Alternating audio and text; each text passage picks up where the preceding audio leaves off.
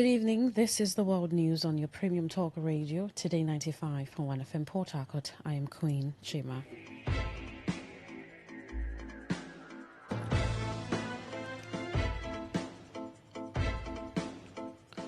The headlines. Rivers High Court sentences Uniport student to death for murder of girlfriend. Arawa Consultative Forum calls for combined negotiation on military strategy to tackle insecurity in Nigeria. Federal government launches ECOWAS national biometric ID card to strengthen security and regional integration. On the foreign scene, Sudan's RSF pushes to capture Kordofan amid shifting war dynamics. Now the detail.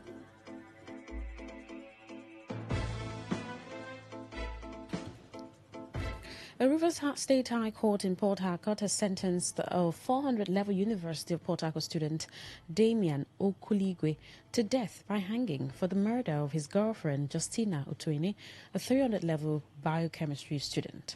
Okuligwe killed Otuene on October 20, 2023 in his apartment at Mboba in Obiakpo local government area, dismembered her body and attempted to dispose of the remains in a wheelbarrow before his arrest. Delivering judgment, Justice Chinwe Nserimusu ruled that the prosecution proved all elements of the murder charged beyond reasonable doubt. The judge described Okuligwe's actions as intentional, calculated, coordinated, and pure evil, noting that the evidence presented was consistent and unchallenged before the ordering that Okuligwe be hanged by the neck until confirmed dead.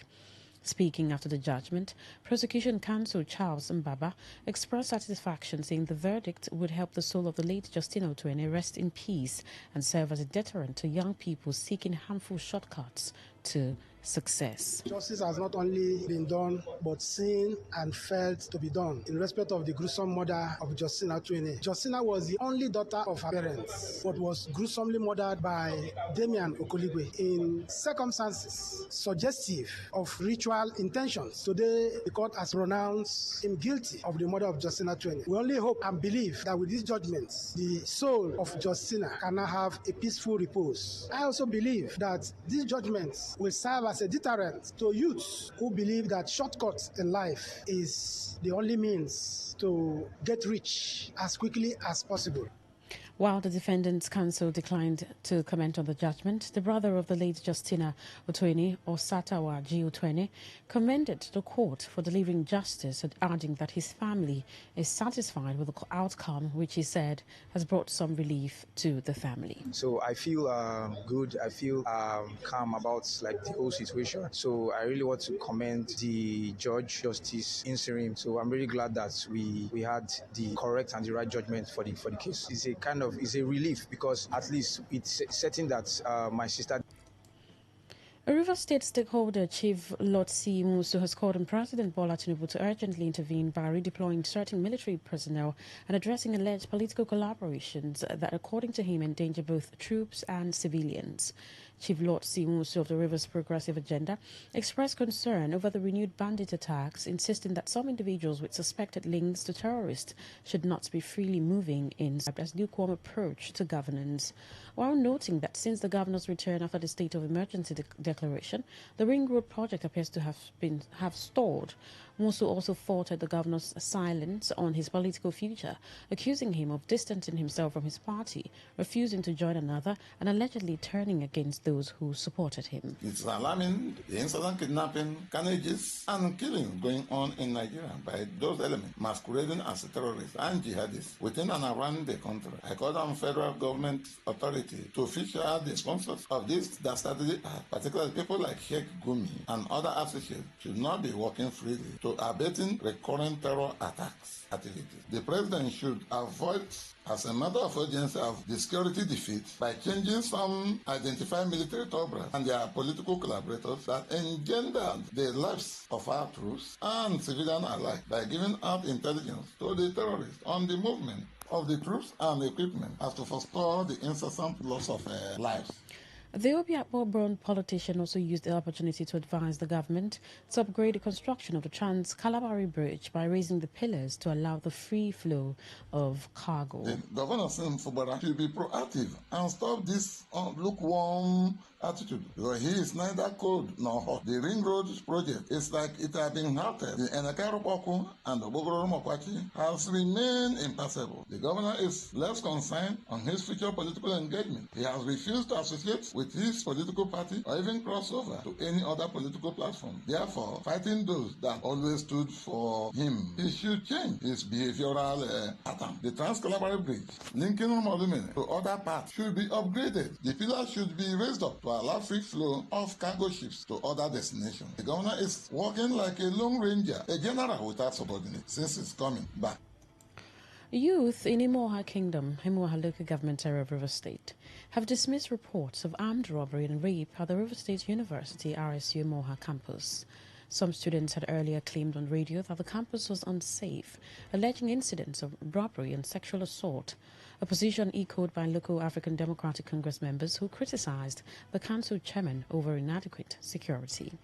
Speaking on behalf of the youth, Wisdom Jasper Stephen, Central Youth Chairman of Imoha Kingdom, clarified that no armed robbery or rape occurred on the campus, though he confirmed a burglary at the residence of some students outside the campus, saying one suspect linked to the crime had been arrested. Jasper Stephen criticized students for spreading false information and questioned their choice to live in isolated areas, suggesting it contributed to the risks they encountered. The youth of Imoha is in charge. What they are alleging, some of it is wrong, some is wrong. Not campus. Nobody went to inside the campus to do anything. If you come to Imoha and see where some of the students we are staying, you ask them why. Why? They stay there because they want to commit one or two things. For now, even though the youth of Imoha, led by me, who have apprehended some person as a suspect and hand over to the security agent, being anti-cultism, we are still doubting whether if the students, some of the students, whether are they not aware of this? We have campus across River State that don't want to stay in Nigeria.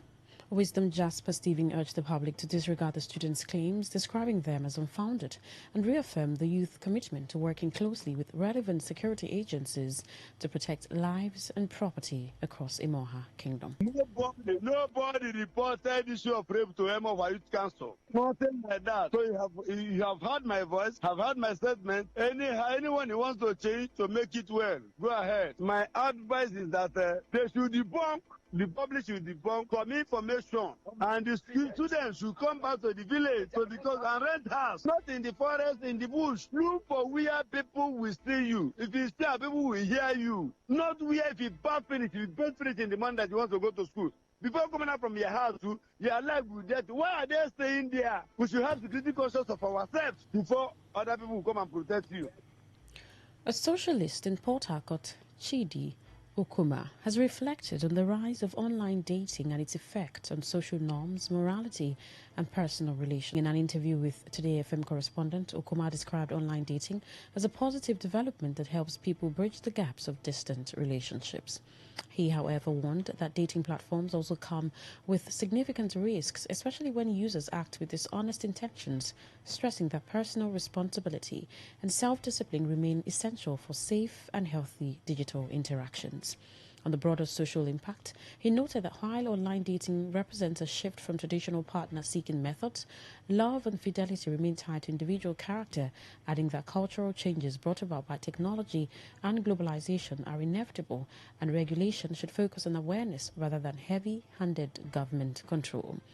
Okuma also argued that if past generations had access to the modern technology, relationship outcomes might have been very different, noting that promiscuity existed even in traditional societies and that most young people prefer choosing their own partners rather than relying on parental selection.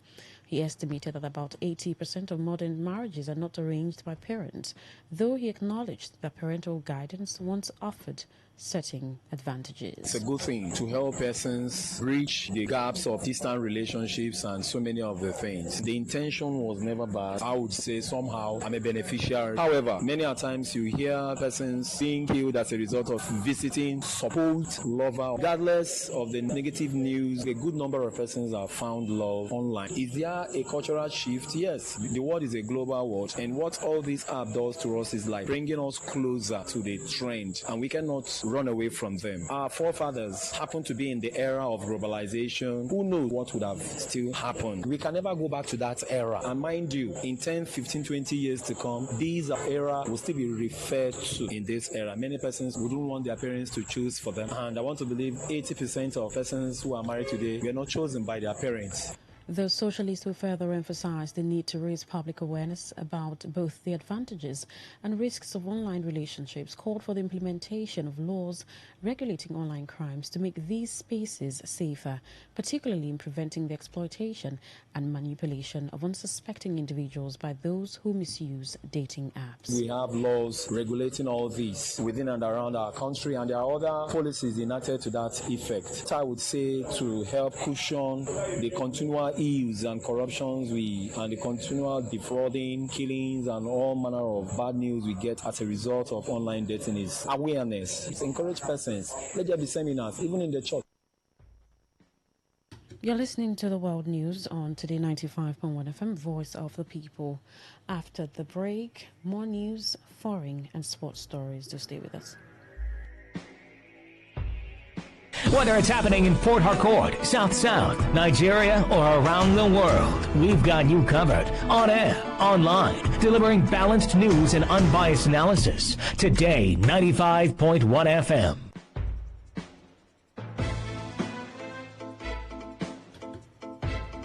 Thank you so much for staying with us. Now the rest of our stories.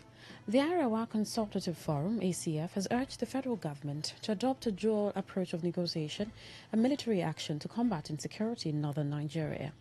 ACF Chairman Bashir Danhatu, who spoke during a television program, suggested a strategy similar to the Niger Delta Amnesty Program, which successfully rehabilitated militants through education and reintegration support. Dalatu noted that many bandits lack basic opportunities such as schooling and exposure to urban life, and called on the government to extend the hand of friendship while maintaining strict penalties for criminal acts.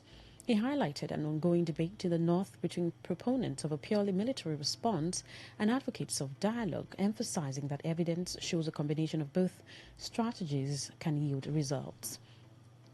The ACF chairman also acknowledged that security forces already mix operations with occasional negotiations, noting that recent government efforts supported by the public have achieved some gains.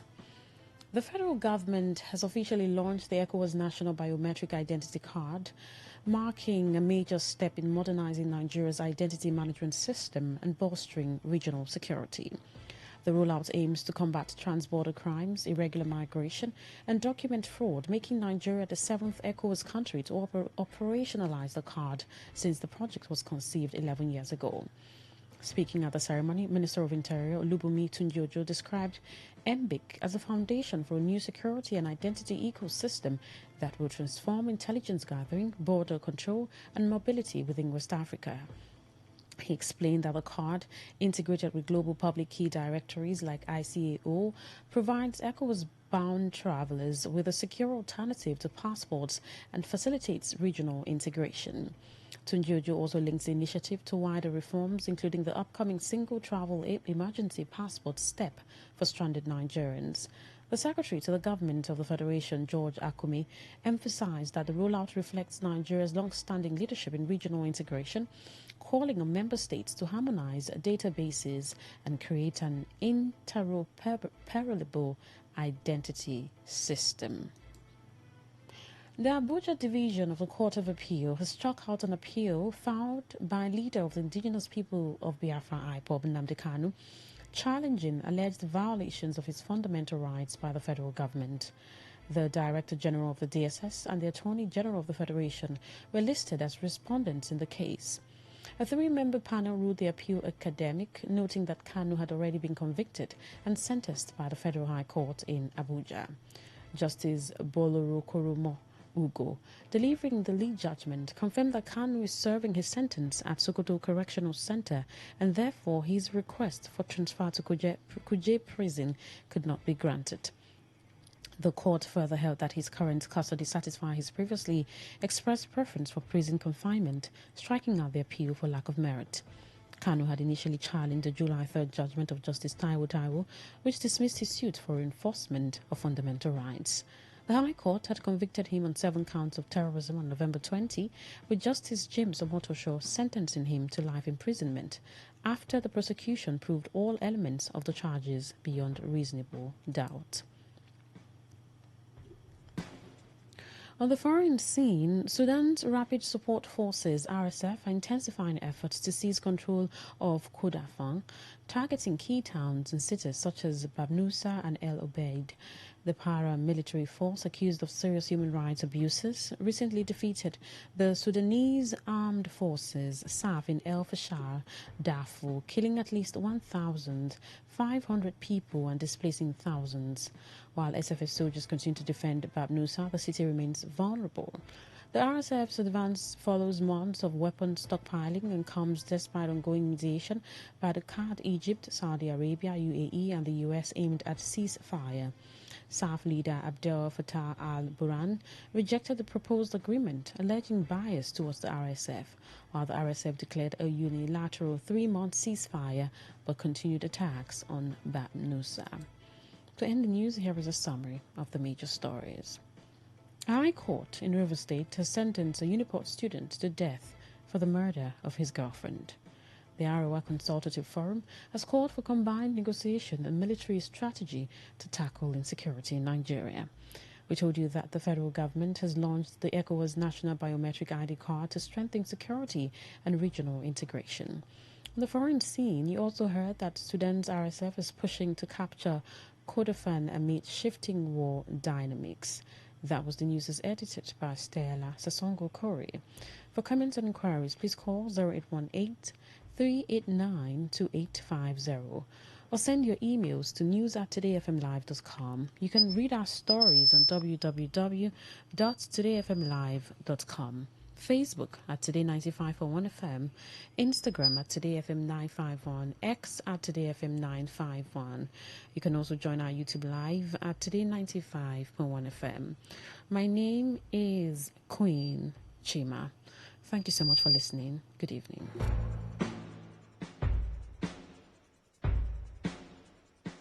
Today's news, today's entertainment, today's sports, today's issues. Today on Today 95.1 FM, Port Harcourt. Please listen to this announcement. The family of late Chief Andrew Aswo Alali of Obema in Abua Udwa local government area wishes to announce the death of our son, brother and uncle, Mr. Akari Andrew Alali, whose death occurred on 26 August 2025 in Port Harcourt. Body leaves UPTH mortuary at 7 a.m. on 29 November 2025 for burial at the Alali family burial site in Obima, Abua. May his soul rest in peace. What's a successful business without sales? And what is sales without an audience? Well, do you know that you can reach 8 million listeners across 6 states in 2 geopolitical zones all at once? How? With Today 95.1 FM, you can get millions of people to know about your business. And what does that mean to you? More sales. Call 081-389-2850 now for more information.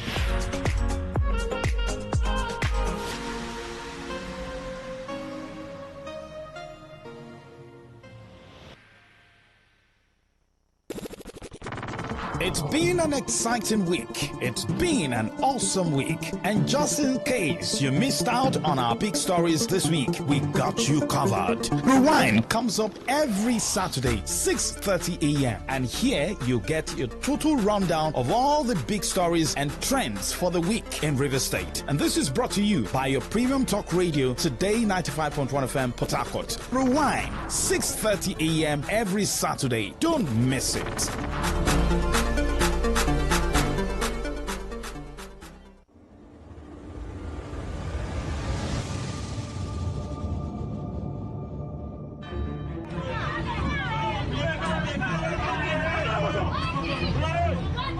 Have you ever been in a situation where you had to pay a fine for an indictment? Then you later found out that there was an already established law to protect you from that penalty. Have you ever been denied a position because of your gender or disability? Have you ever been discriminated, treated unfairly, assaulted, or cheated by your landlord, employer, tax collectors, bank, family, business partners, and the police? What if the breach between you and justice is just the right knowledge? I'm sure you've heard that knowledge is power. Join us every Saturday, 10 to 10:30 a.m. on Today 95.1 FM for the program The Law Today, to get acquainted with your legal rights and beneficial interests as a citizen of Nigeria. The Law Today, 10 to 10:30 a.m. every Saturday, is brought to you by Today 95.1 FM, Port Harcourt.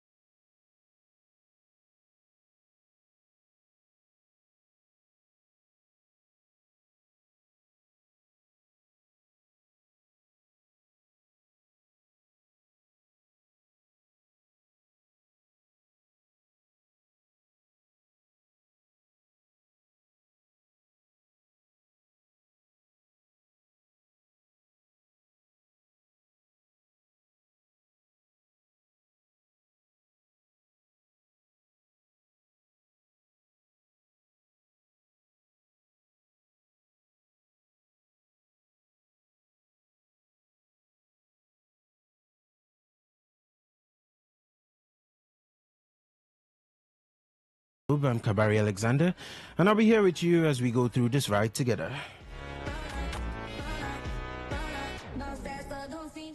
We kick things off at the NWFL as Heartland Queens head coach Obi Ogbala is confident that his players can achieve even more on the pitch despite their winning start to the 2025-2026 Nigeria Women Football League season. The Imo Queens defeated Equity Queens 2-1 at the Dan Ayam Stadium in Owerri on Thursday. Ogbala commended the team for their determination in securing the maximum points from the game. He said the girls need to be commended for getting the win. I urged them to win irrespective.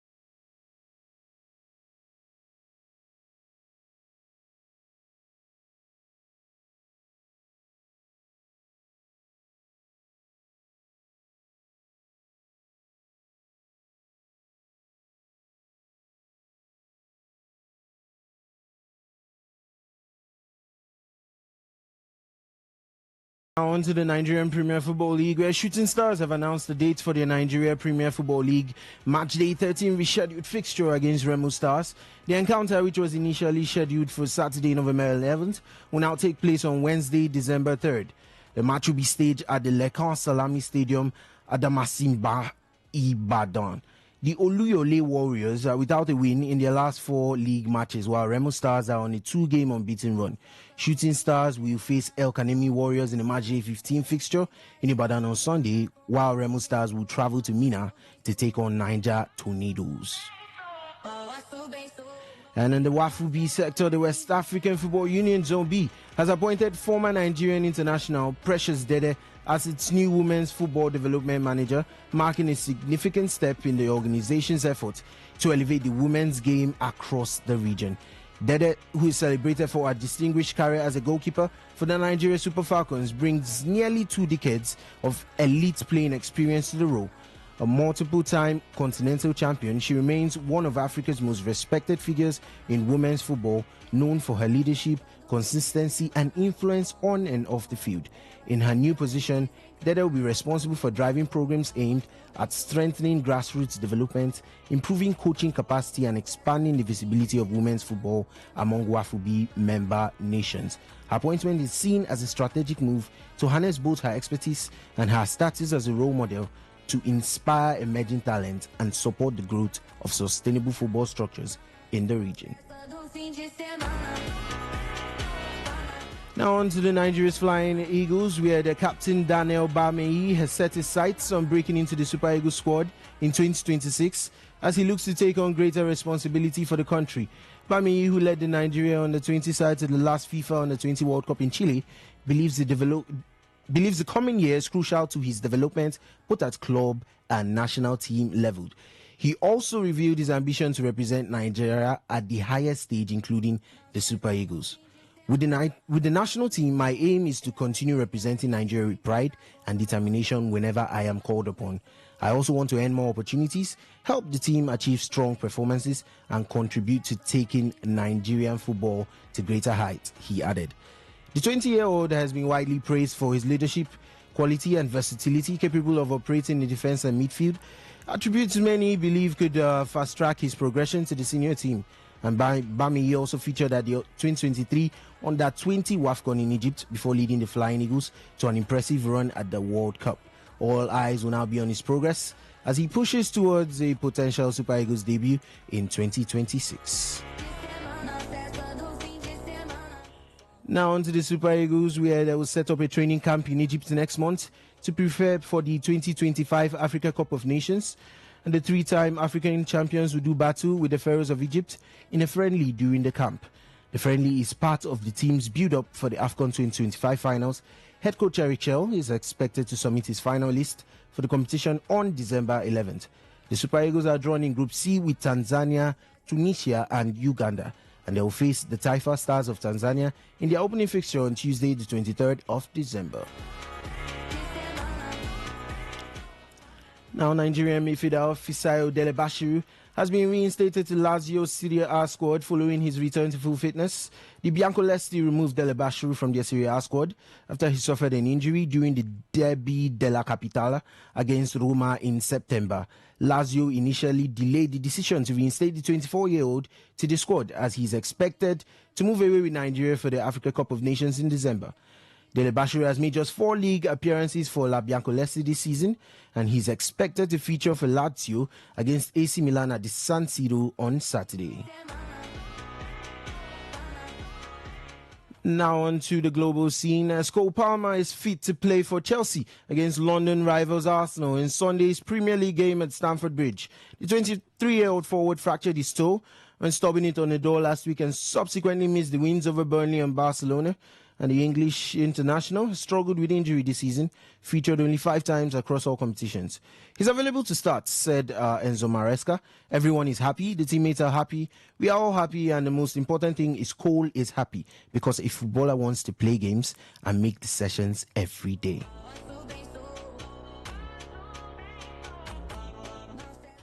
Now on to Arsenal, where the manager Mikel Arteta has said Victor Gyökeres is a doubt for the Premier League trip to Chelsea this weekend.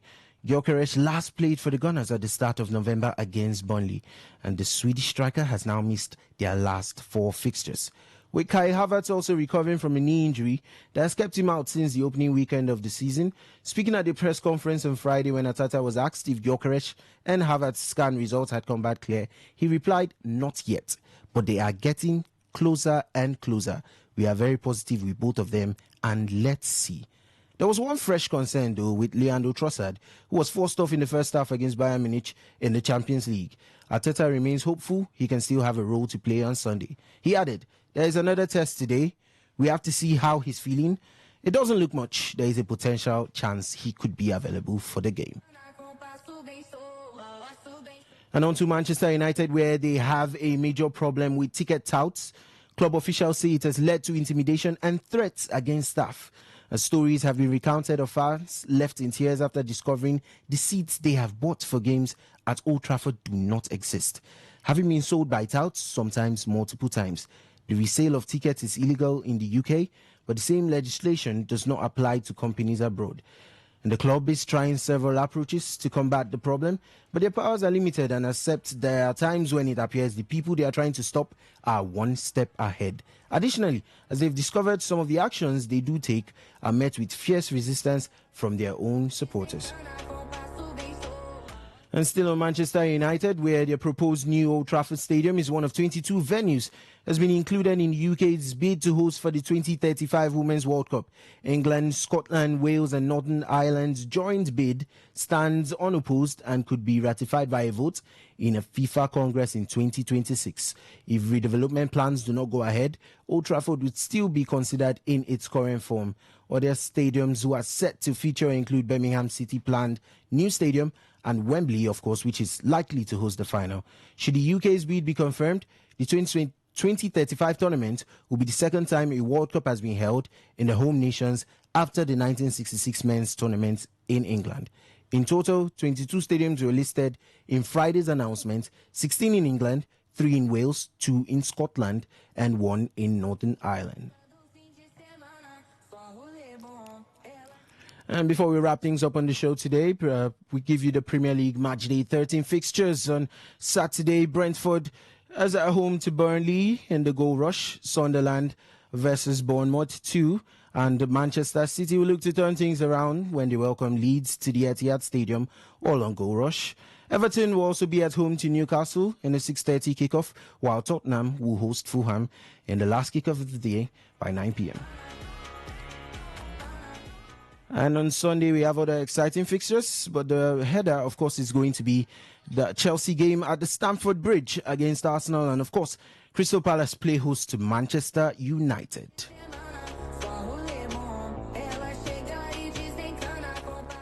Well, it's a wrap on the Soccer Nation today. Of course, your best 15 minutes of sports updates, football updates from around the world. And I was Kabari Alexander, and it's been a pleasure doing this with you. I will catch you same time on Monday, and it's, as of course, promises to be a blast. Thank you, and stay blessed.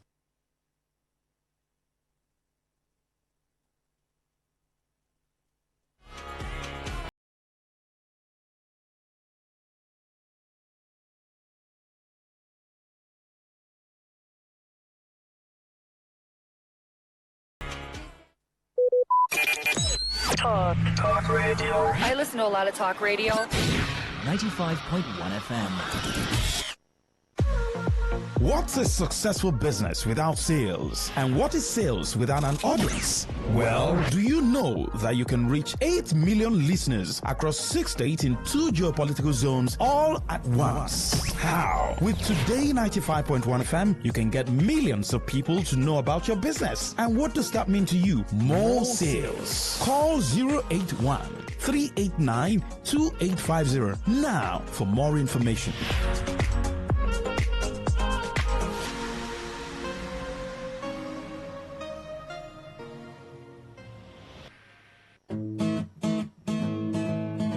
You may not realize it, but do you know you can always show your love for others with simple gestures? Here are some of them. Always look for the good in people. There are 2 sides to every story. We have our good and bad sides. So, look for the good in people. Focus on people's potential. Everyone has potential. So, rather than put them down, help them realize it. Choose to love. If you're given an option between giving love and receiving love, choose giving because that is a more practical choice. Treat everyone as equals. This means letting go of all the prejudice and partiality. See people for who they really are, not their jobs, not their apparels or bank accounts. If everyone does this, then the world would be a better place. Love yourself. You cannot give what you don't have. So, before you try to love other people, love yourself first. Forgive. We all make mistakes. So, whether it's a family or a stranger, the best way of showing love is forgiveness. Everyone deserves a second chance. Show compassion. Care for other people. Care for what they are going through. Do what you can to help. Give back to the community. Remember that a single drop of water can cause countless ripples. That donation, no matter how small, can inspire others to do the same. Smile, even to strangers. Remember that you're never fully dressed without a smile. So, do not underestimate the power of a smile. Not only does it lighten up your face, it will also brighten up another person's day. Be the spark of positivity you want to see. When you smile, the whole world smiles with you. This message is brought to you by Today 95.1 FM, the voice of the people.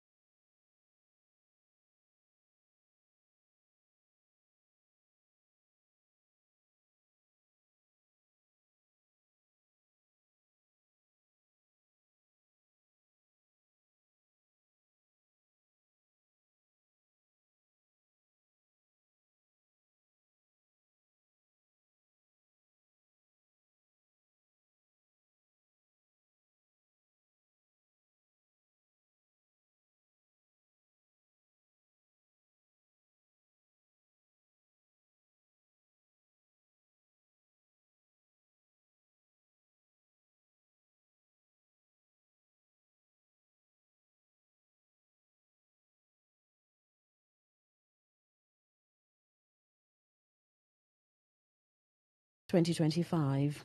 My name is Queen Chima. Well, thank you for staying with us all through the day's broadcast up until this minute. Hope you're having a great evening.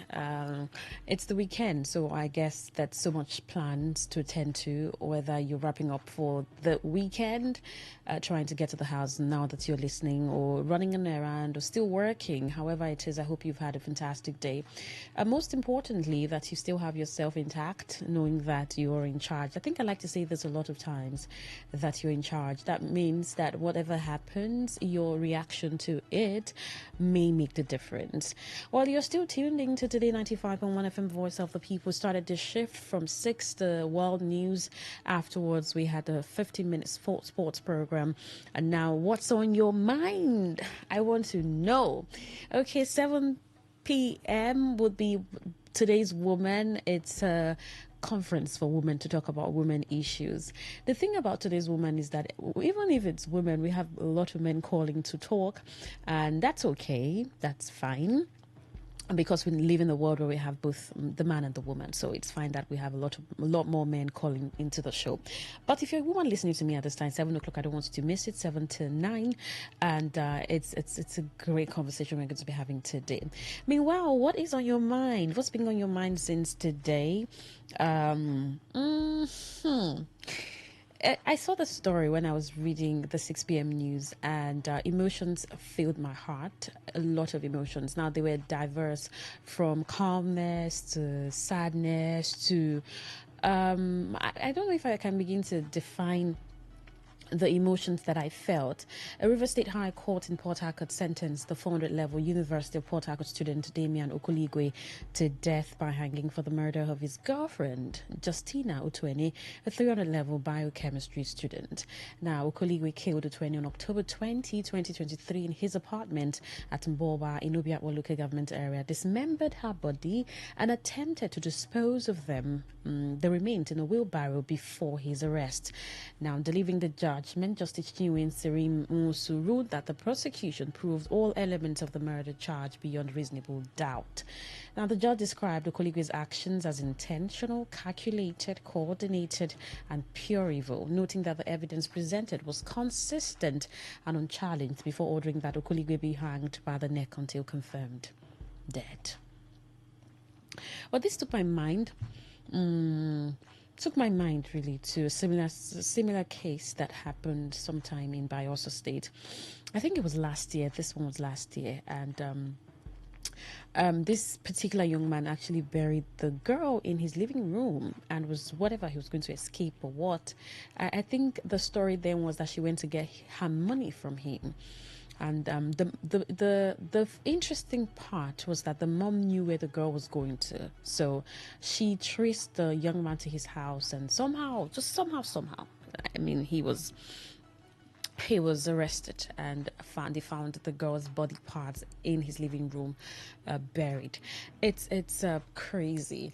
And so when you look at situations like this, I mean, after reading this, I've been pondering on it since, up until I turned on this microphone, and I was like, oh, crazy, and you cannot take it far away from people that intentionally inflict pain on others. We're looking at the insecurity in the country, right? The fact that certain people are kidnapped, like you take people hostage, or you release a trigger and then you just kill someone, or you do whatever to harm the other person. So the ability to harm other people must be a lot. Like, you think about how and what level people get to actually inflict certain pain on their fellow human beings, and it's just been bothering me, and that's what's been on my mind. I think I had something else on my mind all through the day,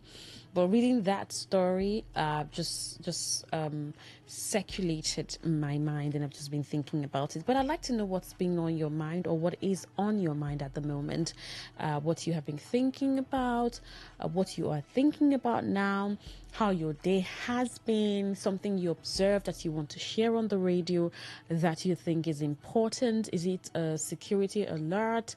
Is it a matter of concern?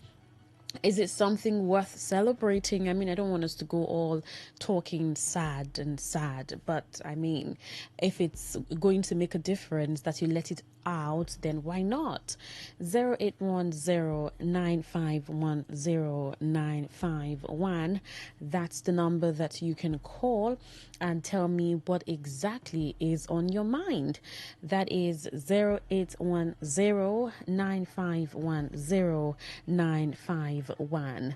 Now remember that you can send a text or WhatsApp message to 0701-9339-962. We have about 8 minutes to do this. I don't know how many calls I can take, say 2, 3, 4, depending. So it's just tap, tap, tap, and what's on your mind. You tell me, we're done. So 4 people will do.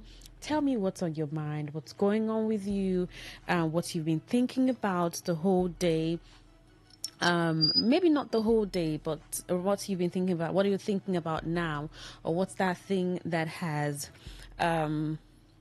covered your mind since the morning? I'd like to hear from you. You're still tuned in to Today 95.1 FM, Voice of the People. Meanwhile, it's important that people stay careful out there, right? Very important that you stay careful, because it's a lot happening. Just stay safe for yourself. Good evening. What's on your mind? Hello. Yes, good evening. I can hear you. Good evening.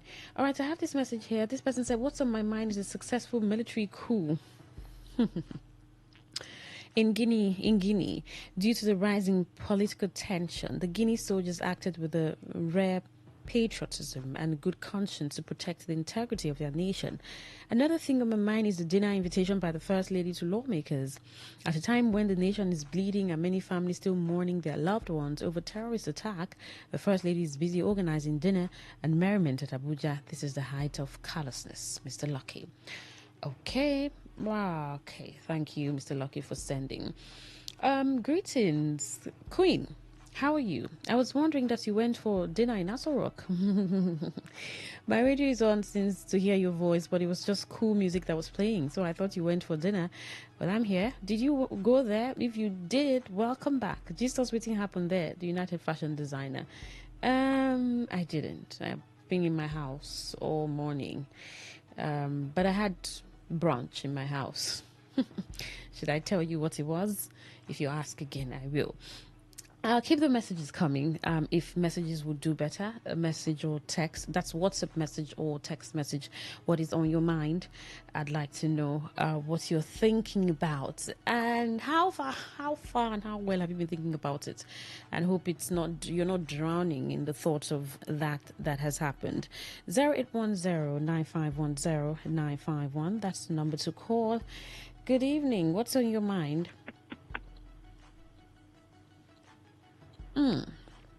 The call keeps dropping. I cannot explain. Okay, let's do this one. Good evening. What's on your mind?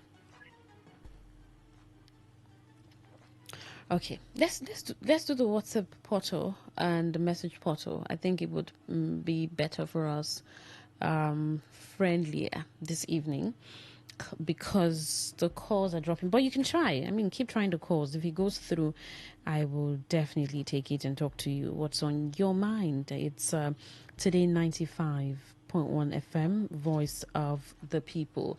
0810-951-0951. That's the number to call. Tell me what is on your mind. Well, the family of the girl said they are happy that justice is being passed. The defendants counsel declined to comment on the judgment. The brother of the late Justin Otuene, Osata Waji, commended the court for delivering justice, adding that his family is satisfied with the outcome, which he said has brought some relief to the family. Sad. I mean, it's important for young people to stay safe out there. I know that sometimes you cannot entirely control situations. You think you have it all under control, but certain things just go overboard. Because how do you question that someone that you tell consistently that I love you would want to hurt you? How? Maybe there are ways to tell. You can say, look at the person's actions, their words, but sometimes you cannot be too careful, because even the Bible talks about the heart of man. It's you may never know what someone is thinking, right? Now that I'm here asking you what's on your mind, I don't know what you're thinking. That's why I'm asking you. So you tell people to think good thoughts, you hope for the best, but sometimes it can be different. So but just stay safe and stay protected. Do your best for yourself and the people who love you. Top of the hour, 7 o'clock, we'll be here for today's woman. Debbie's already in the studio, so we'll be doing it together, talking about issues that concern women. And I'd really want you to be part of the show. You know, women talks are interesting talks, so you don't want to miss it, right? So you want to be here while we'll enjoy ourselves together. You're still tuned into Today 95.1 FM, Voice of the People. Do stay with us.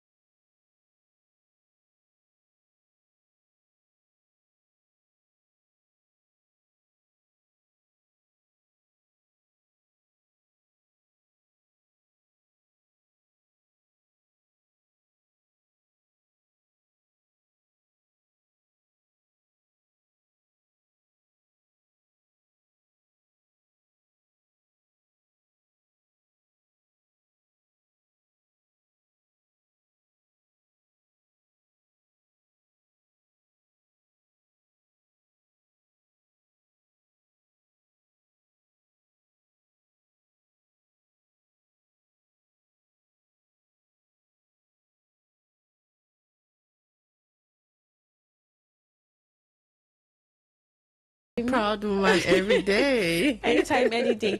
I mean, that just came to mind. Welcome to the program, Today's Woman. My name is Queen Chima.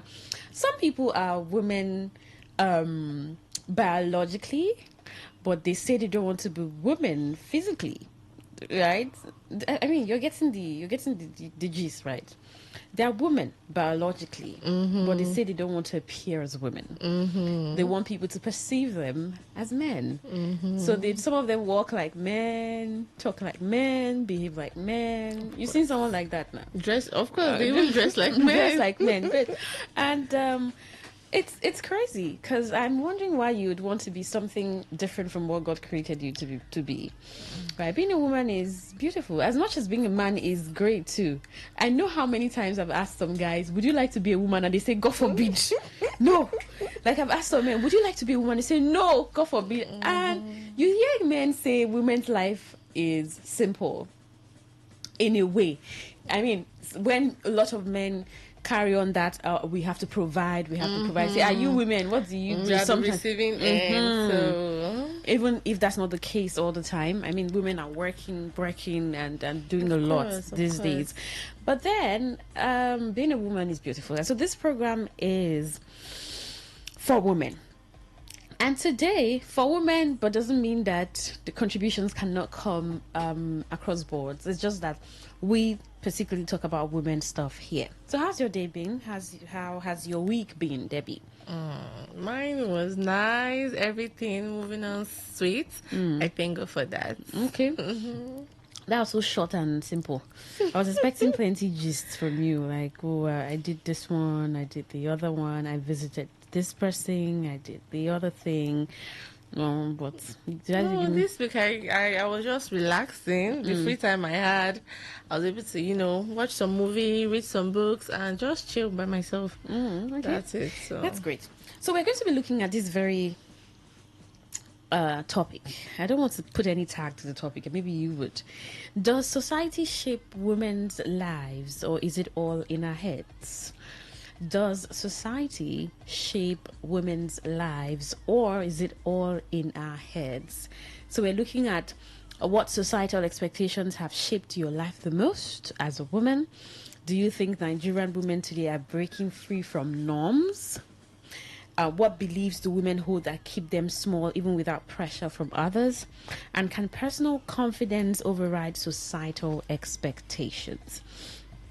So, I mean, from the moment a girl is born, society starts telling her who to be.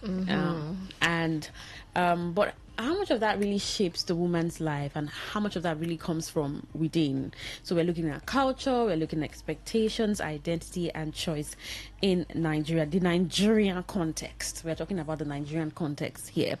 And there are a number of things around this discourse. But let's start generally first. Do you think that society shapes women's lives, Debbie? Okay, in this context of Nigeria, it is true. The society, culture, even religion, segregate women, or they place women in a different light. What you're supposed to do, what you're to do, what you're not supposed to do, the way you talk, the way you act. You have to act in a certain way. And all these things, I think they portray it for maybe self-glorification.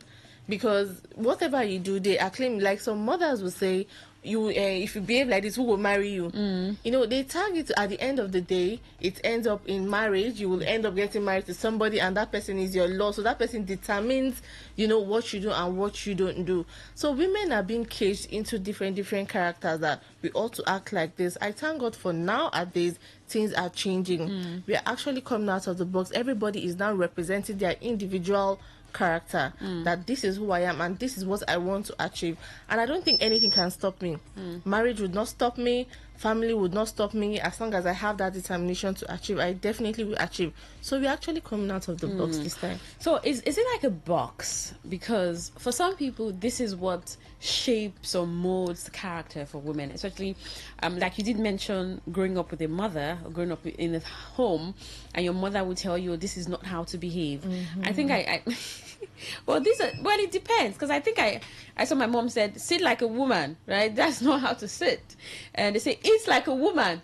Okay. So eat like a woman. But these are like, maybe we're looking at etiquettes and all of that. But in a case where culture sort of determines what a woman should be, how a woman should relate to what a woman gets, what she should attain. Also look at marriage. I mean, in these days you're turning 30 and people are like, oh, what are you okay? Like, what did you do in your 20s that has kept you this single, like whole single? Now, so some of these beliefs and expectations, you also want to look at career. I mean, it's changing. We see that it's changing. Yes, but there are that there were those things that women were not associated with, or they expected that a woman should not do. A lot of women have been clamoring for equal representation in politics, and it's not seeing the light of day. Light of day as much as it should. We're still fighting for that, or the representation and all. So, but that's like these realities that society puts on women. So it's like, oh, for some homes and some places, it's like you play second, right? You always have to play second. The man has to come first before you. And you want to see, is it just in women's heads, or what are those factors that have fueled all of this that women are seen in this light? It is not just in our heads. It's actually from the home, There are some times that some fathers will even tell their daughters, if they have anything to say, they will seek the advice of their sons, relegating a woman to the background. Okay, boy, what do you have to say? Girl, what do you have to say? In fact, if I go to the kitchen, just go there. That's where you belong. And saying that if you're the outspoken one in your home, they'll be like, woman, no, they talk like this. Why are you talking like this? Your opinion, you have strong opinions. Okay, you have to be very soft. You have to water it down. And some ladies take that into their place of work. You see them, when they have an opinion, they have an idea, they can't even come out, because they'll be like, okay, see, mister, this person is there. Let him say it now. Is he not a man?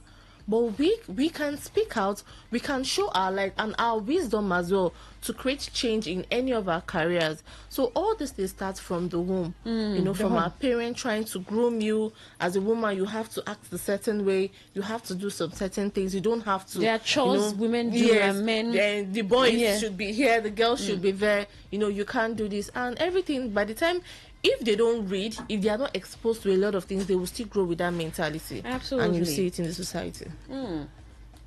Because in the home, I mean, I think that I'm glad you started as from the home. This is where it begins. I think I've seen some videos where women say, some mothers say, there's no boy chore, woman chore in my house. So whatever the girl will do, the boy would do. So there's no, the girl is going to do the dishes and the boy is just going to sit. Because he's a boy, he's the boy child. Everybody must learn to be productive from the house and get their hands dirty and work. So I mean, I think the family pretty much brings up that foundation, and women begin to think domesticated, too domesticated. You have to be domesticated. Like, you have to know how to. If you don't know how to do, you would not be recognized. Who would want to keep you? So should I be engaged in all of this? There are other things I can be productive in.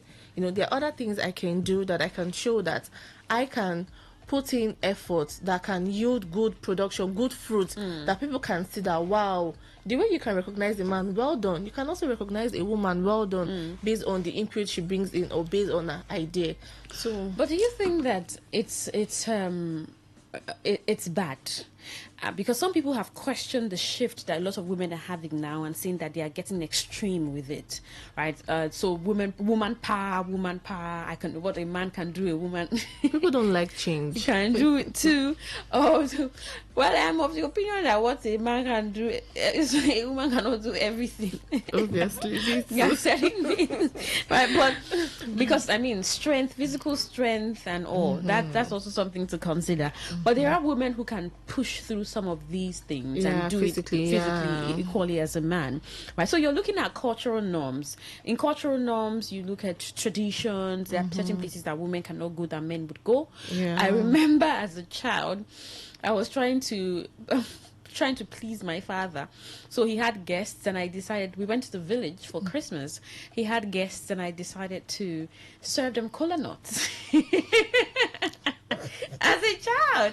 So I go get the kola nut and open it, because we have kola nuts in my place, like a lot, kola nut tree in my compound. So literally falls, open it, and then I bring it, I wash it, I use the flat plate, and I actually cut everything with all and the go joy to in give your it. heart. So I go to serious. give to him, and my father smiled, but he appreciated the gesture, and he says, "No, this is not something that you should do. Don't do it, right?" And then he said, even if you were to serve it, don't cut it, right? It was fun, right? But picking up from that, and then a number of other things, there are some places where women cannot go to traditionally. So no, woman cannot go there, just men. There are certain gatherings that are just for men, so women would not. And I begin to ask why. Then you're looking at cultural norms. You still look at marriage in itself. The moment you turn 30, there's just that society is like, what? Pressure.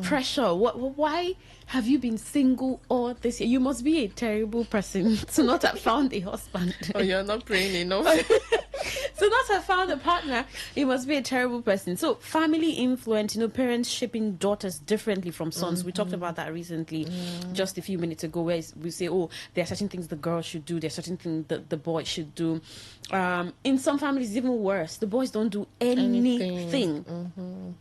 So the girls work and work and work.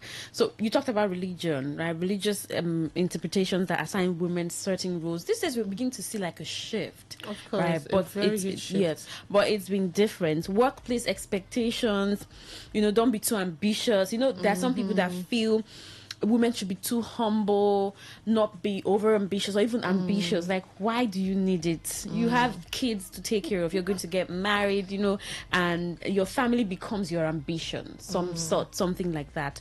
You have social media pressure. Beauty. Social media pressure is here now. It's even at the height of it. Yes, it is now. So you have to look a certain way to be beautiful. I mean, lifestyle and marriage success. Your body has to be presented in a certain way for people to think that you're beautiful. There were times where slim women were, if you were not slim, what are you? A lot of women that were plus size wanted to just, the pressure. Themselves, yeah. Exactly, because they felt like the media had projected that slim women were the only women that were beautiful. There was a phrase like fats no dey market. Now it's a phase of the curves have to be there. I mean, if you don't have if you don't have the slim waist and then the curvy, that we now have people doing surgery to achieve that, and also it's just it's just a lot, really. Seriously. What's that one that has really caught your attention in terms of these expectations from women that society shapes women? Okay, particularly what I don't really, especially when it comes to social media, the ability for you to fake who you're not. Now, in fact, social media right now is real life. Okay, so I don't think I have to somebody can see my picture and they'll be like, "Are you the person you that I'm seeing? Is this you?" Because of why? Photoshop, I've augmented a lot of things, I've done a lot of things. By the time you see me, but you look dark, why are you looking fair here? All the girls online are fair, so why don't I have to? That's not just really my thing. And I think people need to be their authentic self when it comes to social media. Just come the way you are. You don't need to do all these fakery things, and at the end of the day, what you post online that you're not, people tend to look at you and say, oh, okay. So by the time you show your true self and maybe one picture blows out, they'll be like, who is this person? And this is when I'm like, just like the way that Nkechi Blessing, what happened to her? She was at the gym and her true picture came up, and when we checked all her pictures, she was looking so perfect. Everybody wants to be like that, but look at the physical person is not looking the same. So for me, that's something that I really can't. So you think women are their own palaver too? I'm telling you, at this point, we allow things that are not supposed to pressure us so much that a lot of girls have done a lot of things that some have even gone, due to the cost of. I think I heard a situation. Someone was trying to do a surgery, she died there. How about you're beautiful the way you are? Why don't you just, if you want to exercise, work out, and do the normal thing you can do to stay smart and stay fit? Why go to that extent and say you're no more? Sad. So let's get to hear from you. Does society shape women's lives, or is it all in their heads? In our heads, does society shape women's lives? I mean, from when she's a girl to when she becomes a woman, just every stage of a woman's life. I mean, these norms, culture, a lot of expectations. Does it shape a woman's life? It's today's woman and today 95.1 FM 0810 9510 951. That's the number to call for text or WhatsApp messages 0701 9339 962. Good evening. Oh, that call dropped. Call again, right? 0810 9510 951. Send a text or WhatsApp message to 0701 9339 962. Good evening. Hello, good evening. Yes, good evening. Yes, how are you, Queen? I'm fine, Dr. Chris. Yes, Queen and Debbie. Debbie, two beautiful young ladies. Yeah, that is how society shape women. You know, Queen, I have seen you in person before, if you can remember, and you're a beautiful young woman. And when I see you and call you Queen, beautiful young woman, you feel good, isn't it? Yes, I do. Yeah, but if I say Queen, ugly woman, wow, you feel bad. You go back, look at yourself at the mirror, and say, how am I ugly? Is it that I'm fat? Is it that I'm big? However, like so quickly, like you said, I heard my mom. I have a very good mother. I call my mother epitome of what a woman should be. Do you understand? Yes.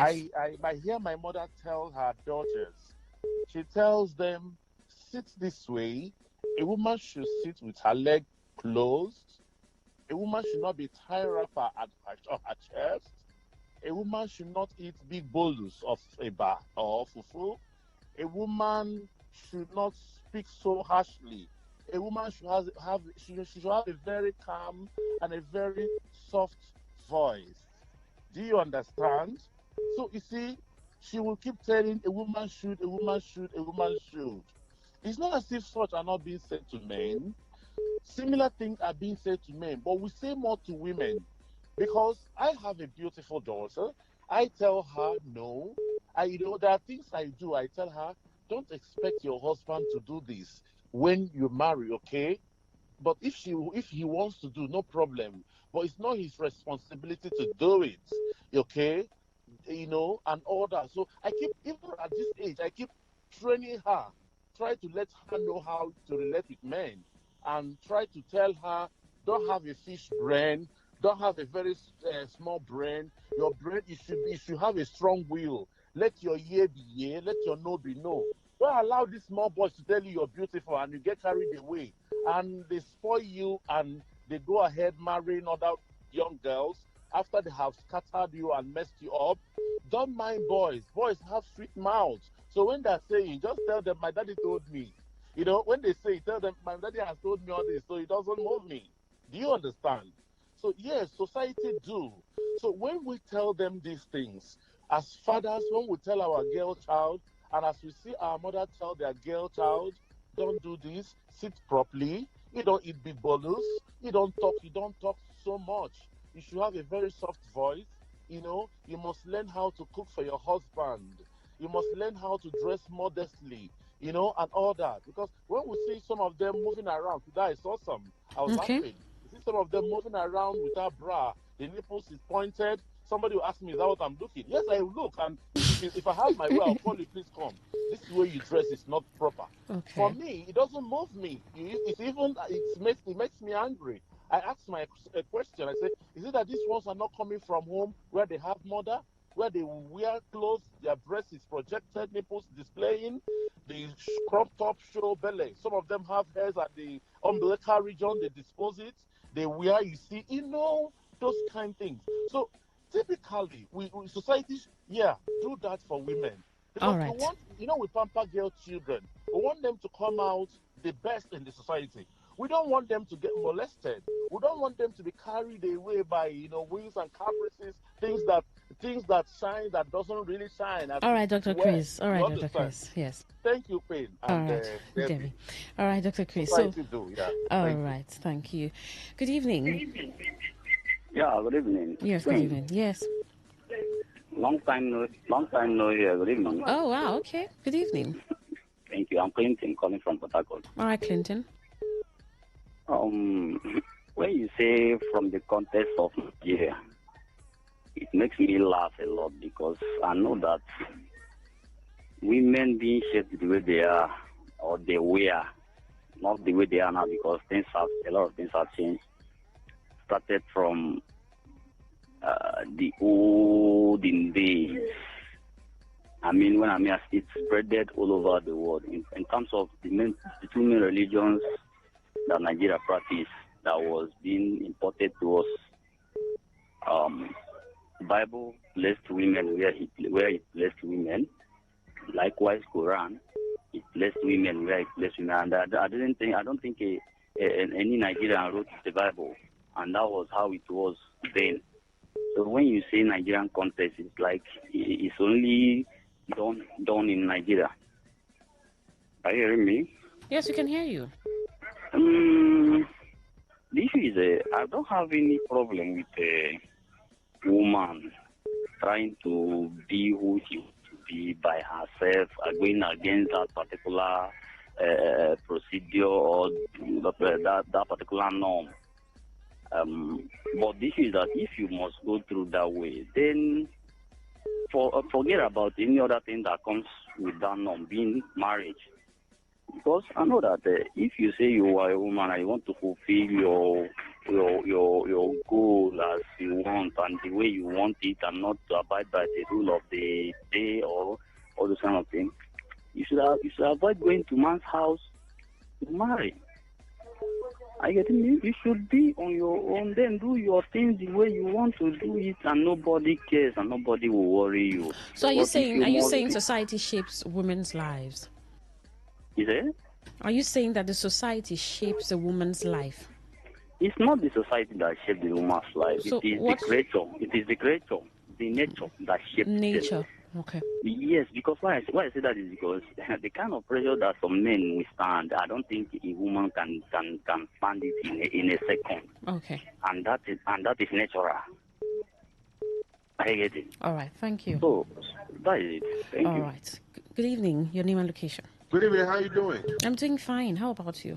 My name is Enzo. I'm calling from Rumoba. All right, please go on. Nigerian women.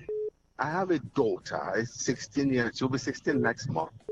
And I'm raising my daughter to be strong, courageous, and independent. She shouldn't live her life because of the society. She shouldn't live her life to please the society. She should do away with some of these outdated and mundane customs and traditions that were all introduced to keep women in perpetual bondage. My daughter is not a second-class citizen. If you give her shit, she'll give you shit. If you talk don't use the S word. Sorry. No, it's not F. I didn't use F. I can't use F on radio. I'm being very conscious of the fact that I shouldn't use the F word. Like I said, I'm raising my daughter to see herself first as a human being and everybody else on the street as a human being. I'm raising my daughter to have common sense. She must have the ability to question everything and everyone, no matter how old or young you are. If you are doing the wrong thing, she'll challenge you. And I'm raising my daughter to believe that she's not a property that will be sold in the name of bride price. I will not collect bride price on my daughter's head because she's not an essential commodity. She's not a product that should be sold, and I will not receive bride price. I'm a proud baby papa. If my daughter decides to grow old and says she's not going to get married, she wants to be a baby mama, good for her. As far as she had the resources to take care of her kids, fine and good. Like I said, nobody's going to place a cover on my daughter's head in the name of bride price.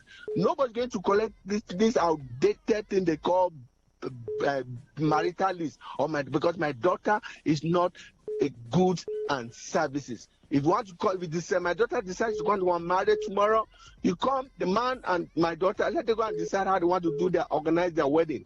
They go wherever, they invite me, I go home, I go there, enjoy and go back home.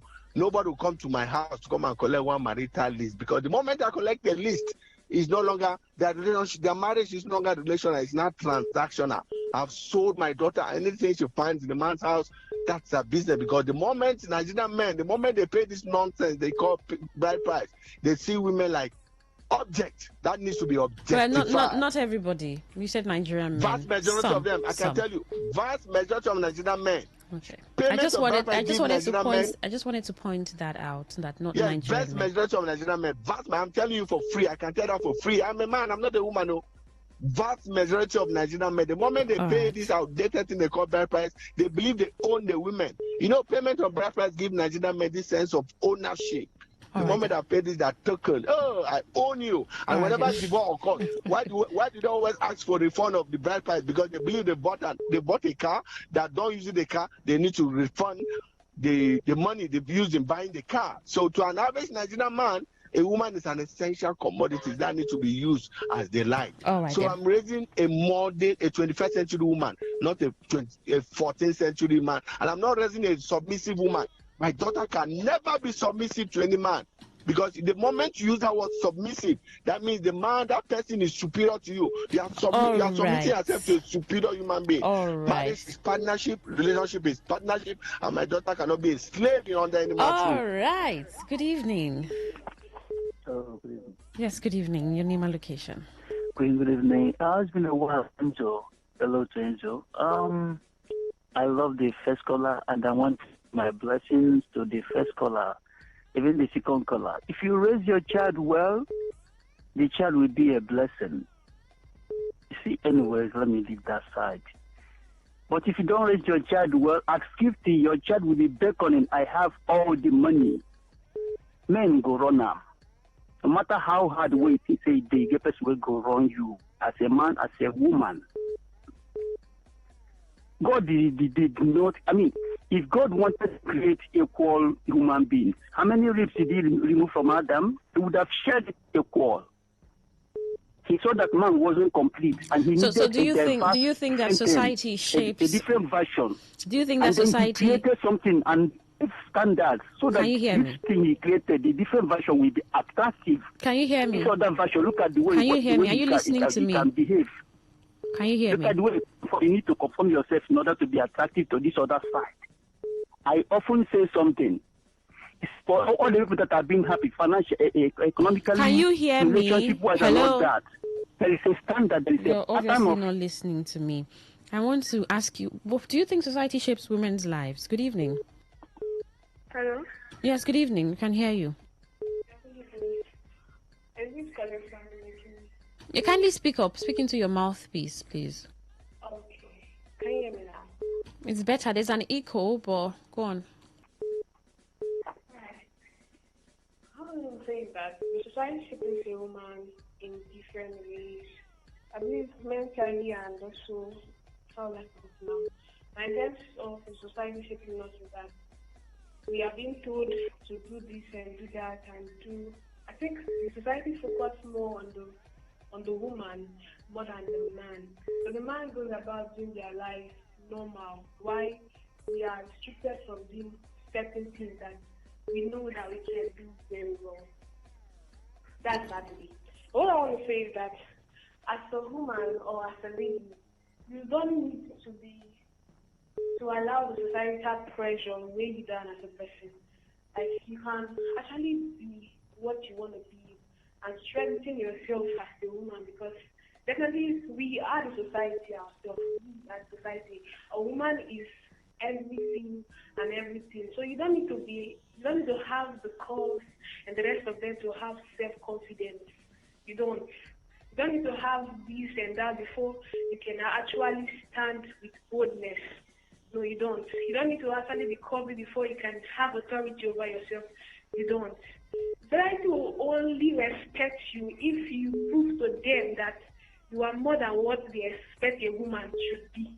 If you prove to them that you are not just a figure of giving birth and raising family, but you have more and more things to add to the society, until you start manifesting that thing as a woman, or start contributing to the society as a woman, then that's when the society will actually realize that a woman is more than what they think Yeah.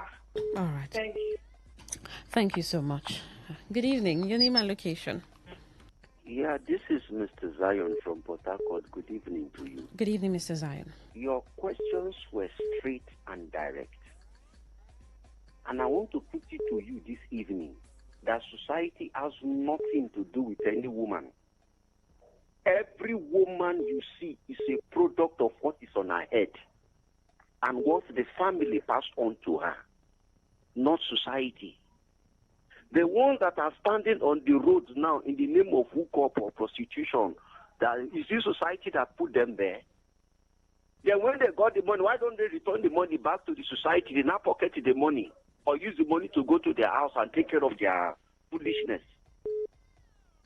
Society has nothing. We should reduce this blame and pressure on society. Society is so innocent that sometimes the society just feel like, I want to leave these people. This unnecessary barrage on society is too much. A girl that is poorly brought up by a poor parents who don't reason. A girl that is brought up from a foundation that is so cracky, you will come up and blame the society. By the grace of God, I have 6 sisters. All are beautifully and happily married. But one thing my mother told them, you should not marry because of you need a man to pay your bills. If you cannot pay your bills, don't get married. Don't. Stay on your own. The man we won't go marry, now woman born him. These are the words of my mother. Now woman born that man. Don't go and pressure another woman's son. Today, a lot of girls, because of poverty in their homes, they are looking for marriage. And the essence that into marriage is for a man to pay their bills. There are a lot of girls that are in a relationship today. On a normal note, they have nothing to do with relationship. But because of the poverty in their house, looking for a man to pay their bills, they are in that relationship. Is it the society? Why didn't they refund the money back to the society? These girls are the product of what was on their mind. I want to use iPhone 17. I want to use Brazilian hair. I want to go to this place. I want to go to that place. Is it the society? It is a product of their head. Oh, I want to go under the knife. I want to have this particular shape. For who? So that Mr. Zion and his friends can admire me. The ones that are free can just pay me and I will hang out with him. They call them executive escorters. Just imagine. Is it the society? Is a product of what was on their head. Until parents take care of their children, especially the female, if you take proper care of this girl child will help grow the environment. And this pressure on society will be reduced. Society is so innocent to the point that when we steal, society will lie. Society will fornicate. Society, we can't even take responsibility of our inadequacies. So please, any girl you see that misbehave, it is not the society, it's the product of what the parents put into her head. That is why some young boys will be praying that their sisters should get married to a very rich man that will come and deliver their family from poverty. What about his own family? Lazy people everywhere. Good evening. Your name and location. Hello, good evening, Queen and Debbie. Good evening. Good evening. Yeah, special doctor. Thank you so much. Quickly, I would like us to make the point. The questions you ask, if the society has influence over the girl child or is what's in their head, you should not mistake it with moral upbringing. Moral upbringing is quite important. And any woman who is deficient of that will definitely be complacent, will fall to peer pressure. There are differences between good moral upbringing and bad moral upbringing. A woman who is raised up with good culture can never allow the society influence her. It is only those who are deficient of good moral upbringing that fall to peer pressure due to complexity. For instance, these days, and why this thing is so rampant, because parents have forfeited their roles to either maids or friends or caregivers, whatever. They don't take the upbringing of their children as one of their priorities. Children these days fall to peer pressure easily. You see a woman well dressed, fixed hair, expensive hair, holding an expensive phone, would not care, would not bother to question or interrogate the content of her character, the content of her brain, what she can do. What she's after is a man who she will attract or appease with that her appearance, the hair, the dressing, the shape, the phone, and all that, so that the man will now begin to cater for her. That is why you see many of these girls these days, when they get into a relationship, expectation is that that relationship is like an employment or an empowerment. Everything about them is taken care by that man. You hardly see any woman who falls into a relationship these days and feel that if in this relationship this thing is lacking, and have it, I can, provide for it. They will sit back. Some of them don't even care to have any handwork or complete their education. It is not society. It is the moral upbringing. They are deficient of good moral upbringing. All right. That is why they are so complacent. When they see their pair wear this sort of thing, they want to wear that type of thing. All they don't care about whether or not that thing has any meaning to what their life is all about. You see, the society these days kind of encourage the women the more than before. Yes, all right. Good evening. Your name and location. Hello. Yes, good evening. Yeah, my name is Reginald. All right, Reginald. Relax now. The family you come from, is it not part of society? Just like the family you come from. Are you hearing me? Yes, we can hear you. Yes, I am asking, just answer me. The family you come from, is it not part of the society? It is. Yes. So if the family you come from is part of the society, then the society have a way of shaping the girl child, either negatively or positively. Because from your parents, your mother, they brought. Mr. Reginald, your network is poor. Hello, are you? Hello. Yeah. I can hear now. No. Dial again, please. Good evening. Your name and location. Hello, good evening. Yes, good evening. Yeah, good evening to everybody in the studio. Hello. Go on, please. We can hear you. Yeah, I think my opinion, since everybody is now saying society does not, I want to ask, who was the first man or who were the first people that started indecent dressing? If one did not learn it from the society. See, the question plain and clear. The society has a very big role. It is what played the role that at the end of the day, that the way we are today, it is the society. Anybody who tells me that the society is not the reason why people are misbehaving, yes, of the truth, the parent can be able to infuse things into a particular person or individual, and as soon as the person leaves, we have heard stories of people who were Christians, from a Christian family, from the house speaks in tongues, as they leave that environment, all in the name going to a higher institution. What happens? Pair groups. Are they not the environment? Are they not the society? What we are saying, yes, parents us, but the environment, the society has played negative role. Let's begin to ask ourselves, what happened to Eve, we that are sent? Was it not what she saw within and around her society that made her she fell? Everybody on earth is paramount to fall.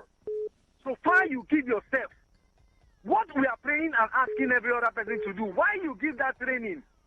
You will give that the life for that person that you are infusing things into. All right. He or she will leave. When she leaves, it is now her own decision to go ahead with what she's going to do. So if you ask me, society is even number one of what is happening in our society today that people have changed. All right. All right. Good evening. Does the society shape the woman's life?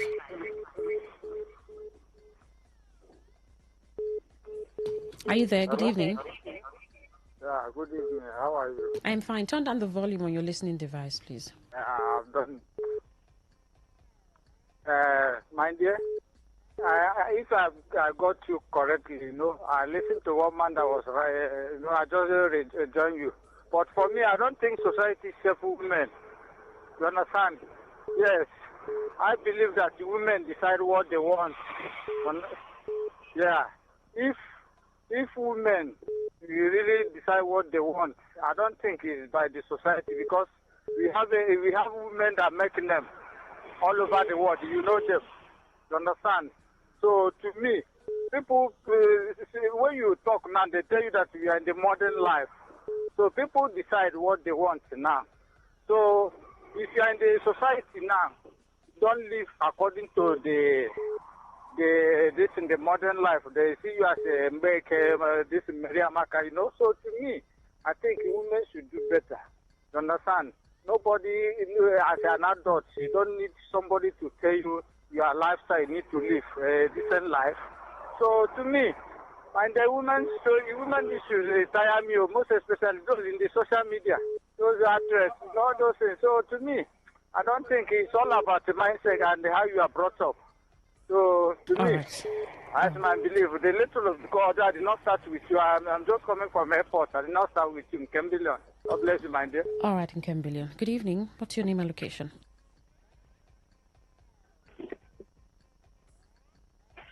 Good evening. Yes, good evening. What's your name and location? Oh, no, from Eneka.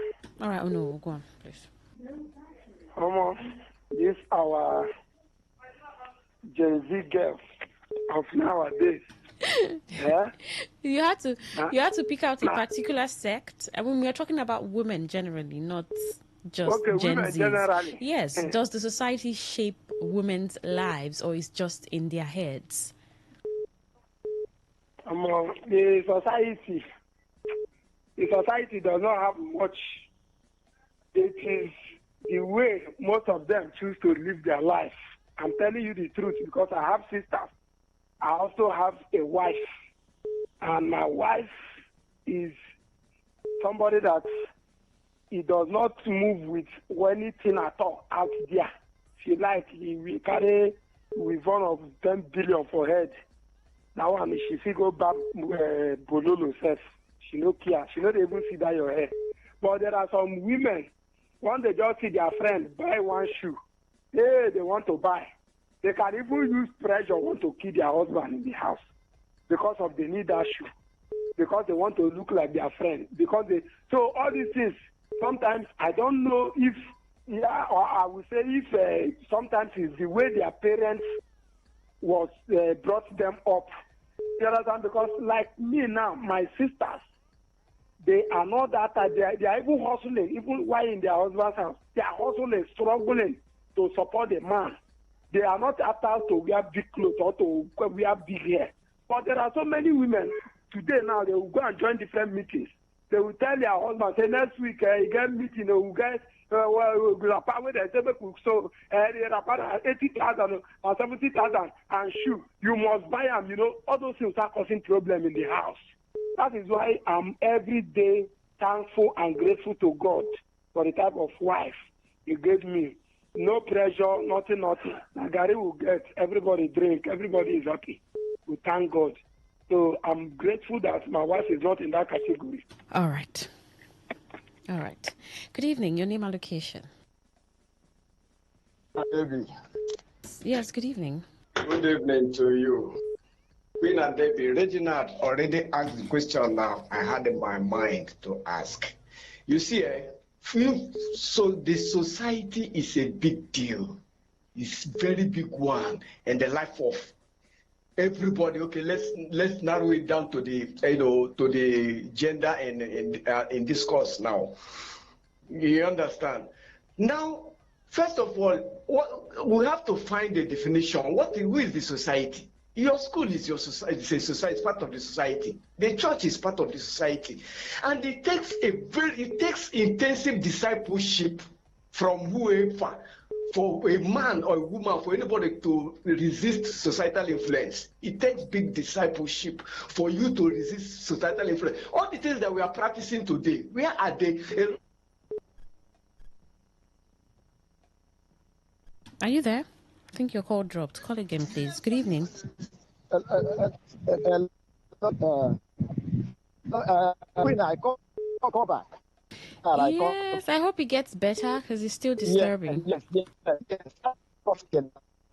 The family you come from is not part of society. If the family we come from is part of society, the school we attend is part of the society, the religious body, the churches we attend is part of the society. What are we going there? Are we not going to school in order to acquire knowledge?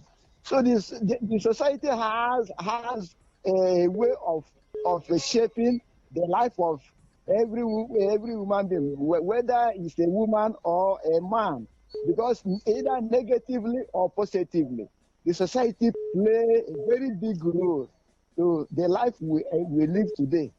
That's my position. All right. Good evening. Your name and location. Yeah. Good evening. Yes, good evening. Yes, this is Okidim Junior from Abua. All right, Junior. Go on, please.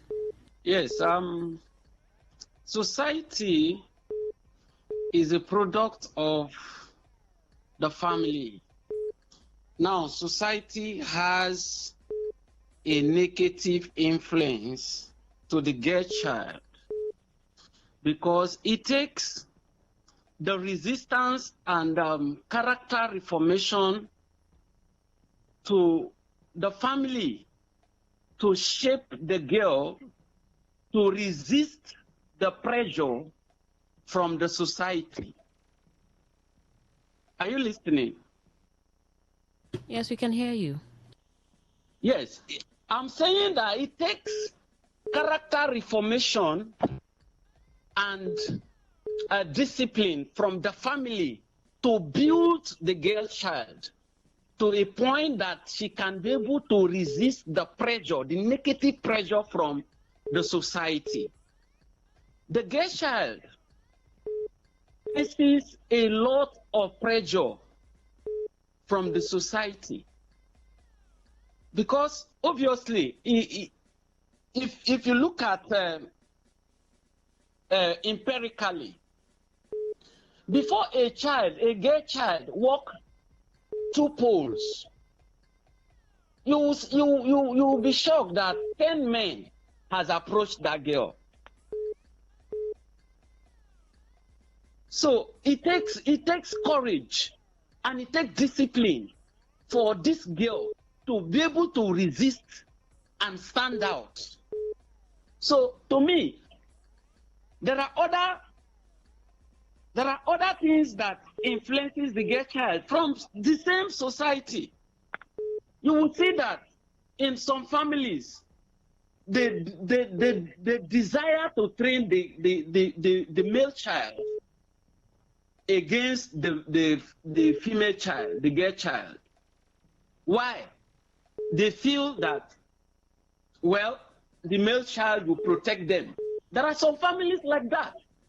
So these are numerous things that work against the girl child. The African family prefer the female child to the male child. Why?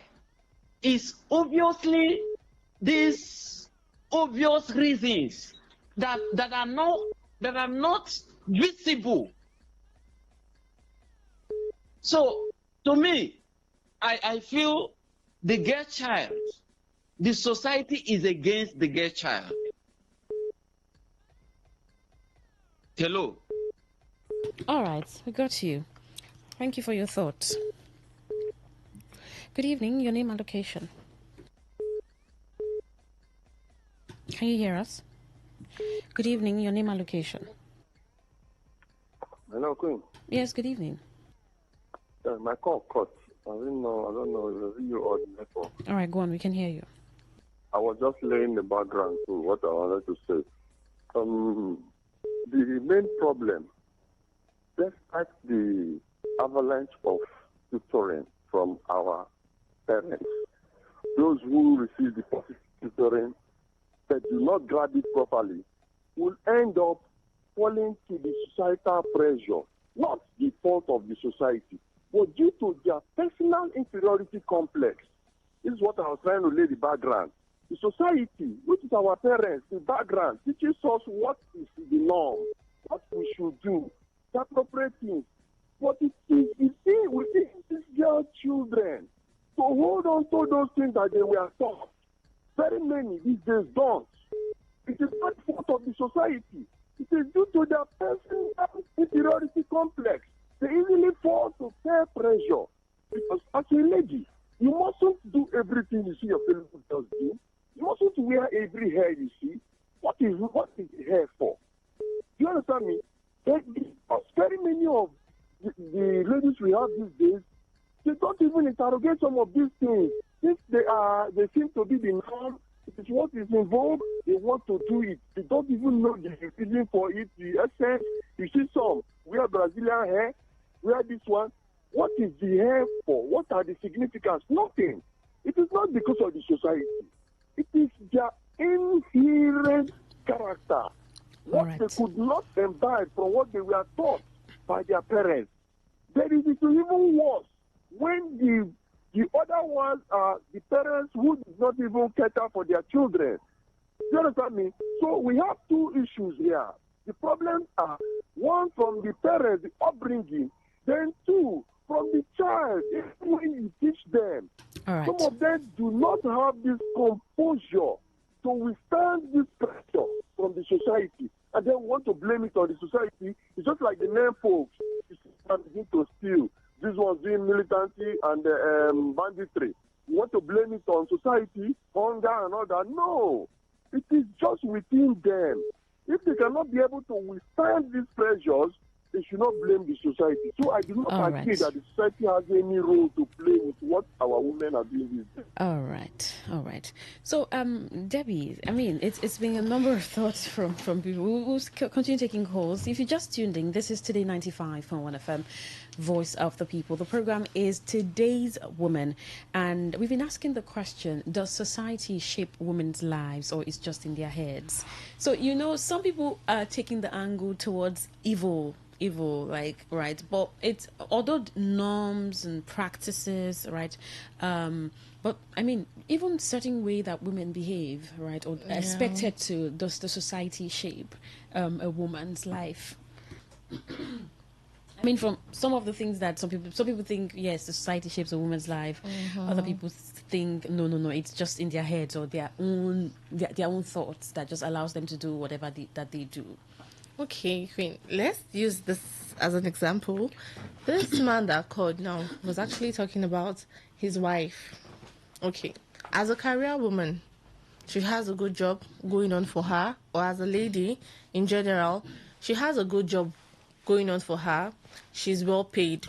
She would not be, as in whatever she can afford for herself, does not have to be limited because of what her husband can provide for her. For the fact that she wants to wear an expensive wig, she can afford it, she loves it, she would get it. Okay, normally women will love good things. So I would not say, because my husband cannot get it for me, my husband does not have, I desire it, but I cannot get it. That is what we are teaching our children, that they should not stick with a man.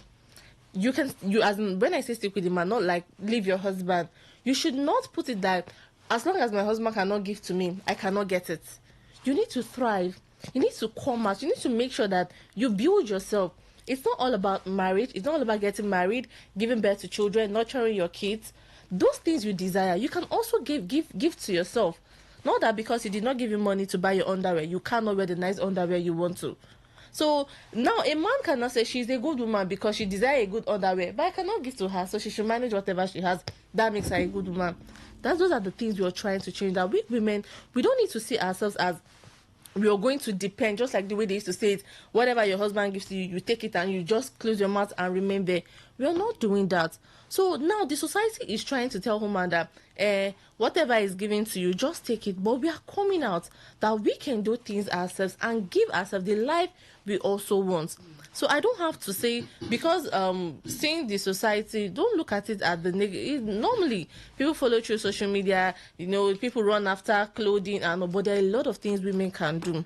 There are a lot of things we are coming out to show that even in the corporate world, we have things to say, we have ideas, in different businesses. We are there to bring the light, so that by the time we take things to the next level, we can see changes. So women are not saying that we have to, this is like the society now, you have to be in this particular order, you have to act this way. No, we are really, really coming out, and we cannot, whatever the society gives to us, we can get it much more. All right. And this message says, it's all inclusive. Society shapes everybody's life, men and women alike. But given the emotional nature of women, society shapes their lives more than it does to men. Deep analyst. All right. Women do not only get their lives shaped by society, they get wrapped up in fashion. What really matters is the values held by society and how appreciable they are to women. Chimene Ohaka. On WhatsApp, yes, society shapes the women, especially African women. There's a lot of copycatting going on out there. Some women shaping their butt, others enlarging their breasts, some others going into marriage to fend for their family. They won't listen to your show now, but you see them flying to Abuja to meet some senators in some 5-star hotel while their parents think they are in school. Foreign pressure and influence from social media and television. See pretty girls going almost naked, dancing and shaking their butts just for a music video. Parents have a lot of work to do from the childhood stage of the girl child. Big King from Port Harcourt. All right, let's get to continue to hear from you. What do you think? Does society shape women's life? Yes, it's today's woman, so we're talking about women. So you may be wondering, someone said everybody's life society shapes, but some people think that it's way different for women. There are expectations, there are norms, cultural practices, and some of these are really stuck into the fabrics of society. That you're a woman just comes to mind for some people. You're a woman. You're a woman, and you should not do this, you should not do that in some aspects, especially for those norms. And there are certain expectations. So we're talking about norms, there's culture, there's expectations. There are expectations from a woman. I mean, if a man stays up until 40, he's not married, even 50, they can right? give an excuse for him. Yes, some people would talk, right, like why you never married, but they said the day he married, that's when his days begin, right? So he can just decide. While some families will show their concern, but if it's a woman, the approach is way different. And some people will have the explanations to that. I mean, biological explanations, or you need to have your kids faster, or why are you still single? Do you have bad character? Right, you must be a terrible person to still be single. When do you get to have your kids? So when some women say they don't want to get married, and some say, how? Why? Why would you not want to get married? You must get married. So there are those expectations that are had of women, and then there are norms and cultural practices, things that would normally happen for men that would not happen for women, or things that men should do that women would not do. It was just a few days ago that when it was International Day of Women, when elimination of violence against women, I think it was the 25th of this month, and we had a guest the next day, and she was talking about why would land not be given to women as is given to men too. So, but we also mentioned beauty and lifestyle, right? How a certain style is projected, and society expects that women should be like that. I did talk about when women were slim, like appreciated women that were slim, even plus plus size women wanted to take everything in the world to lose weight. But now it's about the butts. I mean, it's about the butts, the breast, and all the skin. There was an era of everyone has to be light skinned. If you were not light skinned, that's why we had a lot of Bleaching people was bleaching. was the order of the So day. those expectations too. So you want to look at how society shapes a woman's life, or is it just in the woman's head? Like the woman just thinks that she just has to be something that nobody expects her to be. Have you had any experience, Debbie, where it felt like society was shaping your life? Okay, in the sense of the society, I would say in the corporate world, in the office, there are some positions that some women would want to take. You would see, somebody would say, these positions are meant for men, but we do the same job. Okay, this promotion is open to people of this level. We have men, we have women. So why are you restricting it from women to attain that position? And by the time we go out in the field, as a man now, a man knows that he has to provide. You see him working, putting in the work, putting in pressure to get clients, and that's a woman would not say, because I'm a woman, at the end of the day I'm going to be under a man now, I don't have to put that pressure to get what I need to get. As the men are putting in the pressure out there to do the work, so are the women doing the same thing. We are out there getting this client so that we can also show our work. If a man can show that I can get 10 number of clients, a woman can also show I can get 15 number of clients. So whatever benefits that comes with that should come to me as well. So in the corporate setting, we see this a lot. They relegate some certain positions to the men and leaving the women behind. Some persons will be like, oh, a woman cannot be the head of this department. It has to be a man. So stuff like that. So what are your thoughts? All right, let's get them coming. Does society shape women's lives, or is just in their heads? Does society shape women's lives, or is just in their heads? 0810 9510 951. 0810-9510-951. That's the number to call. Now you can also send a text or WhatsApp message to 0701-9339-962. It's today's woman on today's Today 95.1 FM. Well, everyone just has their opinion. I mean, you look at the fact that some women get if there is a knowing to how the woman should behave or what is expected of her, and then so she just follows through that direction and goes on, and that's how her life runs. So you may want to say, oh, in this case it's in the woman's head. But the fact, in the case where there is just that growing up, there is that upbringing, there are expectations from the society to the woman, then the woman, it may be that the society shapes the way woman life is. Good evening, your name and location. Evening, this is Prince. Yes, good evening. Society shapes women, and the reason why is because many women have refused to be corrected or to be given the foundational guidelines that ought to be given to them. And as well, the parents, many parents have also failed by bringing up these younger women that will be the future mothers. They have failed to give them the required training. So see, when they are out for further educational training, the outer world now influences them because they don't have a solid background of upbringing.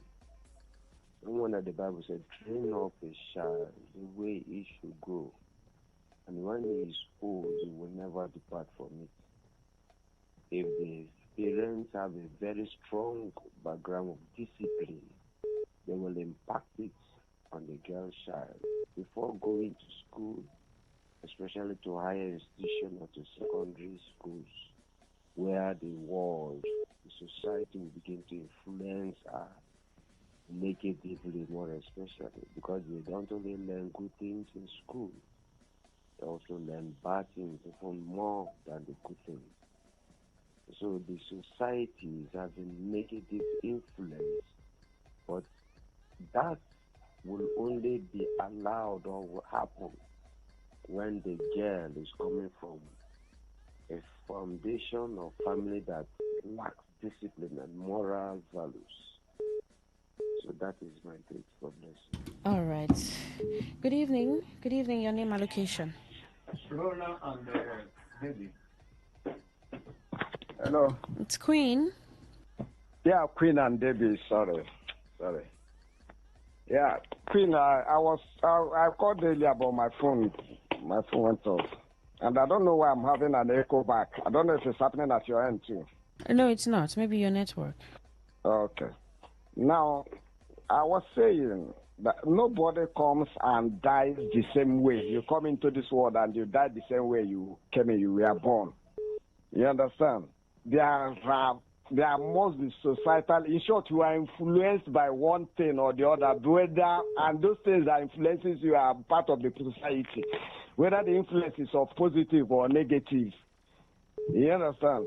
So, and if you want to say that it is a thing of what it is a question of what you have inside, are you now saying that God, who created man, sometimes creates, somebody that puts evil in the person? That we are having the kind of decay we are having in the society today. Let's even assume that the family is not part of the society like some people are painting, which I totally disagree with, but let me agree with them. You see how many people, how many parents, we know we have some bad parents today that give their children bad upbringing, that we advise their children on, on this, maybe let me say the hookup that is a trending thing amongst ladies today. But it is when they go out, some of them are very, very well trained. They receive good home training, but as soon as they leave their family, you begin to see, this kind. And how do these things come about? It is based out of peer pressure, societal influence. I want to be like this person. The hair that women wear today is not natural. They were not created and God created Brazilian hair. But it's because the other Esther is wearing it. Edna wants to wear it because she wants to be. All these things we call civilization today, are they not part of societal influence? We have imported, we have almost even, relegating our own tradition. Now we want to be Americans. All our behavior today are imported behaviors. Are they not part of societal influence? So no man comes and, you just leave. If not, everybody will be a baby from beginning to the end. So it is women, to narrow it down, women are product of societal, influence, whatever. Thank you. All right. Says women are product of societal influence. He turns it around and says the same thing. What are your thoughts? Does society influence women's lives? Does society influence women's life, or is just in their head? Let's see if we have a comment on Facebook. Let's see how that goes. Okay. This person says the question here answered all of your concerns, but indeed women want absolute freedom, which has destroyed the society. I mean, you're looking at a number of things. What societal expectations have shaped your life the most as a woman? Do you think Nigerian women today are breaking free from norms? What beliefs do women hold that keep them small, even without pressure from others? Good evening. Your name and location.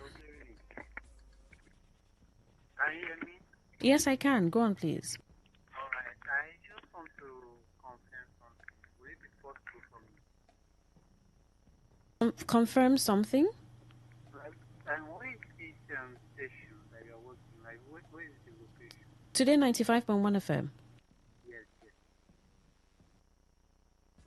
Can you hear me? Yes, I can hear you. Yes, I said today 95.1 FM.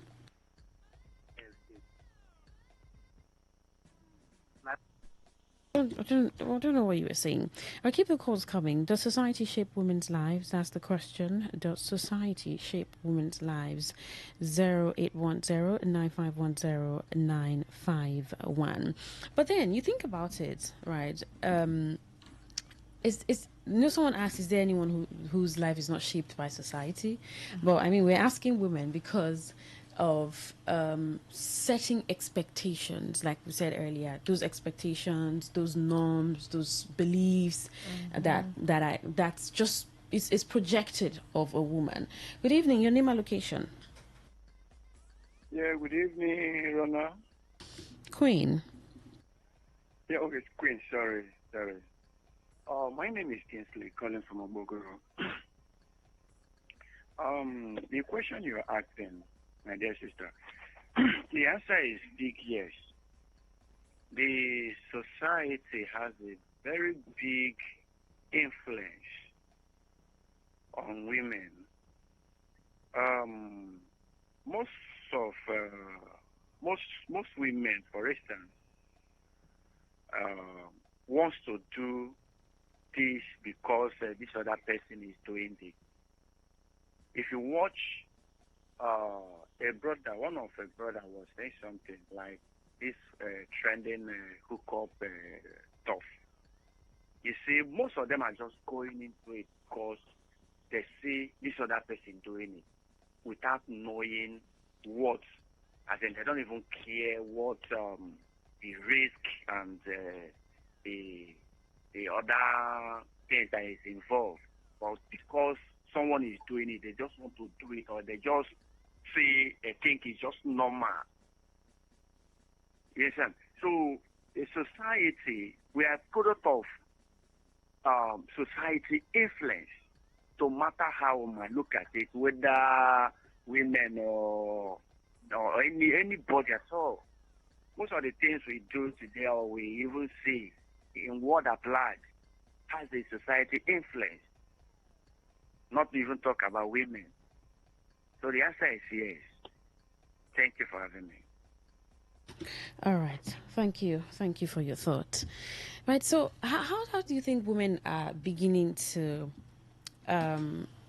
cut from these expectations, these norms and culture, and are they really faring okay? So are women okay? I find, and do you think like majority of women are still, letting society decide for them, shape their thoughts, their thinking, and their ideas and all?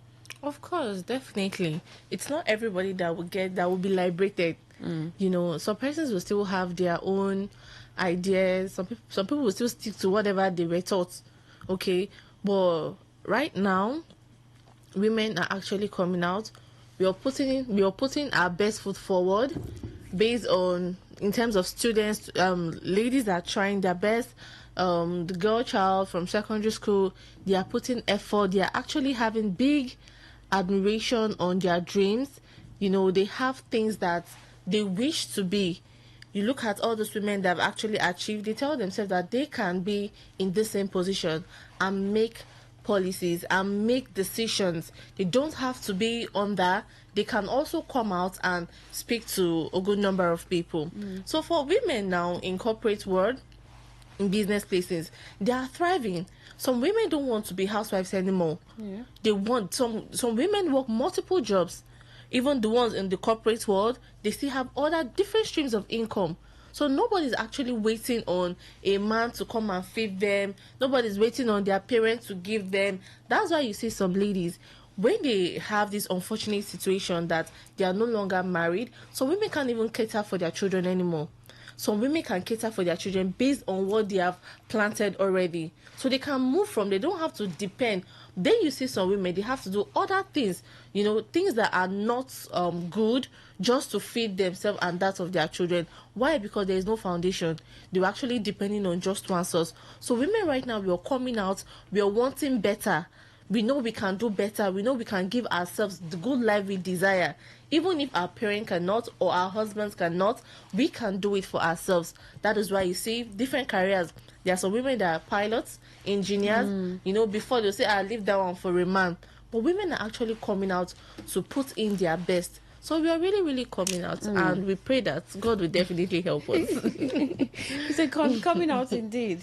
And because sometimes even with the shaping, if society continues to tell you what to do, which it will continue to do, of course, if your mind doesn't leave a particular space, if you don't pick yourself up, if you don't tell yourself this is what you want, you might just be stuck wherever you are. So it's also a thing of the mind, because if you're expected to, people think you're in your 30s and you're not married, and they have their opinion of you, but you think that you're not married because you're not married. Maybe you've not seen the person. And sometimes you're in your 30s and you're not married, and someone says, wait, you've not seen the person. How? I mean, all your 20s, or even success. Because for in society, there's an expectation to when you should have been successful in the way people see success. Course, yeah. An expectation to when you should have a car, where you should have built a house, where you should have certain millions in your account, right? Those expectations are just there. And some people get so drowned in depression because, this is what is expected. And perception in this part of the world is a lot. That's why people put up a front, right? Want to show you that, this is what I want you to see about me, so that they can feel good, or people can sing their praises, or see this person and all. So, but if you understand your journey, you know exactly what you want. Even as a woman, it just helps you stay on your lane and do your thing. Good evening. What's your name and location? Hello. Good evening. Okay, that call dropped. Keep dialing 0810-951-0951. That's the number that you can call, 0810-951-0951. Does society shape women's lives? Good evening. Your name and location. Hello? Yes, we can hear you. Good evening. My name is Enzo. I had to chip in something because you said something about Nigerian women. Let me ask, as a woman, it's not compulsory that you must get married. And there's nowhere it's written. Don't let the society tell you that you cannot live a fulfilled life without a husband. You can live a fantastic, fabulous, and a fulfilled life without a husband. And don't let the society make you to believe that you must be married to have a child before you can have a child. The only law you should obey and respect as a woman in this part of the law, part of the world, is the Nigerian Constitution. You can be a proud baby mama. Don't let the society mock you or ridicule you.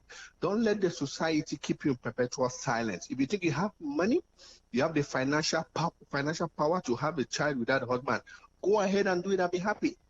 The society is not paying your bills. The society is not feeding you. The society is not housing you. Please, Nigerian women, I'm begging you. I have a 16-year-old daughter. That's how I'm raising her. Don't let we men and the society keep you in perpetual fear. I know a lot of women, they are wealthy, but they don't want to buy a car because according to them, if they buy a car, men will run away from them. And I say, are you okay? Are you okay? You are rich. You are making your money legitimately. You don't want to buy a car. The parents advise them not, some of them, their parents advise them not to buy cars, because if they buy a car, they won't get married, because to the parents, they believe the lives of their daughters is incomplete without a husband. Who does that in this 21st century?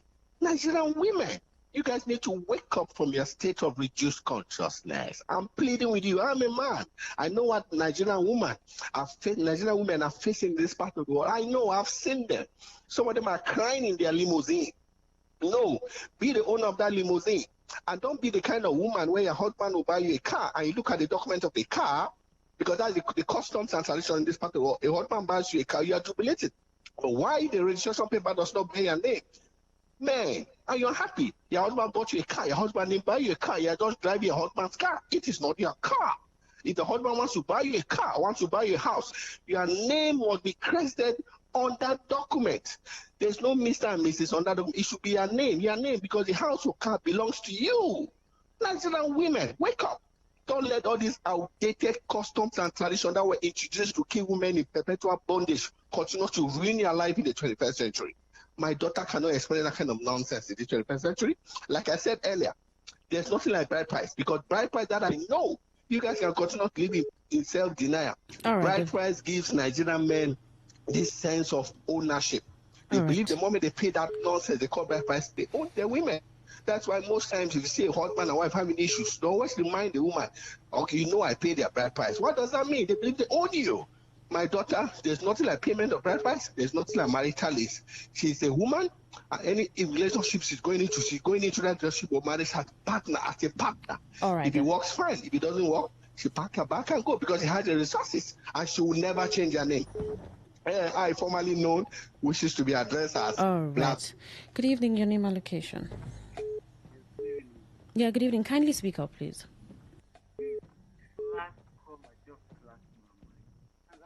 Can you speak to your mouthpiece? Your voice is really low. Can you hear me now? Yes, go on, please. You just asked Mama. I can't believe a man says what he thinks. Are you sure that the daughter of a man Can you just air your thoughts, right? Do you think society shapes women's lives? Just that's his opinion, right? Your voice is even really low. Good evening, your name and location. Hello, good evening. How are you? I'm fine. Good My evening. dear? Yeah, the truth must be told. You understand? We are. His opinion doesn't mean you should come out here and misinform people. No, it's unfortunate. A person who said that nobody should take a certain advice when it's unfortunate. The million. It's not good. What the man said is totally wrong, condemnable. Leave it. This is air. Okay, let us set the record straight. Let him keep it to himself and his children. I've listened to him before I joined you. It's quite unfortunate. He would misinform people. You are saying this is his opinion. What is the meaning of that?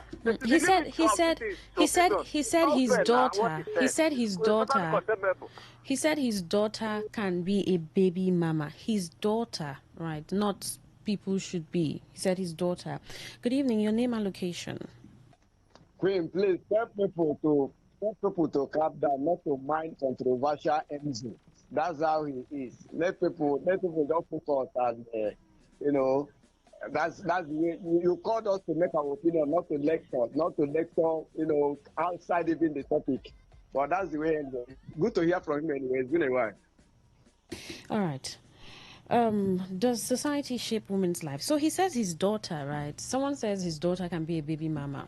We didn't say that people's daughters should be baby mamas, right? And then he thinks that that's a way of living outside of what society expects. Mm-hmm. Some people say they don't want to get married, and they have their reasons why they don't want to. And funnily enough, society is shaping the baby mama, baby daddy culture, especially with artists and celebrities. We see some of them, have children outside marriage, 1, 2, 3, and they are comfortable with it. So that's society, and then that could also be what some people are looking at and say, no, it's normal, it's okay.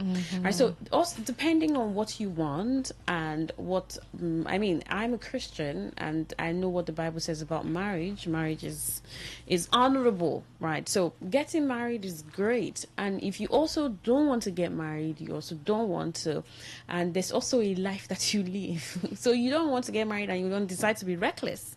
Say, oh, because I'm not married, I can do anything I want. But so recklessness is also not what the Bible teaches. But even if you're not a Christian, whatever religion that you practice or whatever guides your principles to life or just morality, whatever it is, you are saying it's yours, not putting it on people. So he says his daughter. Right. Good evening, your name and location. Yeah, Queen, sorry, quickly, I don't want to comment on anything. I just want to advise, if it be necessary, that this very topic be raised in one of your today's women, because it's a very, very dicey issue. Many people are being distracted because of this sort of baby mama and baby this. If you can raise it in one of your sessions, let's deliberate on it properly. It would be nice so that we educate the public. All right. Please. All right. Thank you. We'll see to that. All right. We'll just see how many more calls we can take before we wrap up. Does society shape women's lives, and in what ways, or is just in women's heads? And we were saying, a number of you have called and said, yes, society shapes a woman's life, and the way society expects certain expectations of a woman, and so these expectations guide her. Marriage is one important aspect aspect of the expectation that society has of a woman. And for some women, they're either pressured or not. Someone said, if I'm not married, at least I should have money. So I can withstand the heat. The heat from society. Right? So you're looking at different aspects. We're also talking about beauty and lifestyle very soon. If you don't have a big butt, I mean, if you don't, you're your own. You won't attract the attention you want. Yeah, absolutely.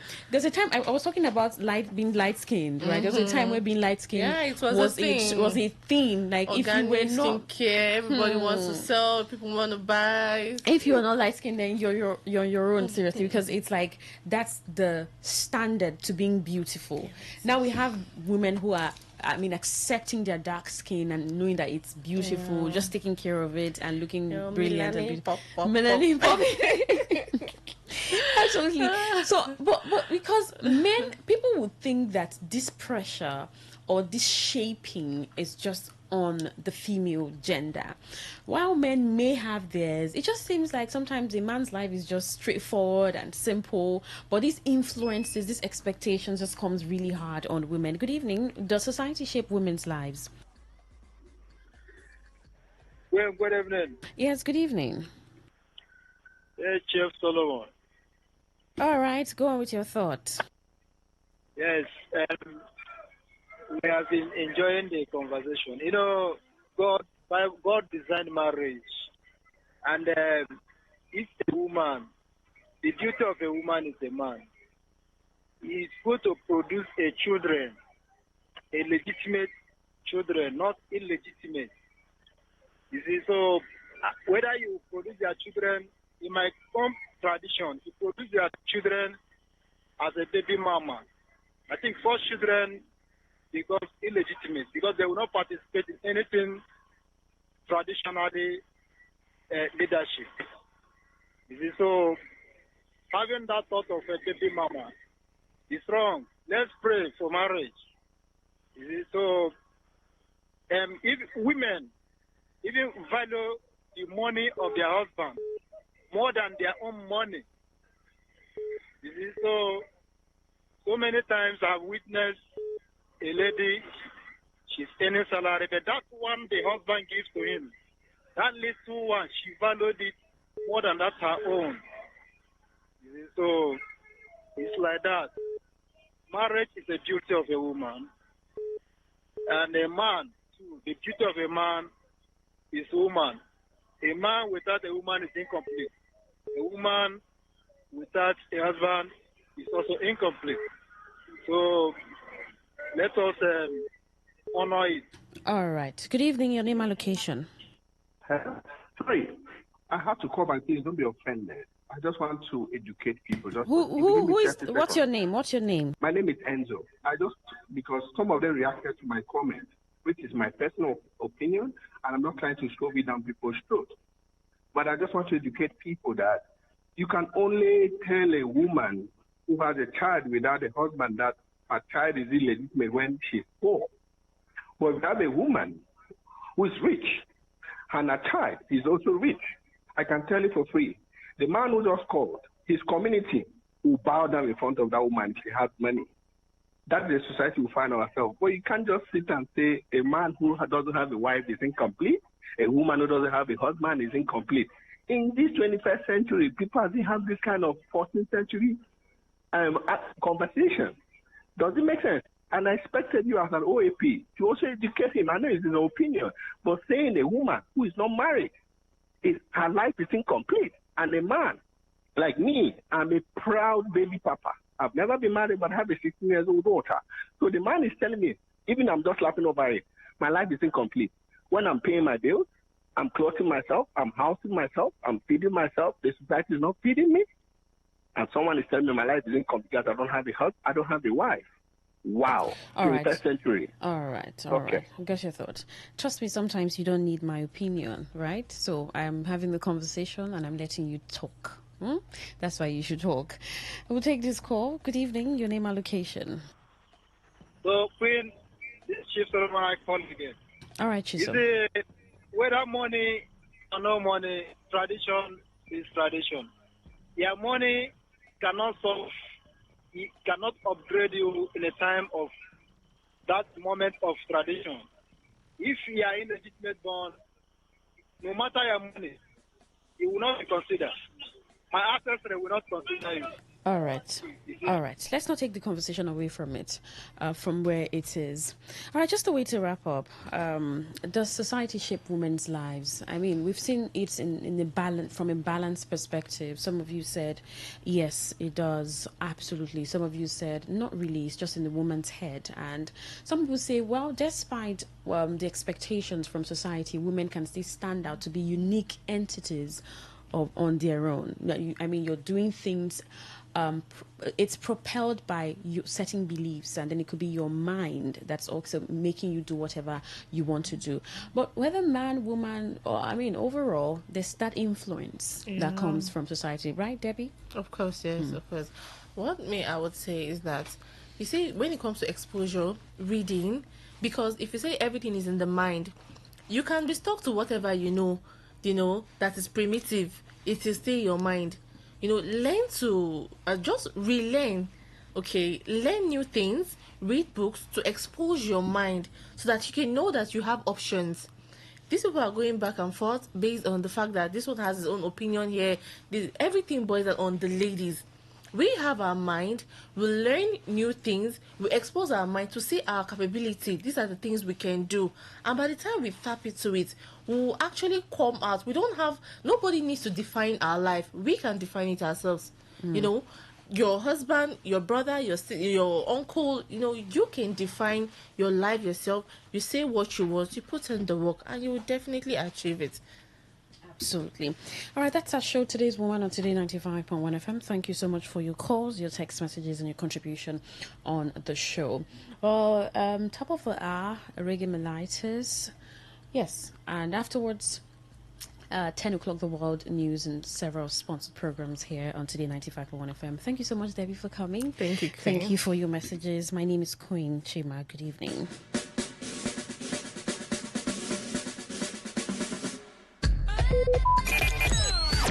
Talk radio. I listen to a lot of talk radio. 95.1 FM.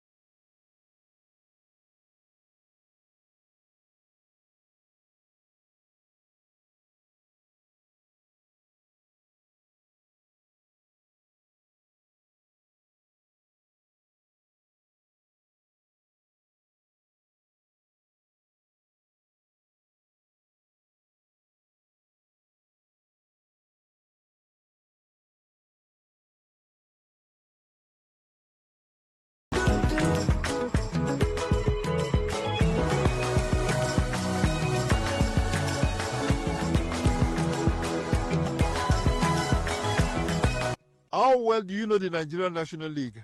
Well, if you missed yesterday, George Allo is back. He's the chairman of the league. It's not done.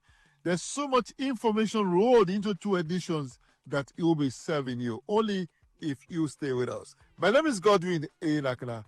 It is Global Sports Update.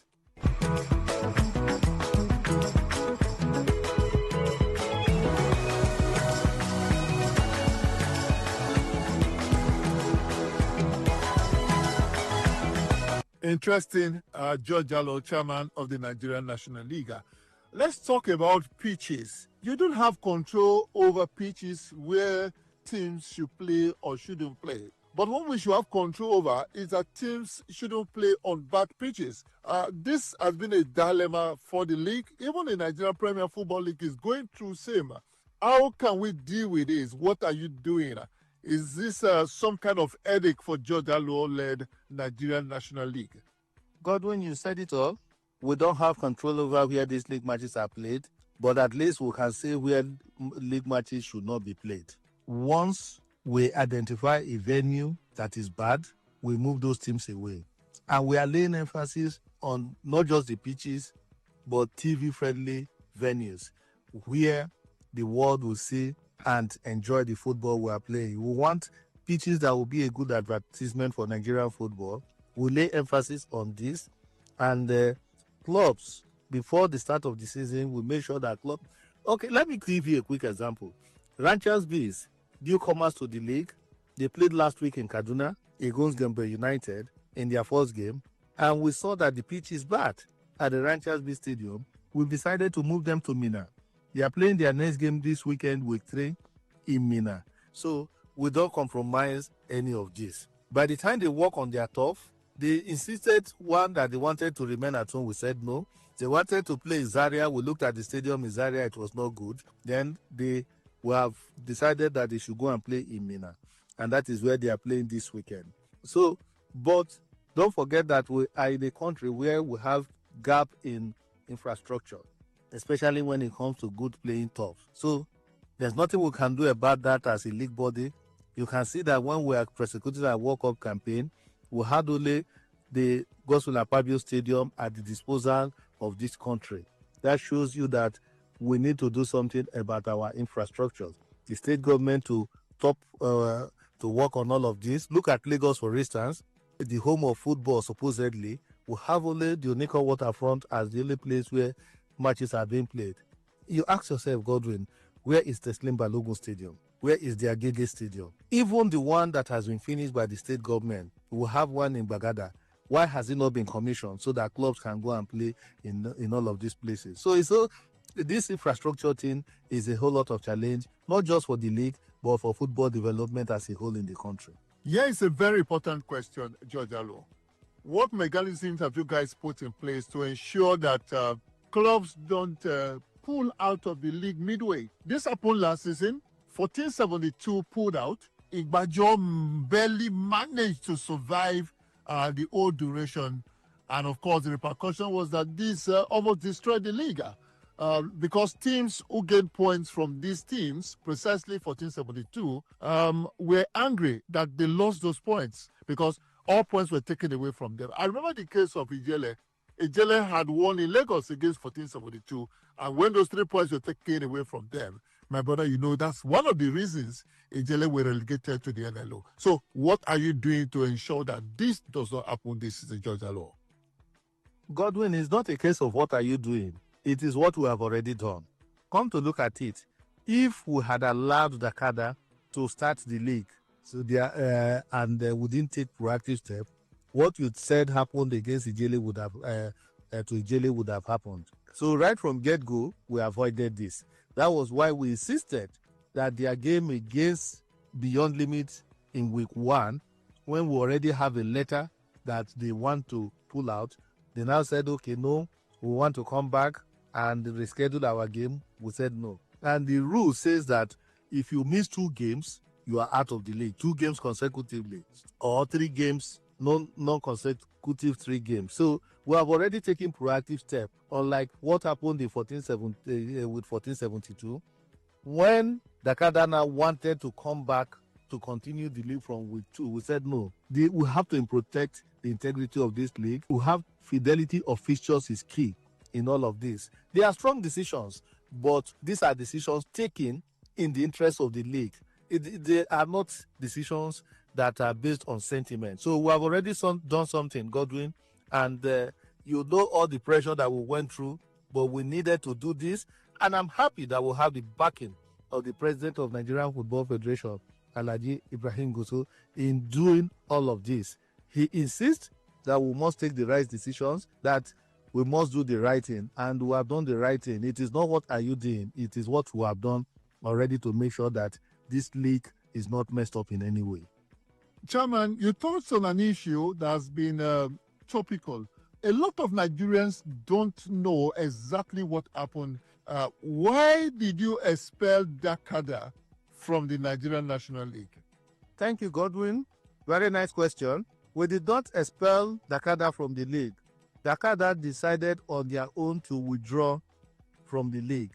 And the letter they wrote saying that they want to withdraw, I can just quote a line there. The letter they wrote to us, they said, our decision to withdraw from the league is firm, irrevocable, and final.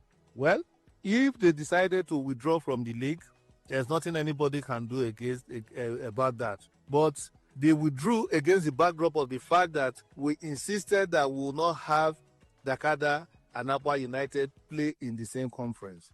There to protect the integrity of the league. They are funded by the same state government, and even when Dakada now came up with stories that the club has been sold to an individual, the fact they sold it to an individual, they are still based in Akwa Ibom State. We felt we needed to protect this league, and we said they should go and play in another conference, which is Conference B. And we took this decision when the league has not started. So I don't see any reason why a club will insist on playing in a particular conference when the league organizers say go and play in Conference B instead of being in Conference A. Whether you are in Conference A, Conference B, or whatever, if you are ready to play in the league, you should be willing to play in any conference. We are not moving you to a conference from Conference A or B when the league has started. But this was before the start of the league. There was still a level playing field for every club. So be that as it may, because we moved them, they decided they were no longer going to play. And we said, no problem. Since their decision to withdraw, they said it's firm, irrevocable, and final. So we decided to do the needful by taking them out of the league. So that is what transpired in a nutshell. George Alo, chairman of the Nigerian National League. I ask again, this is another question I think you should throw light on. Who appoints match officials, referees, match commissioners, referees, assessors, and what have you for MPA games? And of course, if these referees are found wanting, the match officials are found wanting in the course of games, do you have the power to discipline them? If not you, who does this? Thank you, Godwin. The league bodies do not appoint referees directly. It is the NFF responsibility. The NFF has got referees and match commissioners appointment committee. They give us the referees with which we prosecute our games.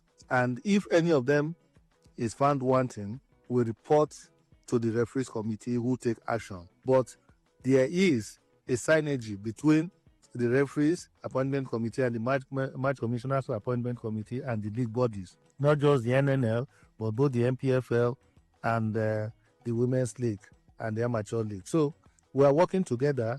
Everybody is on the same page for the good of the game.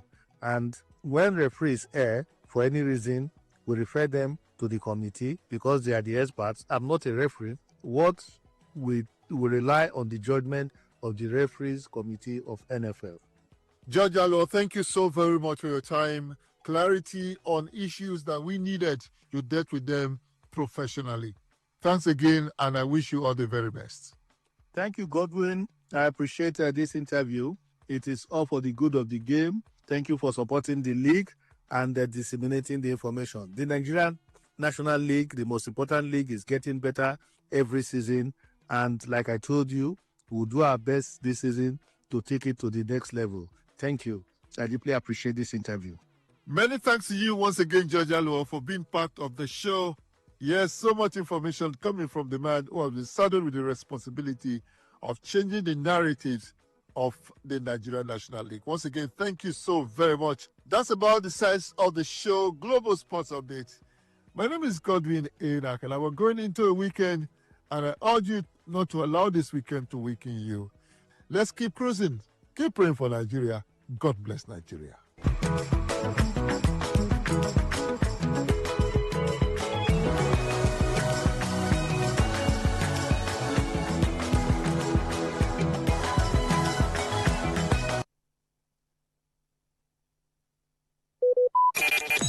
Talk radio. I listen to a lot of talk radio. 95.1 FM.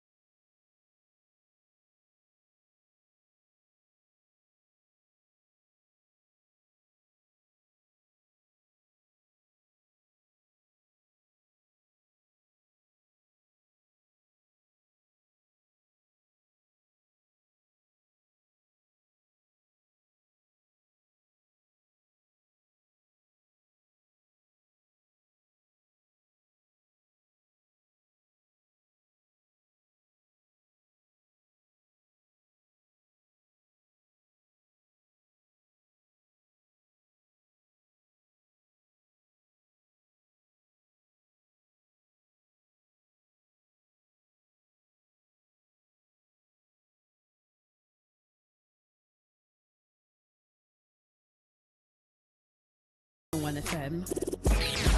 Where news meets insight, sports meets passion, and entertainment meets excellence. Expert analysis from seasoned professionals and our top analysts, informing, educating, and entertaining you. Your voice, your station. We are the voice of the people.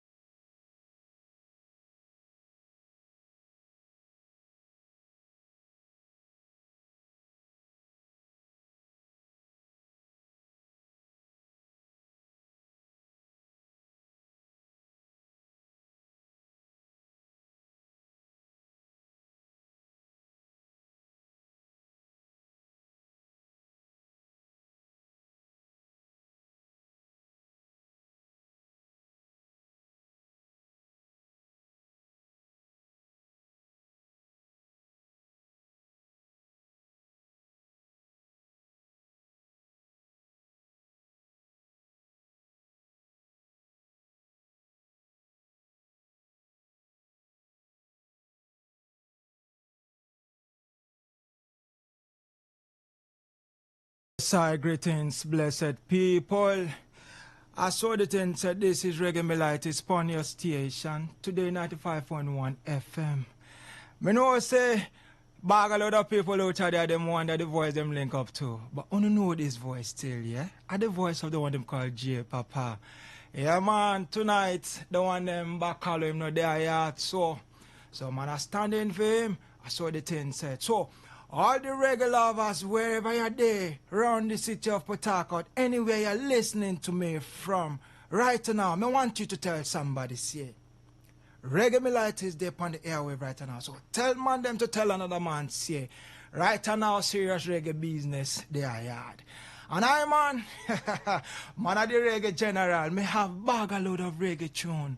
Me say, trailer load of reggae tune, me have it here for you. Me I go bust it for you now tonight, yeah? So, link by link, make me tell you what we just bust up. The first tune me I play for you now tonight are coming from the one them busy signal, them title it Come Over.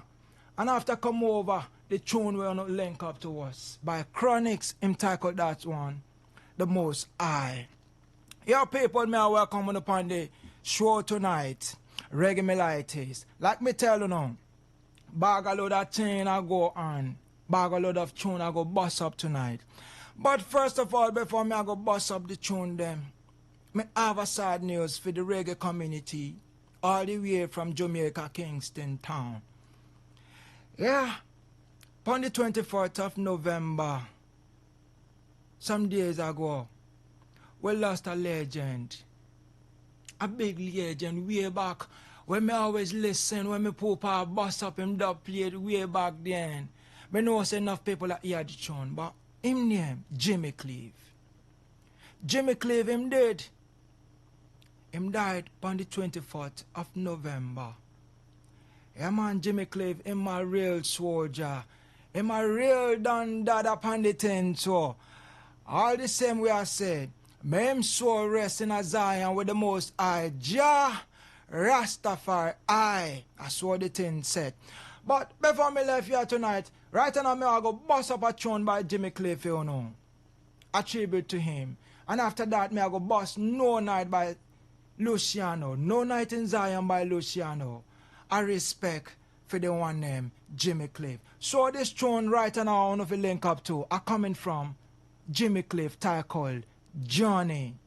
And me I say, make him journey well to Zion as him rest in the bosom of the Most High. That's what the thing said. People, on the big up on yourself, this one coming from Jimmy Cliff, titled Johnny. Kaboom!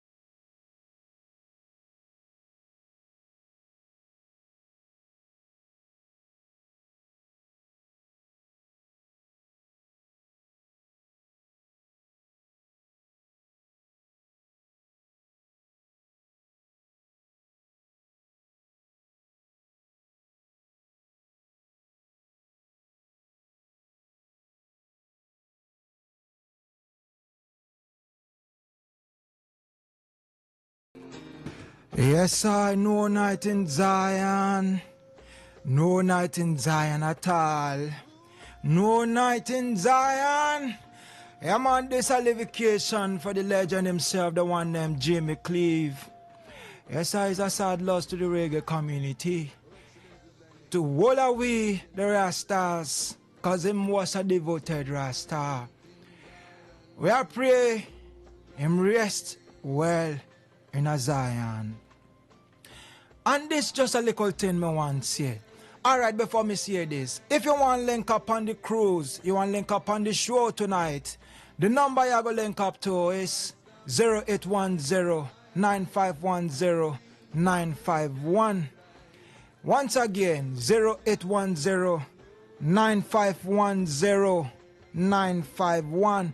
You have to call me up, tell me what you think about reggae music. Tell me what reggae music does to you.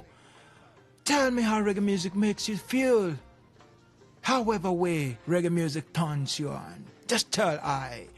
Cause man, I a reggae doctor tonight. Me a there. Like me tell you, me have bag a load of tune them for you tonight. So, make me tell you know what me want to say. This is a reminder for all away we're there upon the surface of the earth. It's a big reminder, say, whatever you do in life, know say one day you go left. Know say this is just a passing. You're not going to live here forever. Know say you're going out of this place someday. So, always remember this. How you treat people, the impact you're making on the life of people, it matters a lot while you're alive. Because those are the things I'm going to talk about when you're left. Just like we are talking about Jimmy Cleve tonight. Just like me I tell you about Jimmy Cleve. Him gone. But him good work still there everywhere. Him tune them there everywhere for bust up too. I saw this is why me I tell you. Whatever you want to do, think about tomorrow. Think about how it will impact in the life of people out there. Not just do it selfishly. Not just do it because you feel say, alright, okay, me not care about any man. Any how them want do it, any how them want take it, make them take it. No, sir. When you left, what will people remember you for? What will people remember you about? Tonight we are talking about Jimmy Cleve. Sometimes ago we talk about Cocoa Tea. I saw the list just keep going. Tomorrow we not know who the next person go be. And that's why I drop this little advice, a little piece of advice from Iman J. Papa. Me I tell you, see, whatever you do, remember say you're not going to live here forever. Do it with love, with a heart of love, kindness. You know, a lot of people out there are going through a lot of things. So, you better show a little bit of kindness. Try to put a smile upon people's face. Because right now, the situation of time is so rough. Rougher than the crocodile skin. It's so tough, may I tell you now. So, the little thing you do for today, I go stand for you tomorrow. And this me tell you now, people. The little thing you do today, I go stand for you tomorrow. So, once again, if you want to link up to the show, and you want to tell me how reggae music makes you feel, you have to link I up on the number 0810-9510-951. Once again, 0810-9510. Call I up even when the tune a bust up. Tell I what you feel about reggae music. This one is coming from Busy Signal. Him title it Reggae Music Again. You know reggae, just like Bob Marley say, reggae music hit you and you feel no pain. And that's what it does to me right now. Reggae running on my vein. Reggae mix up with my blood. Reggae turn me on right now. So, me I bust this tune for you now. straight from Busy Signal. Reggae music again. People, call I up on the number 0810-9510-951. Tell I how reggae music make you feel. J Papa there so. And remember, this is Reggae Militis Pon Your Groove from Today 95.1 FM. I saw the thing said, people. Kaboom.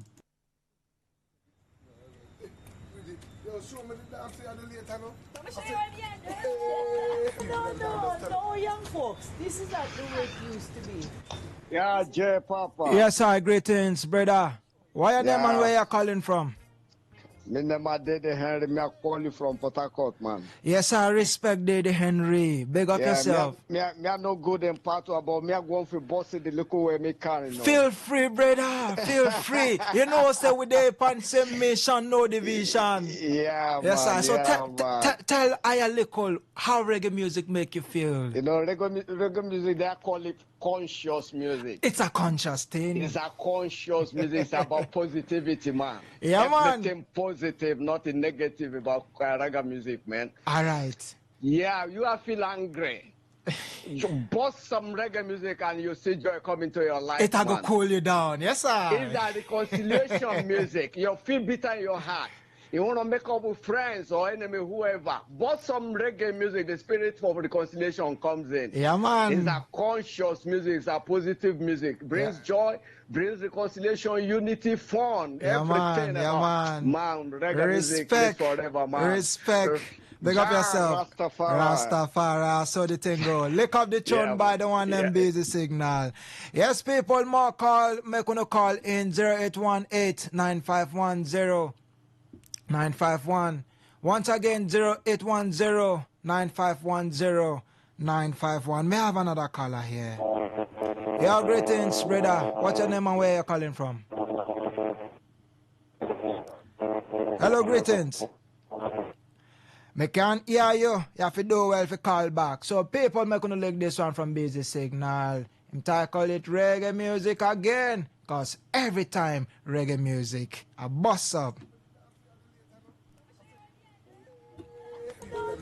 No, young folks. This is not the way it used to be. This is how it used to be from the good old days. Hello? Hello, greetings. Greetings, brother. Greetings, brother. Salute you especially. Yeah, Special man. Douglas on the line. All right, greetings, Special Douglas. Yeah, I want to contribute. Music is it's a way of life. Wow. Reggae music brings joy. Wow. Brings love. What a thing. Gives you revival. Yes, sir. It cleanses you. Yes, sir. Reggae music gives you the zeal to keep pushing on with life. Yeah, man. If you love reggae music, you have no reason to be angry. True. Yeah. Respect, Special Douglas. We really appreciate that. Respect. I saw the thing said. I want a special number from Bob Marley. What the tune? We be forever loving Jah. Forever loving Jah. Forever loving Jah. All right. May I go through the archives? Or mystic song, mystic reggae. All right. May I go through the archives and bust it up when me say it. Respect, lad. Yes, sir. Yes, sir. Respect. Hello. What's your name and where you calling from? Hello, hi man. Good evening. Greetings. What's your name and where you calling from, brother? My name is Andy from PH. Yeah, man. Greetings, Andy. So tell me, how reggae music make you feel? Yeah, reggae music make me feel happy, make me feel fine, make me feel joy. Yes, sir. Yeah, man. I saw the thing said. Yes, man. So I want you to play me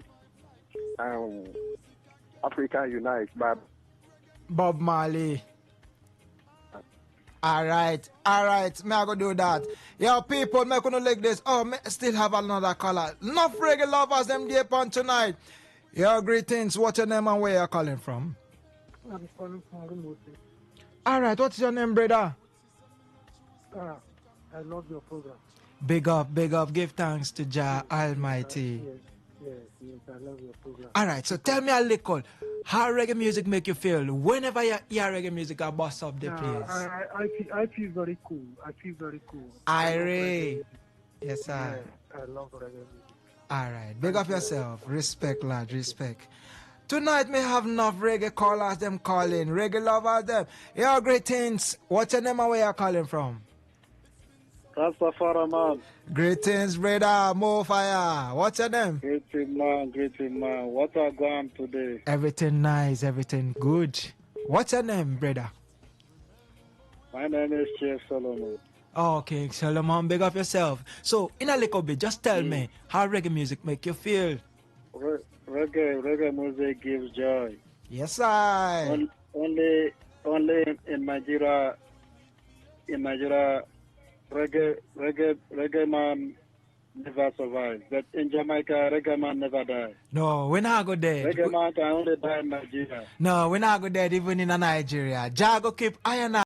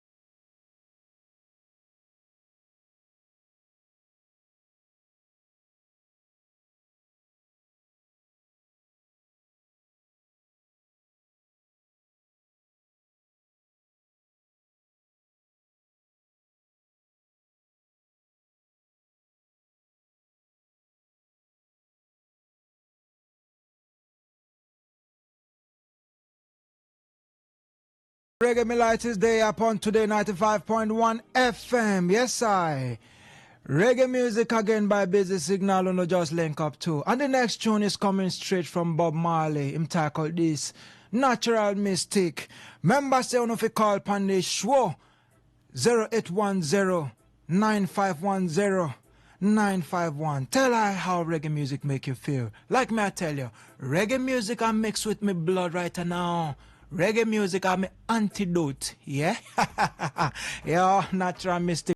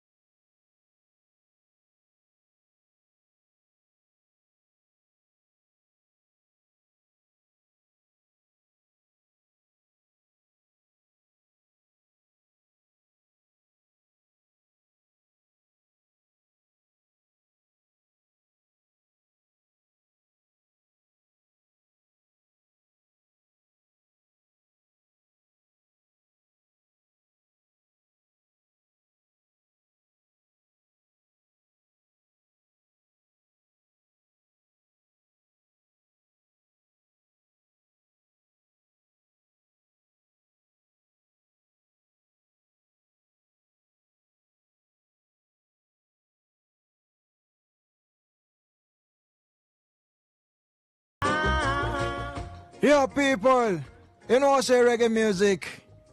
It's everything. Yeah, greetings. Hello, good evening. Greetings. What's your name and where you calling from?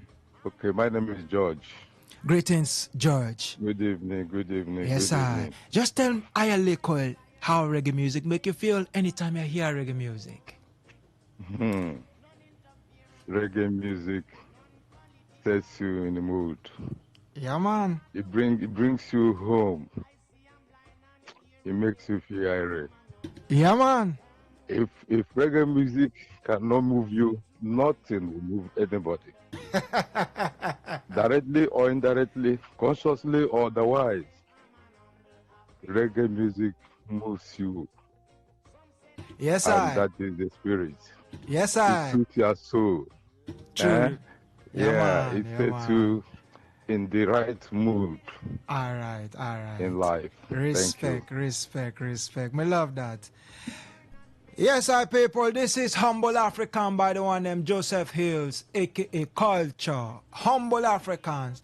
And reggae music is for the Africans and for everybody. The white color, the yellow color, the black skin. Yes, I people. Humble African by the one named Joseph Hills. De Panonos Crusoe, yeah? Oh, yeah.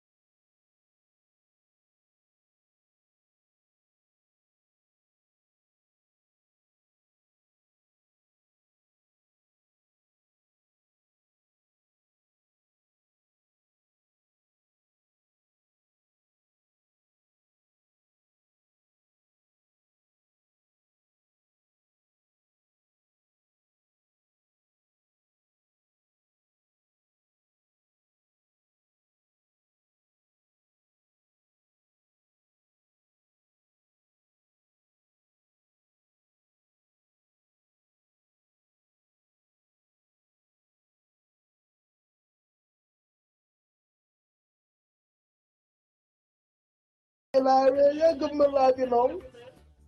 You man, respect, boy. Respect, lad. Man, you feeling you there. I saw. Respect, Right lads. on, man. Right on, man. Kaboom. Respect, boom.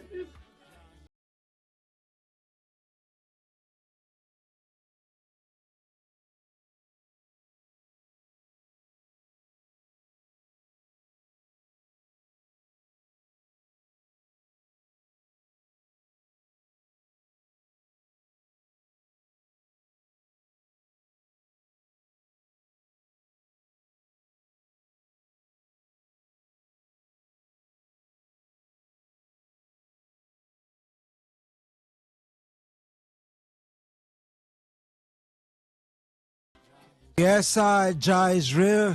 And make me take this last call before me left the studio. Oh, me lost that one. Jah is real by the one born in Spear. Yes, people. Me want to tell you something before me left. Yes, I. You know me grew up with the elders. So the elders them taught me right. Them say when you wash your hand clean, you have to dine with the elders. I saw me dine. Yeah, the last caller tonight. Hello, greetings. Rastafari man. Yeah, greetings, brother. Wagwan. Greetings. Yeah, man. Wagwan. Yeah. Everything good, everything nice. Yeah, call back. No, Rastafari man can never die in Jamaica True, country. true. Yeah, man. Yeah, man. So, make we move on straight, yeah? So, like me, I tell you, say, soon and soon, man, I go step out of the studio, but this a little piece of advice me have for everyone out there listening to the sound of my voice. Me want to tell you something, say, make you know, say, the world you're living, it's a cycle. Whatever you do today, I have to come back to you tomorrow. One way or the other, unknown to you. That is nature. It is called karma. Karma is a restaurant where you not request the dish. Nature serve you the dish just the way you prepared it. You see me? So, whatever you do today, remember say tomorrow, same thing have to come back to you. If it not come back to you, remember say you have picnic them. It could come back to your picnic them. But me I beg you to say, in everything you do the right thing. You have a conscience. And that's why the Rastas will listen to reggae music, because it's conscious music. So you have a conscience. So check in on yourself. You know when you do right and you know when you do wrong. So people, me want to tell you to say, in everything you do, me I sound it up, clean up on your ears. In everything you do, always do right.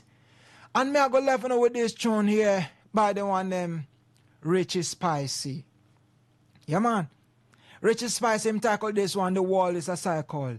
So this is a piece of advice for you know. Remember say the world is a cycle. Whatever you do today, I have to come back to you tomorrow. So better do nice. And know say Jah is real.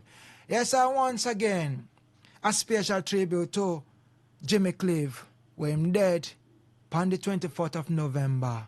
We are say, may him soul rest in Zion with the Most High. Jah Rastafari. People, always remember say, I man the one them called J Papa. Man of the reggae representer, the dancer dada, the fire marshal. Me not change, me not rearrange. Richie Spicy, tell you say, the world is a cycle. Kaboom! I saw the thing said, people.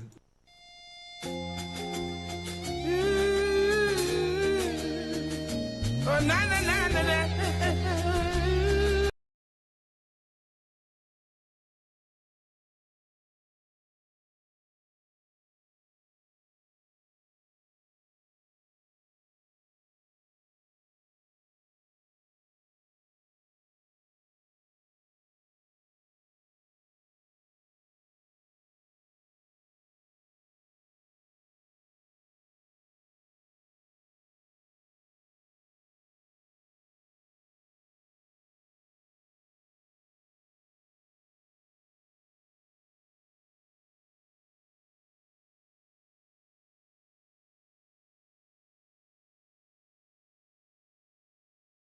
.1 FM. Please listen to this infomercial. Herbal Heritage International, the Kokoroko, for herbal medicine where they produce strong, correct medicine, they take it, they support with country healthcare system. Country man, correct bakelistic ogbonge herbal medicine there. We know they come out for public anyhow like a big basket. Food ground as every Christmas have been boundary. Seeking a self-sabi medicine will pass them. After all, monkey smart now because tree near tree is a forest. Heritage International will use the technology of computer testing machine to see and know before attacking that your health condition. We don't become umbarumba for your life with the correct treatment. Therefore, whether definition or without definition, make you visit Herbal Heritage International. Offices way near you. Herbal Heritage International. Now you. Hello and welcome to the program Roots and Herbs. Roots and Herbs is a program that discusses health-related challenges and suggests possible ways out from the herbal medicine perspective. Roots and Herbs is put together and sponsored by Herbal Heritage International, also known as Baba Yoruba. Baba Yoruba is currently having a special end-of-the-year promo package. This end-of-the-year promo package will give you the opportunity to enjoy 50% discount on all their products and services. This offer runs while the stock lasts at number 24 Ikwere Road, Mile 1 by Education Bus Stop, Port Harcourt. Number 24 Ikwere Road, Mile 1 by Education Bus Stop, Port Harcourt. This end-of-the-year promo package will give you the opportunity to enjoy 50% discount on all their products and services. And at the same time, it will give you the privilege of meeting Baba Yoruba himself at the venue. For details and inquiries, the telephone number to call is 080-33-111-946. I repeat, 080-33-111-946. 080-33-111-946. On today's edition of the program, our topic of discussion is STD and STI. And I have with me in the studio, Dr. Otumba Abiodun. Sir, you're welcome to the program. Thank you, Mr. Moderator. Sexually transmitted infections are challenges that get into the body system through sexual interaction. But the basic thing is that the causative organism is able to get into the body system and continue to divide, thereby having the privilege of affecting body cells to cause signs and symptoms. When sexually transmitted organisms get into the body system, they can be classified based on the causative organism. Some are caused by bacteria, some are caused by virus, some are caused by fungi and other parasites. But when they get into the body system, the manifestations that one is going to get do differ in some cases. For instance, in gonococcal infection, in a man, it may not take more than 3 days before the man will start experiencing burning sensation in the urinary tract or painful urination. And when it's getting to, let's say, 7 days, you can start noticing some discharge from the male organ. In women, it may not be like this because their genital is wider than that of men. So it can hide in their body system for quite a very long period of time.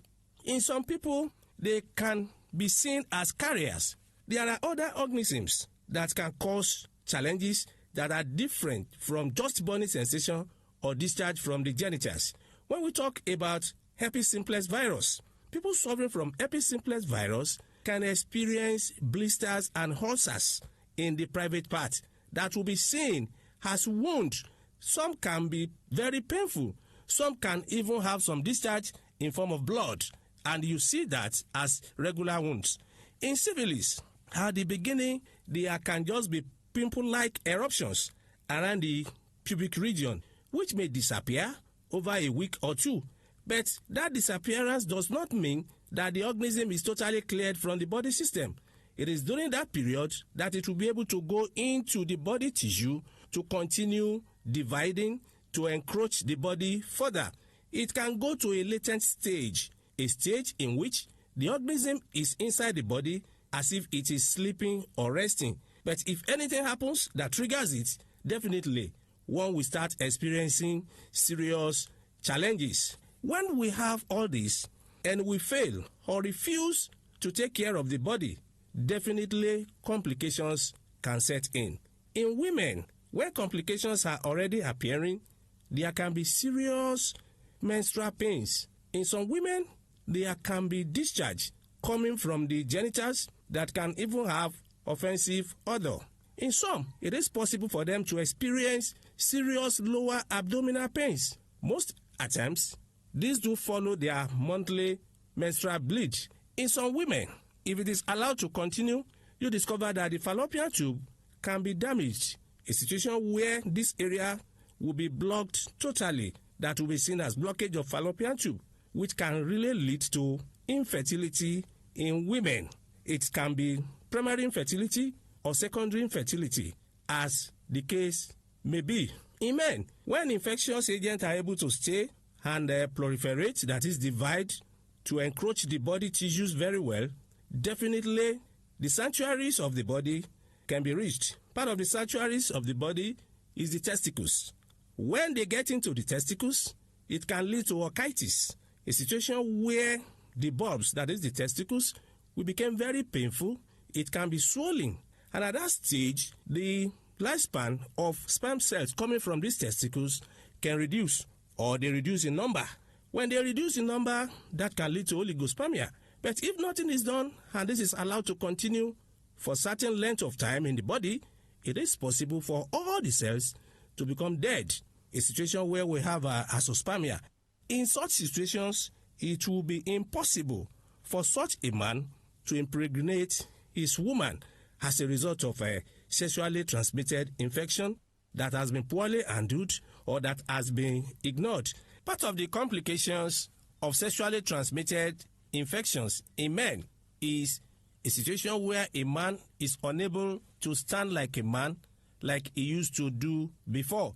And that's why we say, whenever we experience anything that is strange in our body system, it is very important for one to visit competent health caregiver who will be able to give the right advice to get out of the challenge. In other words, if one is faced with challenges that have to do with sexually transmitted infections, having burning sensation, painful urination, discharge from the genitals, blisters, wounds, mind you, having all these challenges is not the end of the road. For more enlightenment and advice, the number you can call is 080-33-111-946.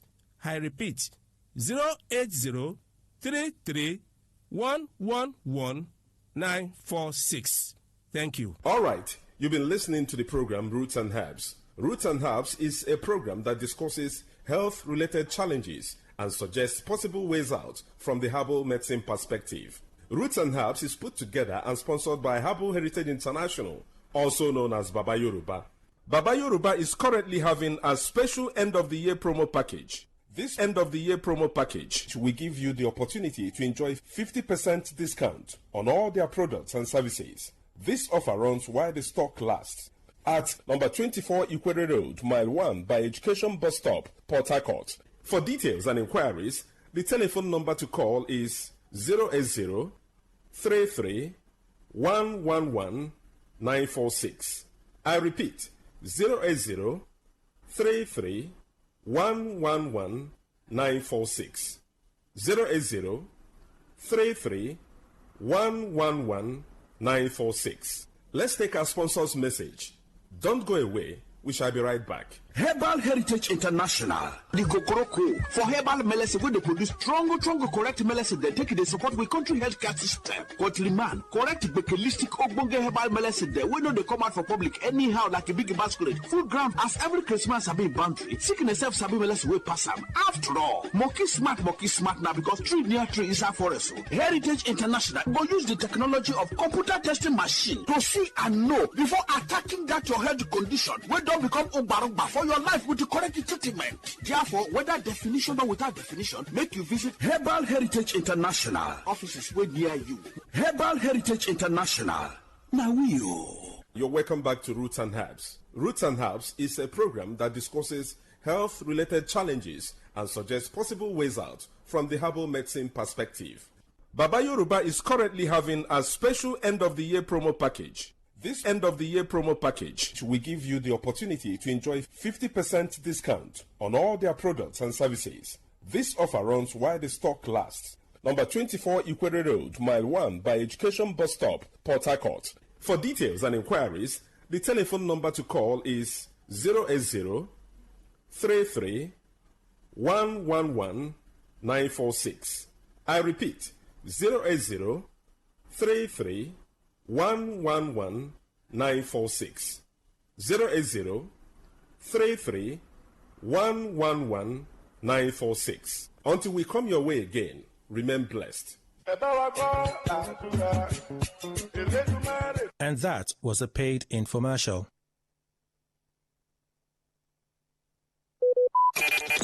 Talk radio. I listen to a lot of talk radio. 95.1 FM. Whether it's happening in Port Harcourt, South South, Nigeria, or around the world, we've got you covered. On air, online, delivering balanced news and unbiased analysis. Today, 95.1 FM. This is Today, 95.1 FM, Port Harcourt. News. Good evening. This is the World News on your premium talker radio. Today, 95.1 FM Port Harcourt. I am Queen Chima. The headlines. President Bola Tinubu approves National Tax Policy Implementation Committee to oversee new tax reforms. Julius Abure-led Labour Party reconfirms national offices ahead of special convention. On the foreign scene, Ukraine's President Volodymyr Zelensky accepts resignation of Chief of Staff amid corruption investigation. Now the detail. President Bola Tinubu has approved the establishment of the National Tax Policy Implementation Committee, NTPIC, to coordinate the rollout of his administration's new tax reforms. According to a statement by the President's aide, Bayo Nanuga, the committee will be chaired by Joseph Tegbe, a fellow of both the Institute of Chartered Accountants of Nigeria and the Chartered Institute of Taxation of Nigeria, with over 35 years of public and private sector experience, including his tenure as senior partner at KPMG Africa. Special Advisor to the President on Finance and Economy, Sanyade Okoli, will serve as secretary with members including Ismail Ahmed, Rukaiya El Rufai and other experts. The Minister of Finance and Coordinating Minister of the Economy, Wale Edun, will supervise the committee. President Tinubu said the new tax laws are central to economic transformation and public finance management, noting they reflect a commitment to building a fair, transparent and technology-driven tax system. The NTPIC is tasked with ensuring coherent implementation across all levels of government, interagency coordination, harmonization of existing frameworks with new statutes, and public awareness campaigns to promote compliance. The Arawa Consultative Forum, ACF, has urged the federal government to adopt a dual approach of negotiation and military action to combat insecurity in northern Nigeria. ACF Chairman Bashir Dalhatu, who spoke during a television program, suggested a strategy similar to the Niger Delta Amnesty Program, which successfully rehabilitated militants through education and reintegration support. Dalhatu noted that many bandits lack basic opportunities such as schooling and exposure to urban life and called on the government to extend the hand of friendship while maintaining strict penalties for criminal acts. He highlighted an ongoing debate in the north between proponents of a purely military response and advocates of dialogue, emphasizing that evidence shows a combination of both strategies can yield results. The ACF chairman also acknowledged that security forces already mix operations with occasional negotiations, noting that recent government efforts supported by the public have achieved some gains. The National Executive Council, NEC, of the Labour Party faction led by Julius Abure has reconfirmed its national officers elected at the party's 2024 National Convention, Nnewi, Anambra State. The decision followed a meeting at the party's National Secretariat in Utako, Abuja, attended by members of the National Working Committee, state chairman and secretaries, stakeholders, co-opted NEC members and INEC officials. In a statement jointly signed by National Chairman Julius Abure and National Secretary Omar Omar Ibrahim, the NEC said it reviewed controversies surrounding the 2024 Convention on Ongoing Litigations and INEC's position on the exercise. Officers reaffirmed include the National Treasurer, Publicity Secretary, Legal Advisor, Financial Secretary, Organizing Secretary, Women Leader, and Youth Leader. The Council also empowered the National Chairman and Secretary to convene a special convention when necessary and ratified plans to conduct ward, local government, and state congresses across the country. The Abuja Division of the Court of Appeal has struck out an appeal filed by leader of the indigenous people of Biafra, IPOB, Nnamdi Kanu, challenging alleged violations of his fundamental rights by the federal government. The Director General of the DSS and Attorney General of the Federation were listed as respondents in the case. A three-member panel ruled the appeal academic, noting that Kanu had already been convicted and sentenced by the Federal High Court in Abuja. Justice Bolo Kuromo Ugo, delivering the lead judgment, confirmed that Kanu is serving his sentence at Sokoto Correctional Center and therefore his request for transfer to Kuje prison could not be granted. The court further held that his current custody satisfies his previously expressed preference for prison confinement, striking out the appeal for lack of merit. Kanu had initially challenged the July 3rd judgment of Justice Taiwo, which dismissed his suit for enforcement of fundamental rights. The High Court had convicted him on 7 counts of terrorism on November 20, with Justice James Omotosho sentencing him to life imprisonment after the prosecution proved all elements of the charges beyond reasonable doubt. A Rivers State High Court in Port Harcourt has sentenced the 400-level University of Port Harcourt student Damian Okoligwe to death by hanging for the murder of his girlfriend Justina Otweni, a 300-level biochemistry student. Okoligwe killed Otweni on October 20, 2023 in his apartment at Mboba in Obiakpo local government area, dismembered her body and attempted to dispose of the remains in a wheelbarrow before his arrest. Delivering judgment, Justice Chinmin Sirim Musu ruled that the prosecution proved all elements of the murder charge beyond reasonable doubt. The judge described Okoligwe's actions as intentional, calculated, coordinated, and pure evil, noting that the evidence presented was consistent and unchallenged before ordering that Okoligwe be hanged by the neck until confirmed dead. Speaking after the judgment, Prosecution Counsel Charles Mbaba expressed satisfaction, saying the verdict would help the soul of the late Justina Otweni rest in peace and serve as a deterrent to young people seeking harmful shortcuts to success. Justice has not only been done, but seen and felt to be done in respect of the gruesome murder of Justina Otweni. Justina was the only daughter of her parents, but was gruesomely murdered by Damian Okoligwe in circumstances suggestive of ritual intentions. Today, the court has pronounced him guilty of the murder of Justina Otweni. We only hope and believe that with these judgments, the soul of Justina can now have a peaceful repose. I also believe that these judgments will serve as a deterrent to youths who believe that shortcuts in life is the only means to get rich as quickly as possible. While the defendant's counsel declined to comment on the judgment, the brother of late Justina Otweni, Osatawaji Otweni, commended the court for delivering justice, adding that his family is satisfied with the outcome, which he said has brought some relief to the family. So I feel good. I feel calm about the whole situation. So I really want to commend the judge, Justice Inserim. So I'm really glad that we had the correct and the right judgment for the case. It's a relief, because at least it's certain that my sister. You're listening to the World News on Today 95.1 FM, Voice of the People. After the break, more news, foreign and sports stories. Do stay with us. Every day, every hour, when the big stories break, depend on our 24-hour news team to bring you the latest. Today 95.1 FM. Thank you so much for staying with us. Now the rest of our stories. A River State stakeholder, Chief Lord C. Musu, has called on President Bola Tinubu to urgently intervene by redeploying certain military personnel and addressing alleged political collaborations that, according to him, endanger both troops and civilians. Chief Lord Simusu of the Rivers Progressive Agenda expressed concern over the renewed bandit attacks, insisting that some individuals with suspected links to terrorists should not be freely moving in society. On development in River State, Nwosu criticized Governor Siminala Yefubara, urging him to abandon what he described as lukewarm approach to governance.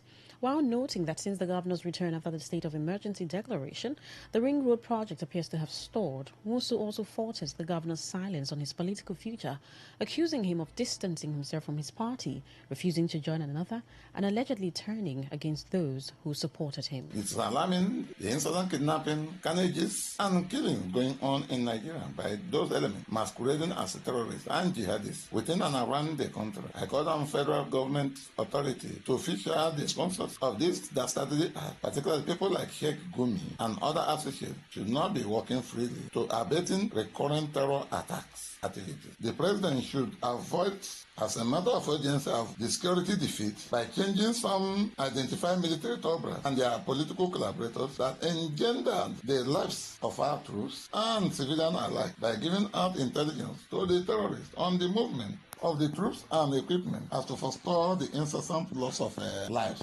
The Obiakpo-born politician also used the opportunity to advise the government to upgrade the construction of the Trans-Calabari Bridge by raising the pillars to allow the free flow of cargo. The governor Fubara should be proactive and stop this lukewarm attitude, because he is neither cold nor hot. The Ring Road project is like it had been halted. The Enakaropoku and the Bogoro has remained impassable. The governor is less concerned on his future political engagement. He has refused to associate with his political party or even cross over to any other political platform, therefore fighting those that always stood for him. He should change his behavioral pattern. The Trans-Calabari Bridge linking Rumolume to other parts should be upgraded. The pillars should be raised up to allow free flow of cargo ships to other destinations. The governor is working like a lone ranger, a general without subordinates, since it's coming back.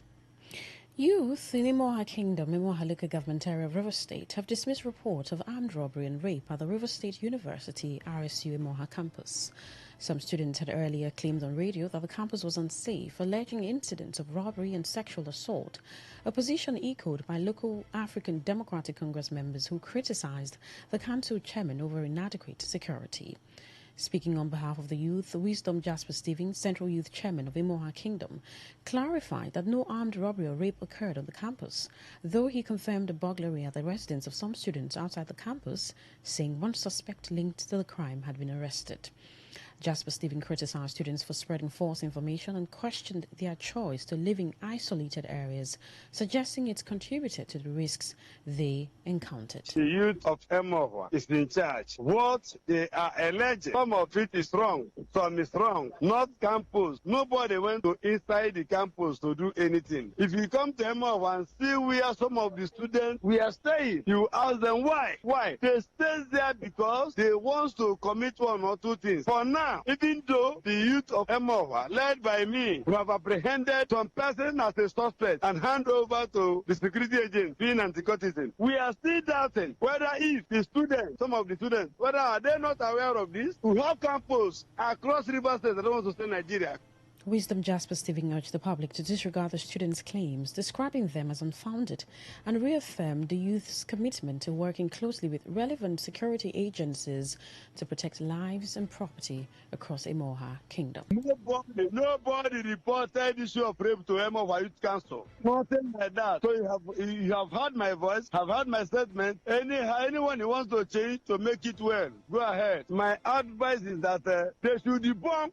The public should debunk some information, and the students should come back to the village and rent house, not in the forest, in the bush. Look for where people will see you. If you stay, people will hear you. Not where if you bad finish, if you bad finish in the month that you want to go to school.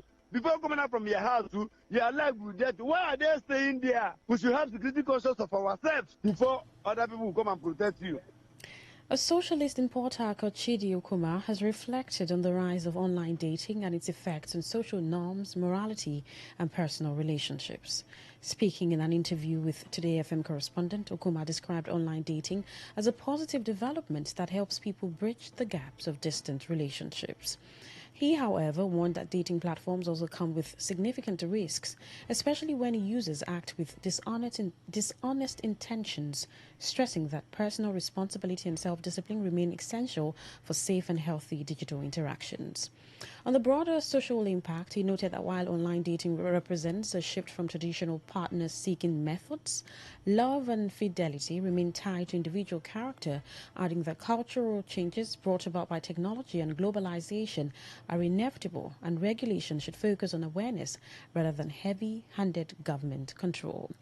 Okuma also argued that if past generations had access to the modern technology, relationship outcomes might have been very different, noting that promiscuity existed even in traditional societies and that most young people prefer choosing their own partners rather than relying on parental selection. He estimated that about 80% of modern marriages are not arranged by parent, though he acknowledged that parental guidance once offered certain advantages. It's a good thing to help persons bridge the gaps of distant relationships and so many of the things. The intention was never bad. I would say somehow I'm a beneficiary. However, many a times you hear persons being killed as a result of visiting supposed lover. Regardless of the negative news, a good number of persons have found love online. Is there a cultural shift? Yes. The world is a global world, and what all this app does to us is like bringing us closer to the trend, and we cannot run away from them. Our forefathers happen to be in the era of globalization. Who knows what would have still happened? We can never go back to that era. And mind you, in 10, 15, 20 years to come, these era will still be referred to in this era. Many persons wouldn't want their parents to choose for them. And I want to believe 80% of persons who are married today were not chosen by their parents. The socialists will further emphasize the need to raise public awareness about both the advantages and risks of online relationships, called for the implementation of laws regulating online crimes to make these spaces safer, particularly in preventing the exploitation and manipulation of unsuspecting individuals by those who misuse dating apps. We have laws regulating all this within and around our country, and there are other policies enacted to that effect. I would say to help cushion the continual ills and corruptions and the continual defrauding, killings, and all manner of bad news we get as a result of online dating is awareness. It's encourage persons. Let there be seminars, even in the church. On the foreign scene, Ukrainian President Volodymyr Zelensky says his chief of staff, Andrei Yermak, has resigned as a major corruption probe rattles Kiev and raises concerns among international allies. The announcement came hours after anti-corruption authorities searched Yermak's home in connection with an unspecified investigation. Zelensky said consultations on a potential replacement would take place on Saturday. 54-year-old Yermak, a former film producer and lawyer who has been considered Zelensky's most influential ally, confirmed the search and said he was fully cooperating with investigators. He had been leading Ukraine's negotiations on a U.S. proposed peace plan with Russia. The search follows a wider anti-corruption probe into a $100 million kickback scheme at Enegotam, the state atomic energy company, which also implicated former senior officials and a former business partner of Zelensky, Timur Mindich, who has fled the country. To end the news, here is a summary of the major stories.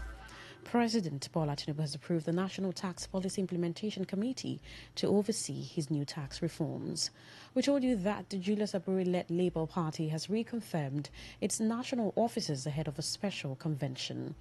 On the foreign scene, you also heard that Ukraine's President Volodymyr Zelensky has accepted the resignation of his chief of staff amid corruption investigation. That was the news as edited by Stella Sasongo Courier. For comment and inquiries, please call 0818-389-2850 or send your emails to news@todayfmlive.com. You can also read our stories on www.todayfmlive.com, Facebook at Today95.1fm, Instagram at TodayFM951, X at TodayFM951. You can also join our YouTube live at Today95.1fm. My name is Queen Chima. Thank you so much for listening. Good evening. Today's news, today's entertainment, today's sports, today's issues. Today on Today 95.1 FM, Port Harcourt.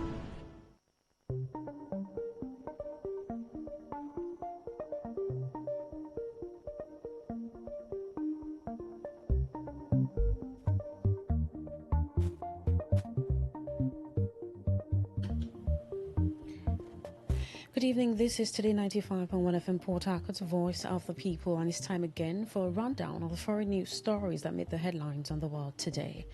I am Queen Chima.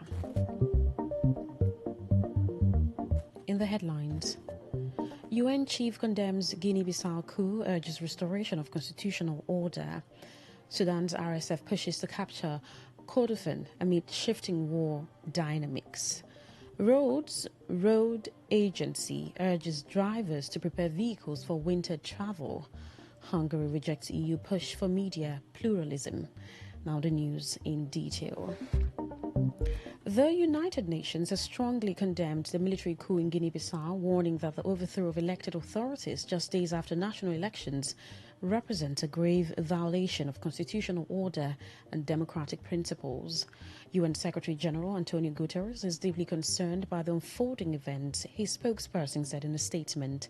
He stressed that disregarding the will of the people who peacefully cast their vote during the 23rd of November general elections constitutes an unacceptable violation of democratic principles.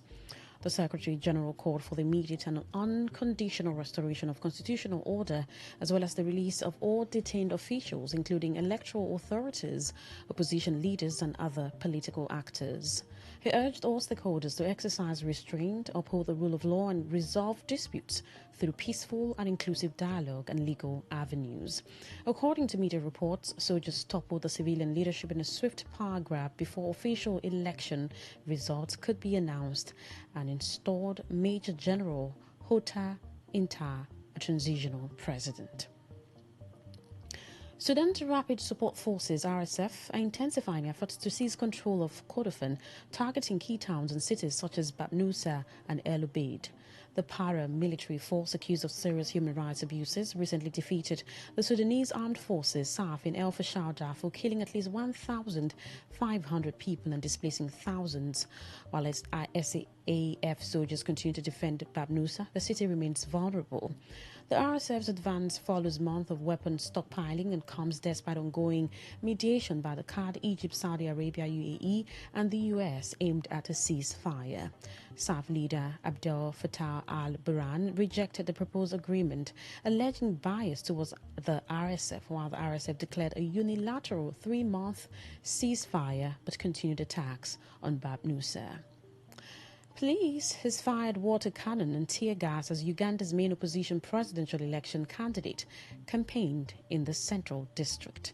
Local media reported that supporters of National Unity Platform candidate Bobby Wine had gathered along roadsides to greet his campaign's arrival in Kayunga, some 75 kilometers northeast of the capital, Kampala. News footage showed Wine addressing police directly from atop a vehicle. January's polls include elections for the country's president, parliament, and local government. Incumbent President Yoweri Museveni, in power since 1986, has been declared by the country's electoral commission to run for another term. The NUP and Bobby Wine have mobilized supporters nationwide in a mass campaign, characterizing the elections as a chance for significant change. Away from Africa to the rest of the world. In Sri Lanka, where at least 56 people have been killed and 21 are missing after heavy rain triggered flooding and landslide in Sri Lanka, schools and government offices were closed on Friday, officials said, after the South Asian country battled severe weather over the last week. Conditions worsened on Thursday as heavy rains flooded homes, fields, and roads and triggered landslides nationwide. More than 25 people were killed on Thursday on landslides in the central mountainous tea-growing regions of Badula and Nuwara Eliya, around 186 miles east of the capital, Colombo.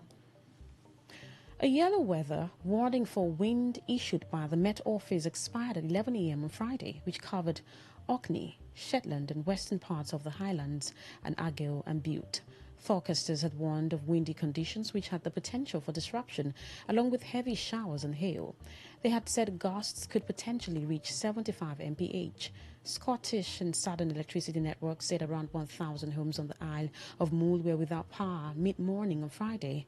However, hundreds have now been restored and the number is down to around 10 properties. The company said 150 to 200 homes remained without power across Scotland. In Bulgaria, the Road Infrastructure Agency has urged drivers planning to travel through mountainous regions in the coming days to ensure their vehicles are equipped for winter conditions. Meteorologists forecast that rain in higher altitudes may turn to snow, increasing the risk of ice formation and slippery surfaces, particularly in the early mornings when temperatures are lowest. Regional road authorities are monitoring weather forecasts and are ready to take necessary measures to treat road surfaces in mountain areas and mountain passes. The aim is to start preventive and snow clearing operations as quickly as possible to maintain road accessibility. Priority will be given to motorways, the busiest routes and first and second class roads and passes connecting northern and southern Bulgaria. Drivers are advised to exercise extra caution, adjust their speed, maintain safe distances, avoid sudden maneuvers, and not overtake specialized road treatment vehicles. Thousands of workers in Norway walked out of workplaces as part of a 2-hour political strike for Palestine. Union members took action in 3 major cities, the capital, Oslo, Bergen, and Trondheim. They demanded Norway's oil fund, a state investment company worth around €2 trillion, cut its ties with Israel. The political strike was organized by the Oslo region of the LO Union Federation. John Thomas Saw is leader of Oslo Askerhos branch of the HQ Union for shop and office workers, which has over 19,000 members. The Israeli military has released footage of an overnight operation in southern Syria in which the troops moved into the village of Bet Jin to detain 3 members of the Islamist group Al-Jamal al-Islamiyah. According to the Israel Defense Forces, the raid triggered heavy clashes between its soldiers and armed militants in the area. Local reports say at least 13 people were killed during the fighting. The IDF confirmed that 6 of its soldiers were injured, including 3 who are in serious condition. The military says the targeted suspects were involved in cross-border activities threatening Israel's security, but provided no further details. Ukrainian President Volodymyr Zelensky says his chief of staff, Andriy Yermak, has resigned as a major corruption probe rattles Kiev and raises concerns among international allies. The announcement came hours after anti-corruption authorities searched Yermak's home in connection with an unspecified investigation. Zelensky said consultations on a potential replacement would take place today. 54-year-old Yermak, a former film producer and lawyer who has been considered Zelensky's most influential ally, confirmed the search and said he was fully cooperating with investigators. He had been leading Ukraine's negotiations on a U.S. proposed peace plan with Russia. The search follows a wider anti-corruption probe into a $100 million kickback scheme at Energoatom, the state atomic energy company, which also implicated former senior officials and a former business partner of Zelensky, Timur Mindic, who has fled the country. In Turkey, Mehmet Ali Eksa, the man who attempted to assassinate Pope John Paul II in 1981, has been escorted out of the Turkish town of Iznik ahead of the visit of Pope Leo XIV. Aksi, a Turkish national, had fired several shots at John Paul II in St. Peter's Square, severely injuring him. Reports said Akse has expressed a desire to meet Pope Leo for 2 or 3 minutes during the visit, but he has been removed from the area before the Pope's arrival. After the 1981 attack, Akse was sentenced to life imprisonment in Italy and later served his sentence in Ankara, Turkey. He was released in January 2010 after 29 years in prison. John Paul II had visited Akse in prison in December 1983, during which Akse repented for his crime. U.S. President Donald Trump has threatened to escalate his crackdown on immigration, pledging to permanently pause migration to the U.S. from all third world countries as he hit out against his country's refugee burden. Trump's social media post came after he announced that a U.S. National Guard member had died after a shooting in Washington, D.C., for which an Afghan national has been blamed. He did not give further details or name which countries might be affected. Such a plan could face legal challenges and has already prompted pushback from UN agencies. The president's announcement after Wednesday's fatal attack represents a further toughening of his stance towards migrants during his second presidency.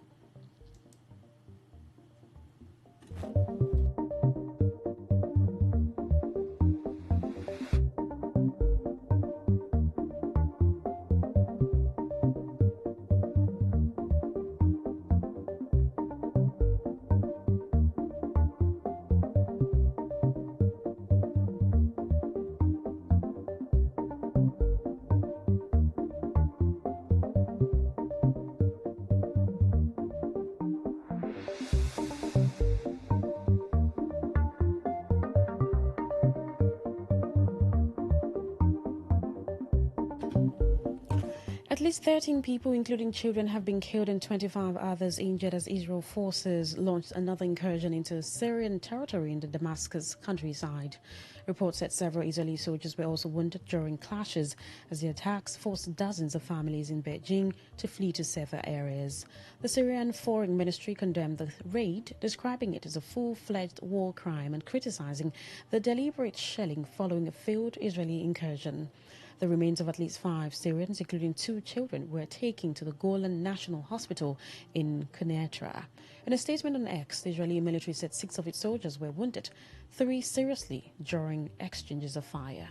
It added that the operation had been completed with all suspects either arrested or eliminated, but that forces remain deployed in the area to address ongoing threats. That story from Israel concludes tonight's edition of The World Today, as produced by Priya Izogo of the News Department. But before we go, here was a summary of the stories that made the headline. UN chief has condemned Guinea-Bissau coup as he urged in the restoration of constitutional order. We told you that Sudan's RSF has pushed to capture Kordofan amid shifting war dynamics. You also heard that road agency has urged drivers to prepare vehicles for winter travel. Finally, Hungary has rejected EU push for media pluralism. Till same time tomorrow, to have a lovely evening, and thank you for listening. Today's news, today's entertainment, today's sports, today's issues. Today on Today 95.1 FM, Port Harcourt.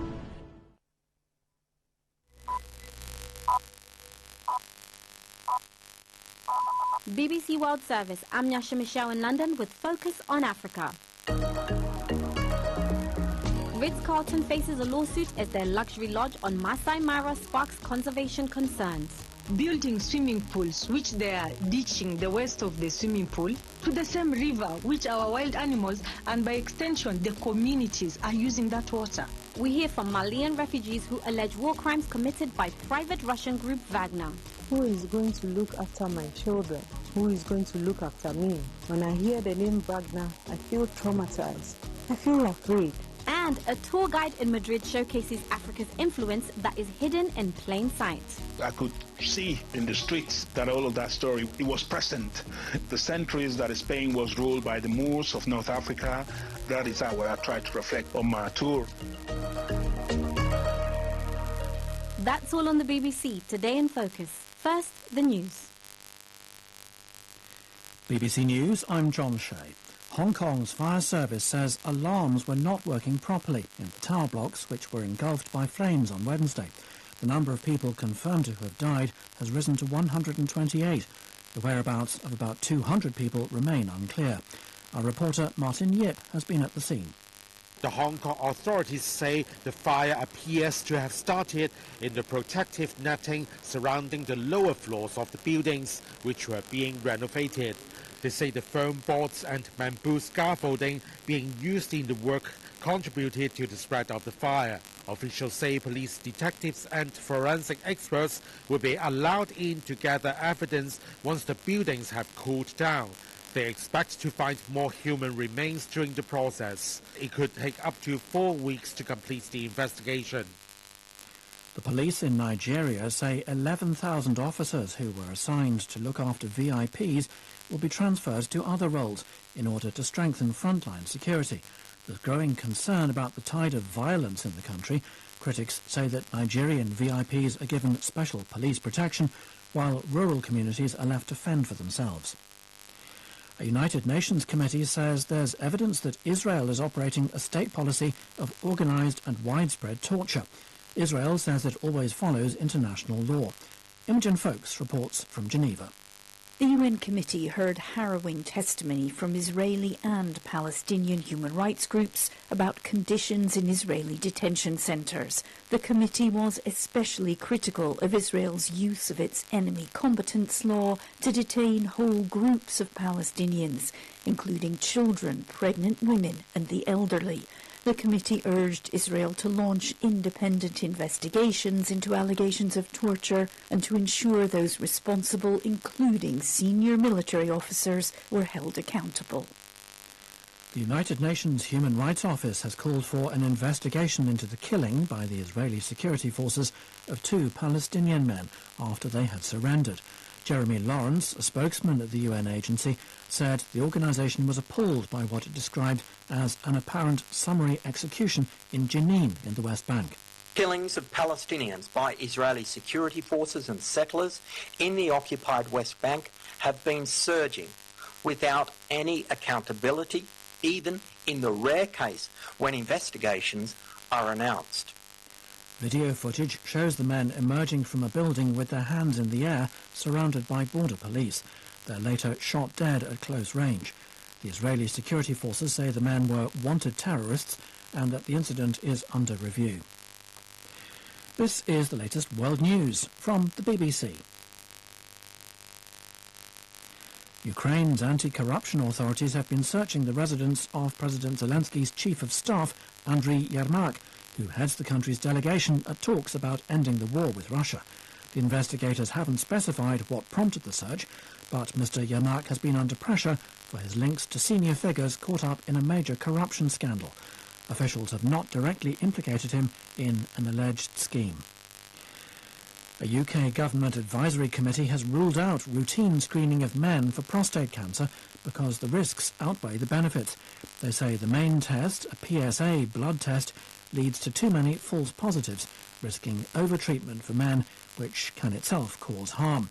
The test also occasionally produces false negatives, leading to unnecessary anxiety. The Pope has said that the continuing divisions between the world's 2.5 billion Christians are a scandal.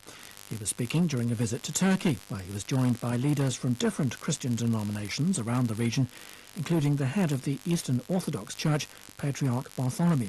Pope Leo said it would send a message of peace and harmony if Christians could overcome their differences. Furthermore, we must strongly reject the use of religion for justifying war, violence, or any form of fundamentalism or fanaticism. Instead, the paths to follow are those of fraternal encounter, dialogue, and cooperation. Plans to build a bridge from Sicily to the Italian mainland have been found to break European environmental rules. The $15 billion project has always been controversial amid concerns about the cost and about building in an earthquake zone. Now, a court in Rome has ruled that the plans didn't take proper account of its effect on marine and coastal life and that the tendering process needed to be reopened. And that's the latest BBC World News.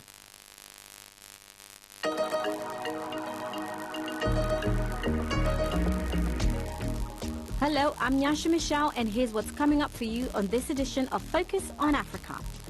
A new Ritz-Carlton luxury lodge in Kenya's Masai Mara is being challenged for disrupting wildlife corridors. Riparian areas within the Republic of Kenya should not be commercialized. And riparian areas are areas that border water bodies. Where Ritz-Carlton Hotel is set up borders a key water body in Masai Mara. That alone is against the law of Kenya. Refugees allege war crimes committed by private Russian military group Wagner in Mali. One of the victims was picked up by Wagner mercenaries from a shop. And then they had come there to look for his boss, whom they accused of collaborating with jihadists. He was then taken to the military base in Nampala and allegedly subjected to inhumane treatment. And hidden in plain sight, the African man using city tours in Madrid to uncover buried histories of slavery and colonialism. Obviously learning about the centuries that Spain was ruled by the Moors of North Africa, learning about all of the black people that went with Christopher Columbus to the Americas as conquistadors, not as slaves, and learning about many other things that is not taught to us in the history books. That is how I try to reflect on my tour about the people that helped give shape to what we call now Spain. It's Friday, the 28th of November. First, we go to Kenya. Masai Mara in Kenya is one of the most famous wildlife conservation areas in the world. Millions of visitors travel to the Mara yearly to see lions, leopards, bush elephants, and cheetah at the national park. However, the reserve is now at the center of a legal battle over a new Ritz-Carlton Safari Lodge built on the banks of the Sand River. The lodge has 20 luxury tents and sits near routes used during the Great Migration, where over 1 million wildebeest cross each year. A lawsuit claims the development blocks wildlife corridors and that it upsets the natural ecosystem. Conservationists also warn of rising pressure as the number of camps has gone from under 100 in 2012 to nearly double. But the Kenya Wildlife Service rejected claims that the lodge was blocking a wildebeest migration pathway between Kenya's Masai Mara Reserve and Tanzania's Serengeti National Park.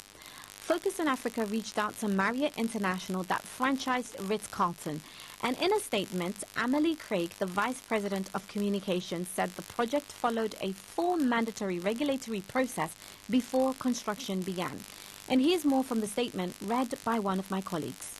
The camp is committed to creating a lasting and meaningful impact, with planned initiatives in biodiversity, habitat restoration, education and community empowerment designed to support both the resilience of the Greater Mara ecosystem and the well-being of its surrounding communities. We take seriously the responsibility of the hotels in our portfolio to uphold both local regulations and international standards, including those related to environmental stewardship, cultural heritage and community engagement. I've also been speaking to Naipame Kaikai, a resident and one of the lead voices calling for protection and sustainable use of the park. Masai Mara, as you know, is one of the biggest safari destination in Africa, and it is also a traditional part for the Maasai people. They have held to it for over 60 years. It also carries the traditions of the Maasai people, the sacrifices the Maasai people have put in place for the conservation of wildlife. We know there are so many places that used to have wildlife in Kenya, but right now they don't. Do you believe that the fact that there's been a reduction in wildlife in Kenya is due to developments like this? The reduction of wildlife is caused by, first and foremost, the interference of the ecosystem by human activities. There are minimal laws which are allowing commercialization in important ecological niches within the Masai Mara ecosystem. And if we have such hotels and camps set up in such special spaces in Masai Mara, what does that mean? It means that these wild animals get scared and they get stressed out because every time they want to breed, they start thinking of, I have interference in where I'm supposed to breed. When you talk of immigration of wild beasts, you know, it's not only wild beasts who migrate from Kenya to Tanzania, from Masai Mara to Serengeti. All other wild animals do the same. Now, the biggest issue is the building of hotels and camp in animals' migratory pathways. In their mind, they know that this is where we go through. So they will always go through there. And if there is a building, what happens? If there is a fence, what happens? Because now, when the elephants goes there and there is a barrier, he will try to climb above and then it will fall down and maybe die. When he dies, what happened? People take tax, their teeth, and other parts of it. What I would like for us to do is to maybe break down the situation and the concerns that you have. Let's go back firstly to the resorts. Why have numerous resorts been built close to or on wildlife migration routes? You know, the migratory routes are prime areas. You can see plenty of animals. Also, the important ecological niche where rhinos give birth, elephants give birth, is where you can get a pack of them together. So hotel industry developers, they see that as an opportunity to be ahead of competition, because you will have an advantage if you set your hotel here where rhinos are giving birth. So you have an added advantage that your visitors can easily view them interacting with the cubs and stuff like that. Like Ritz-Carlton, they have set it up in the migratory pathway for wild bees and zebras to Serengeti and other wild animals. So let's then talk about the lawsuit. What is the nature of the Ritz-Carlton lawsuit? The lawsuit that was filed in the middle of this year is against the Ritz-Carlton being built in the wild beast migratory pathway. It has also pointed out that there is inadequate community consent and environmental impact assessment flaws, which has made them to get the licensing in a way that the community feel that it did not follow the due process that is required under the Ministry of Environment and Climate Change. So we've reached out to the Marriott Hotel, who are the parent company to Ritz-Carlton, and they told us that they followed mandatory processes before construction. What's your response to that? So the Constitution of Kenya states that riparian areas within the Republic of Kenya should not be commercialized. And riparian areas are areas that border water bodies. Where Ritz-Carlton Hotel is set up borders a key water body in Masai Mara. That alone is against the law of Kenya. The other response is, in as much as they have broken the law, they go ahead and broke another law, building swimming pools, which they are ditching the west of the swimming pool to the same river, which our wild animals and by extension the communities are using that water. The water from the swimming pools that they've built, it's going into the river. What type of health problems does that pose to the animals and to the community? Swimming pools are used to be cleaned by chlorine. Too much consumption of chlorine causes stomach issues. And for wild animals, because we have not done a test, but what we can say is that since 2020, the number of wild beasts and zebras and even elephants has reduced drastically. And then the worst part is also that they've put a wall. That wall is increasing the stampede. Naturally, there is always stampede when wild animals are crossing the rivers because there are crocodiles, there are hippos, and there are too many. So those are the major effects we're experiencing at the moment. Naipame Kai Kai, Maasai resident and activist.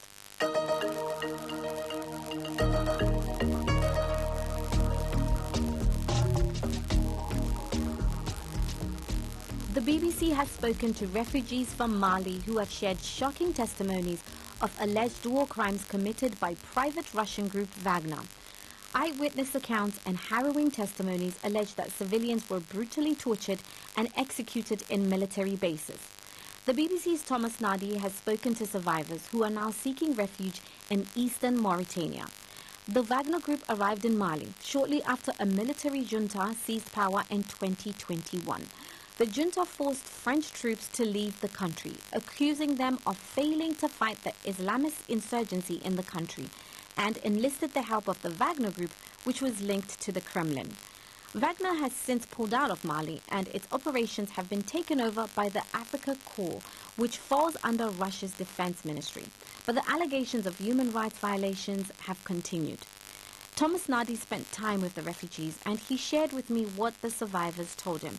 And just to warn you, this interview contains graphic descriptions. We spoke to several witnesses and victims, and they described their horrific experiences at two military bases in central Mali, one in Nampala near the country's border with Mauritania and another base in Lere.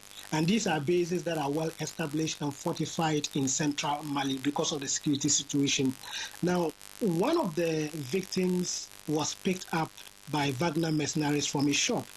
And then they had come there to look for his boss, whom they accused of collaborating with jihadists. He was then taken to the military base in Nampala and allegedly subjected to inhumane treatment. He also said he witnessed the gruesome execution of two civilians in that base. There was this other man who was tending to his sheep in the desert with his friends. They had stopped at some points to get fresh water.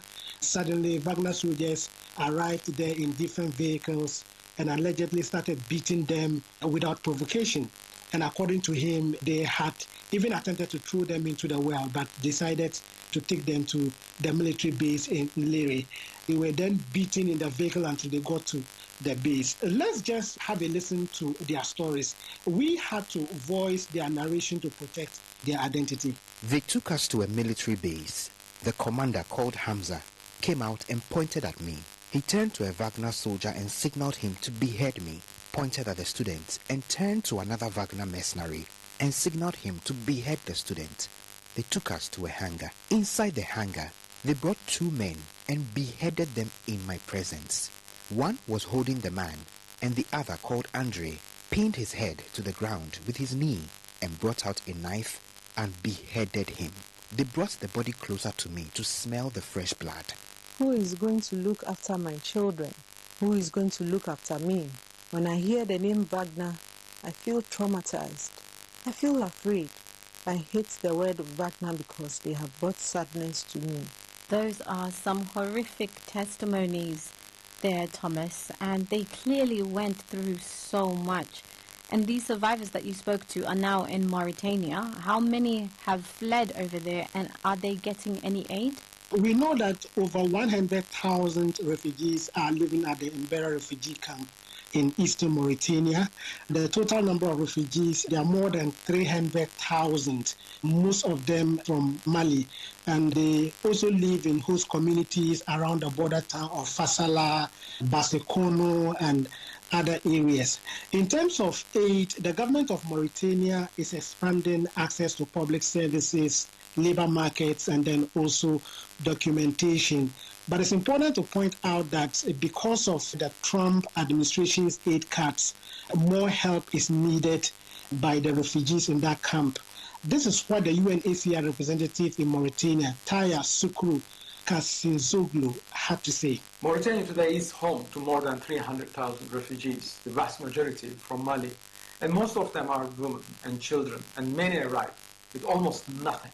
Some bring livestock, of course, but even that one puts a little additional pressure on already scarce resources of water and grazing land in Mauritania. Despite all of this, the people of Mauritania have shown extraordinary generosity, but the challenges are immense. The schools, the health, the local services are simply overstretched. Today, 1 out of 2 inhabitants in that region is a refugee. It's clear that these alleged atrocities committed by the Wagner Group has really destabilized so many people's lives. So what other evidence is there that these human rights violations have taken place besides the testimonies we've just heard? We gathered some evidence in Mauritania.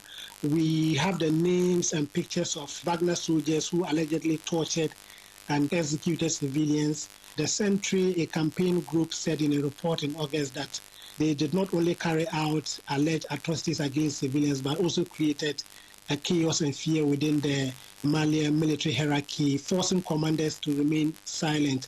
And what this essentially tells us is that Wagner soldiers were basically allowed to operate freely without any restraint and then to act with impunity. UN human rights experts and then human rights organizations have also documented some of these atrocities. Have they responded to these allegations? We did send right of reply to the Malian Armed Forces and the Russian Ministry of Defense, but they are yet to respond to the allegations. As most of us know, Wagner arrived in Mali in 2021 for the sole reason of fighting insurgents, not for these alleged abuses that we've just heard. Have they been successful in achieving that goal? The Russian mercenaries did help the Malian army retake communities, especially in northern Mali. We talk about Kidal, for instance, was taken from separatist rebels with the help of Wagner. But it's important to state that they did suffer significant losses in equipment and then personnel. We know that in July last year, jihadi groups and separatist rebels ambushed a convoy of Wagner soldiers and the Malian army and killed about 84 Wagner fighters in that attack. Their brutal tactics has also alienated the civilian population in the country and made their recruitment by armed groups a bit more easier. A lot of people, the young people, are now trying to seek protection from jihadi groups. That was BBC reporter Thomas Nadi.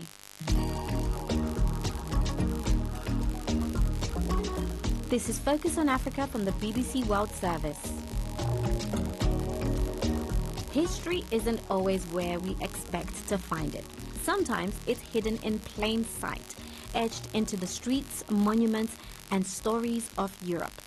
Across cities like London, Berlin, and now Madrid, special tours are uncovering the African presence that shaped Europe's past, but was long silenced in classrooms and textbooks. In Spain's capital, Kwame Ondo, who was born in Equatorial Guinea but moved abroad with his family when he was young, decided he would take action to challenge the narrative of exclusion.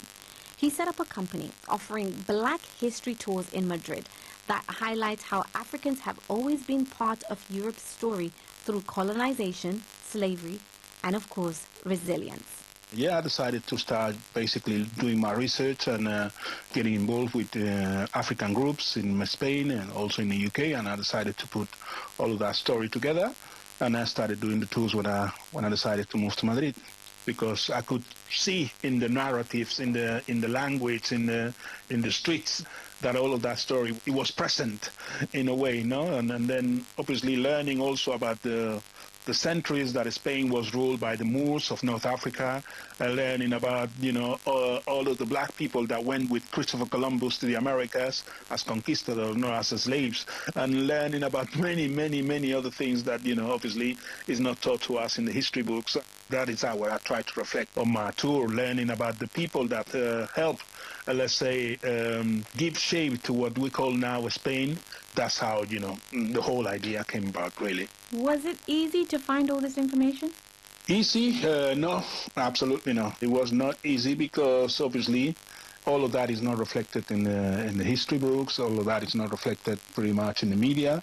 And then also obviously growing up in Spain, I could, there was a lot of reference, negative reference with black people and with black, all of these prejudice against black people.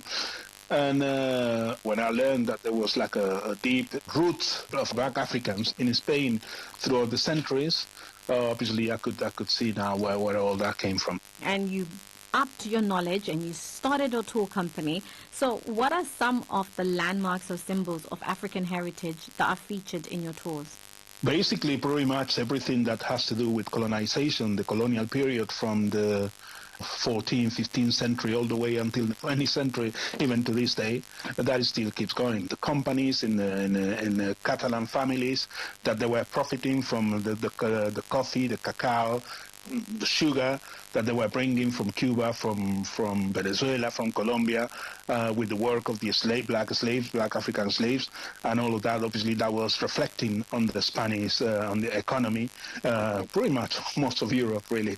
Is there a landmark or symbol of African heritage that is featured on your tour that you can tell us about? There is a specific place here on a church, really. It's called Sineyure, Sineiure. And it is a symbol that it was given to the slaves when the Moors were expelled out of the peninsula. In order to remain here, they had to convert to Christianity. And obviously, the people that resisted that kind of conversion or resisted that kind of narrative, they were branded with that symbol in their forehead.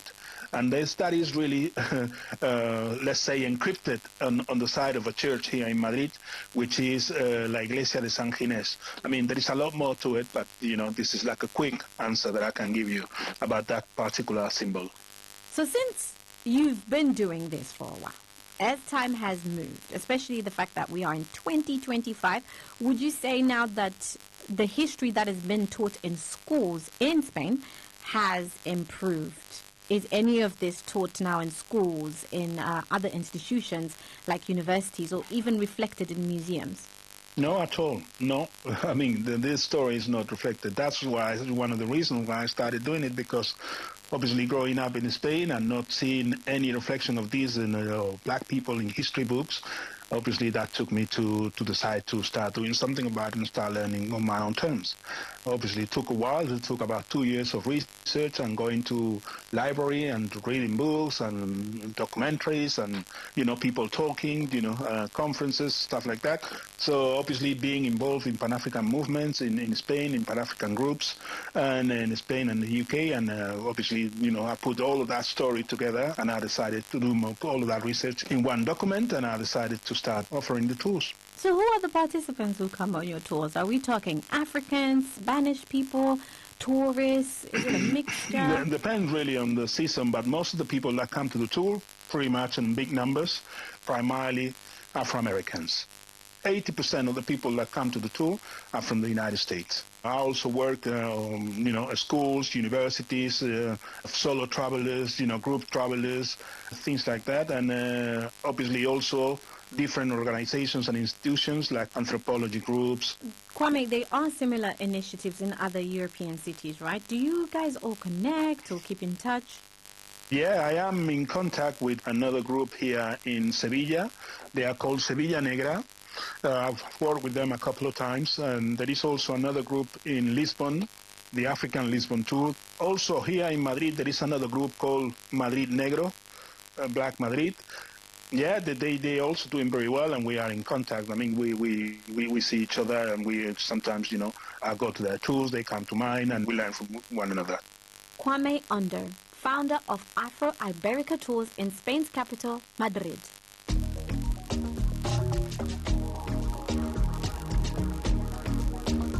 Focus on Africa was put together in London by Joseph Keane, Yvette Twagira Maria, Sanita Naha, and Elfas Lagat. The team was led by senior producer Patricia Whitehorn, and the final program is edited and polished by our technical producer, Pat Sissons. Our editors are Andre Lombard and Alice Mudengi. I'm Nyasha Michelle. I'll speak to you soon.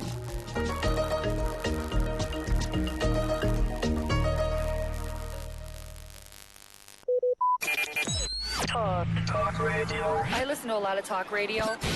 95.1 FM. People fixing the world. This is People Fixing the World from the BBC World Service. I'm Myra Anubi, and every week we step into a world of solutions, exploring different ways to make our planet a better place. Now, for the first time ever on the program, we're taking you to a part of the world we've never been, Alaska. We'll discover how a vast lake and humble mushrooms are powering a shift towards a greener future. Alaska is a state that sits at the far northwest of North America. Now, it's a remote location with fascinating landscapes and harsh weather. Living in Alaska can be expensive for many people because of high transportation costs. Food, clothes, building materials, almost everything has to be flown or shipped over long distances. But things are happening in Alaska to try and make people more self-sufficient. And I've got our reporter, Anna Holligan, to tell us more. Anna, I have never been to Alaska, so the first thing I just want to know is tell me more about the place. Okay, so close your eyes and picture this. Vast, spectacular, snow-capped mountain ranges all along the horizon. It feels so remote and vast, like an untamed wilderness clinging to the edge of the North Pacific. And I suppose when I think about Alaska, the one thing I think about is the weather, because it does get really cold there. Yes, the weather is so intense. It's really unpredictable. It's relentless. You feel really exposed, actually. And in winter, the temperatures regularly dip below freezing. We actually went even further. We left the mainland. We went to Kodiak Island, which is this rugged, wild place populated by brown bears, deer, and the rivers are just bursting with salmon. Now, Anna, you found a solution that's trying to get people to be self-sufficient, and one that I think is really ambitious. Exactly, because the one thing they have got in abundance, natural resources. And we are going to take you on a journey into the heart of this Alaskan island to explore how it's discovered a new way to be self-sufficient by harnessing the elements, saving money, and helping the environment. So inside the corrugated ironclad homes dotted along the hillside, nearly every light bulb, toaster, and TV is running on wind or water, which all comes together through the island's innovative microgrid or isolated grid. And it's so effective, 99.9% of electricity on Kodiak comes from renewables.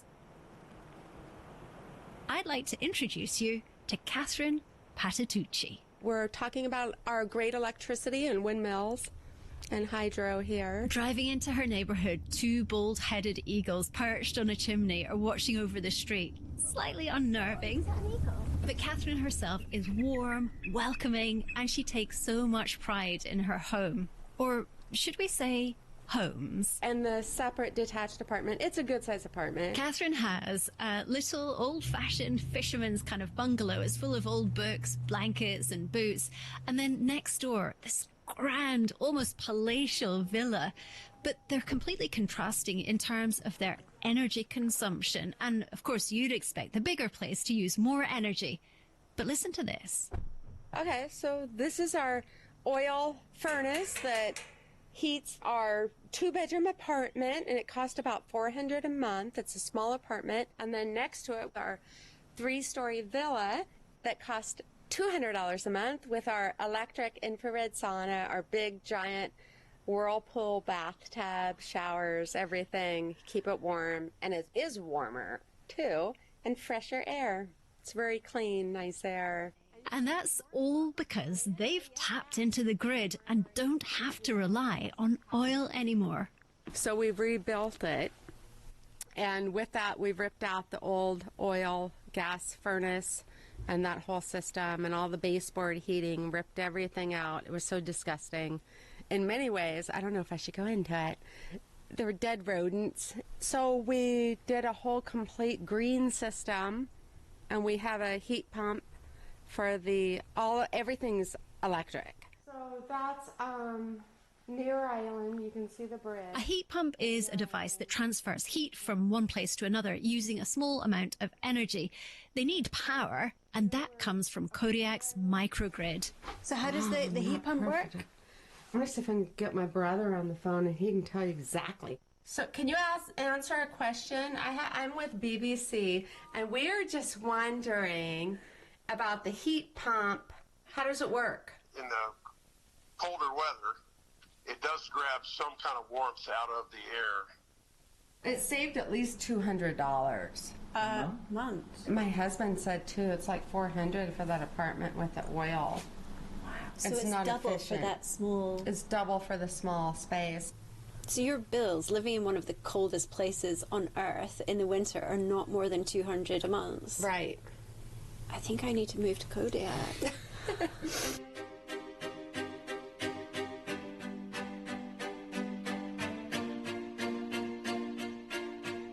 This sophisticated system is powered via the microgrid. A microgrid is a local energy system that can power places like university campuses, hospitals, or neighborhoods.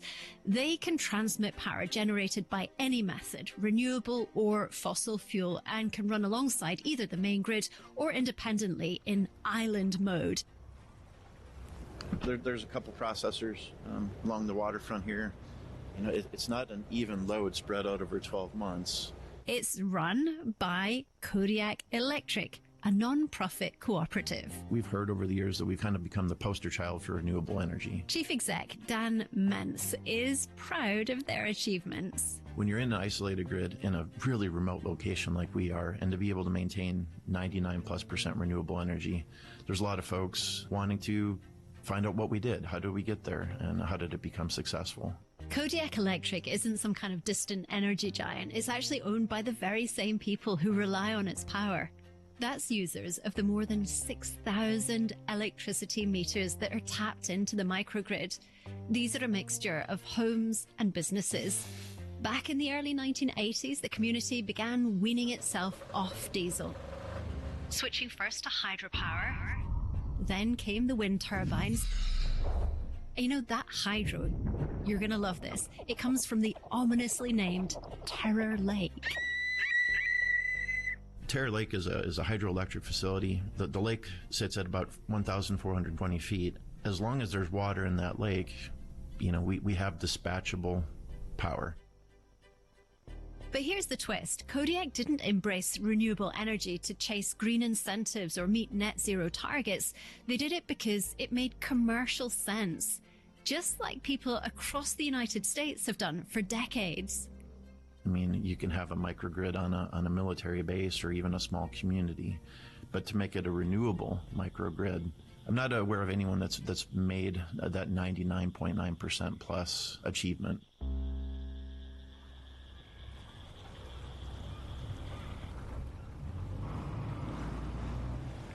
This grid has pretty incredible reach. It's also having an impact on one of Alaska's most famous exports, salmon. In fact, the island's entire fishing industry All that fish processing drives massive energy demand in Kodiak, from the fleets pulling into the port to the sprawling plants and vast warehouses. The strain on the grid is immense. We went down to the port to meet Rebecca Skinner. I grew up here. I was used to hydroelectric. Then they put the turbines in and I was used to that.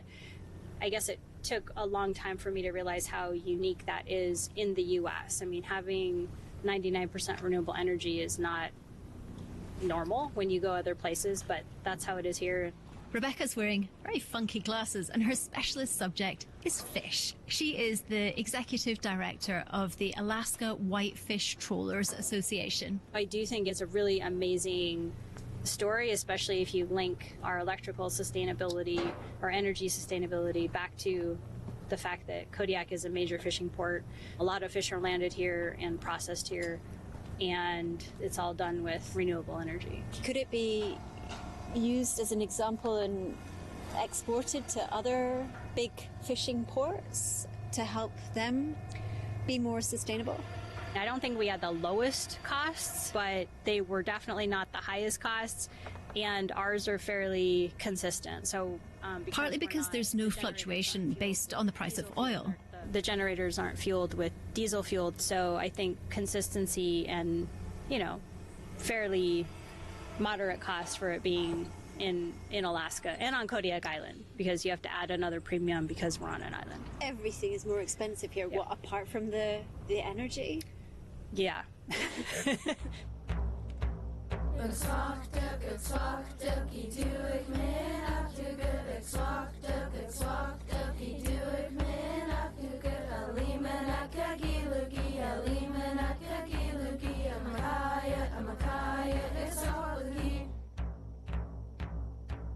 Today's pioneering energy technology is in some respects continuing a legacy of Alaska's indigenous people who thrived on self-sufficiency and deep respect for the rhythms of nature.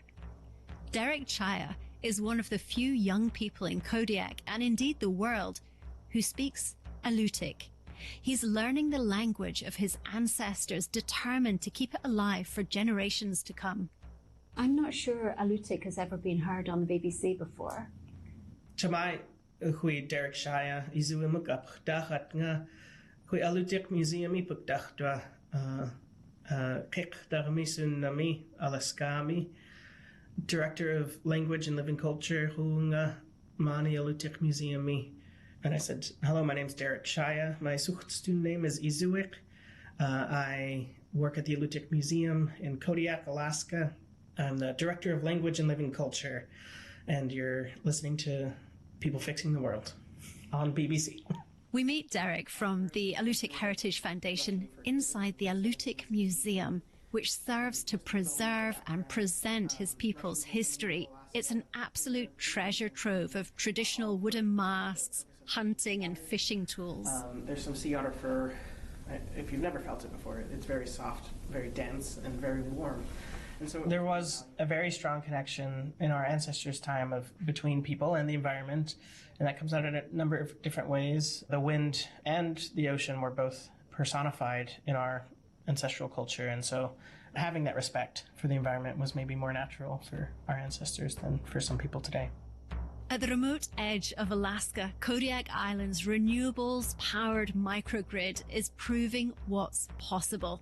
Advocates say if it works here, it could work anywhere. Still, the transition isn't complete. Many households remain tethered to oil heat. Yet the grid often produces more power than the island consumes.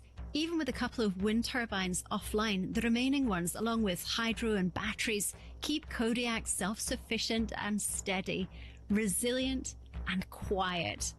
A glimpse of a sustainable future beyond those wild shores.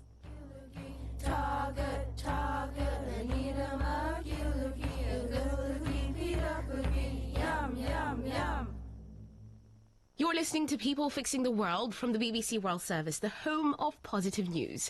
Now, today we're discovering solutions in Alaska that are helping people be more self-sufficient. We've just heard how Kodiak Island is running almost entirely on renewable energy. But while our reporter Anna Holligan was in Alaska, she found out about another clever way they're using nature.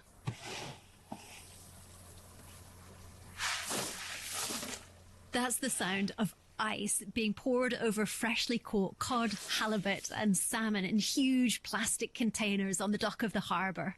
Which brings us to our next solution. Historically, insulation and packaging in the fishing industry have depended on polystyrene, a plastic that's tough on the environment yet deeply embedded in daily operations. The quest now is to find ways to change that.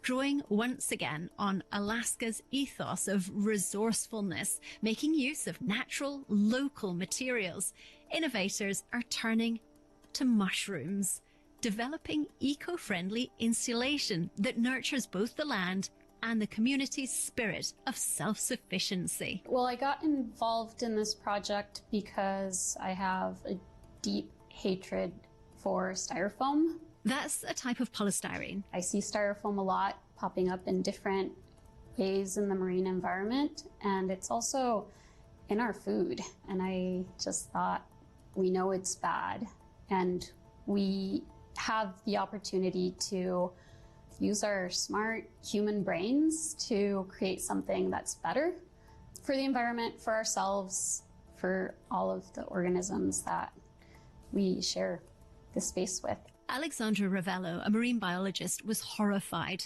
then inspired to take action when she kept on coming across plastic waste on the shore. I used to live in Homer, which is a coastal community. You see styrofoam on the beach when you're walking your dog. Alaska tends to have this feeling of a pristine, less populated area, but you still see this marine debris in the environment.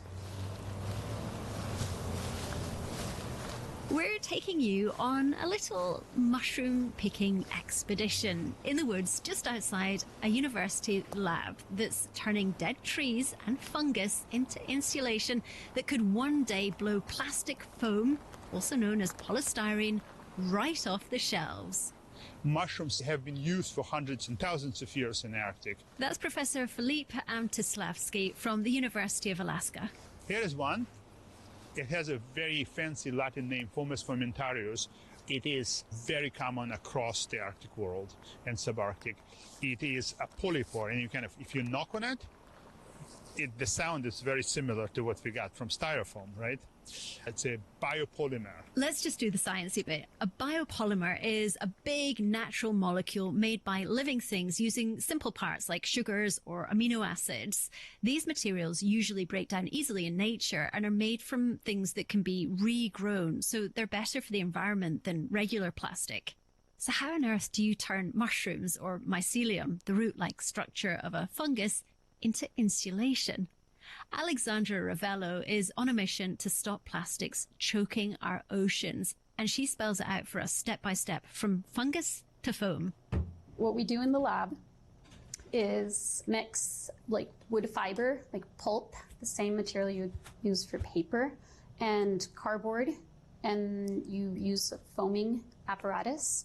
So then that foam can get inoculated with mushroom, and then you'll put it in an incubator in a pan so it has like a board shape, and then you'll let it grow in that incubator for about 5 days, and then once that is bound, we'll take it out and let it dry, and you'll have a solid board that can be used as insulation material. What does the fungi do? What does the mushroom actually do in that process that makes it so vital to the end product? It's growing and gluing all of this together. Growing and so gluing. That's the, yeah, we're not using any chemicals or any bounding material. It's the mushroom itself that's creating this and turning it into a board instead of just a mush. That's so cool. So you can see so this you is can see the fibers. Exactly. That's amazing. Yeah, so brown is the lignocellulose, the wood pulp, and the white is the mycelium stitching all of this foamy biomass together. So it's designed to replace the polystyrene containers that keep the fish chilled while they're transported around the world. And bonus, if this mushroom insulation ends up in our oceans, sea creatures won't choke on it. In fact, apparently, they can actually eat it. Is this one of the boxes we have here on the table? Yeah, Davin, do you want to? Davin is one of their colleagues. This is one of the boxes we have. It's made out of the material that we use. It's all like organic stuff, so if this ever falls into the ocean or into the environment, it will decompose eventually. This is amazing. So it feels almost like a very soft emery board. It's a really unusual material. It feels really solid. It's very light. Oh. Okay, so let's exit the lab and see how this actually works in the real world. Sport caught fish like salmon, halibut, cod, rockfish. All caught in these waters around Kodiak. Yeah, depending on where the weather's coming from. Down at Kodiak Harbour, yep, with the overpowering odour of fresh fish, Chris Sanito from Wild Source is putting this revolutionary mycelium cooler to the ultimate test, Alaska's unforgiving fishing industry. The shipping is very expensive on a box. Just a pound difference makes, is real dollars. So the benefit of styrofoam is that it's lightweight and durable, but the disadvantage is that it's not biodegradable. Exactly. Yep, that's right. Yeah, it stays around a long time. Yeah. There's a real need for an alternative.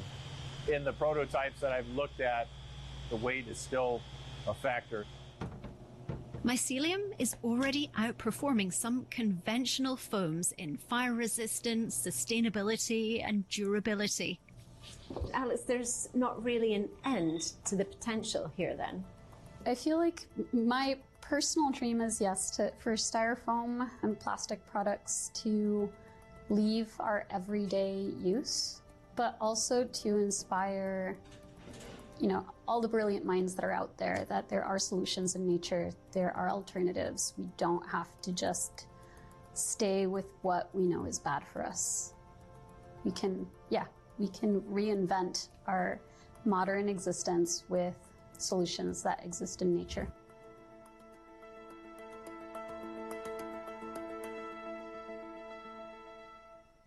Anna, I have to say, I will never see mushrooms the same way. There's honestly no limit to what they can do. Exactly, and it doesn't end here in Alaska. Across all continents, mushrooms or mycelium are fueling remarkable innovation, from halting desertification on the slopes of Rwanda to acting as bioindicators for climate change in Antarctica.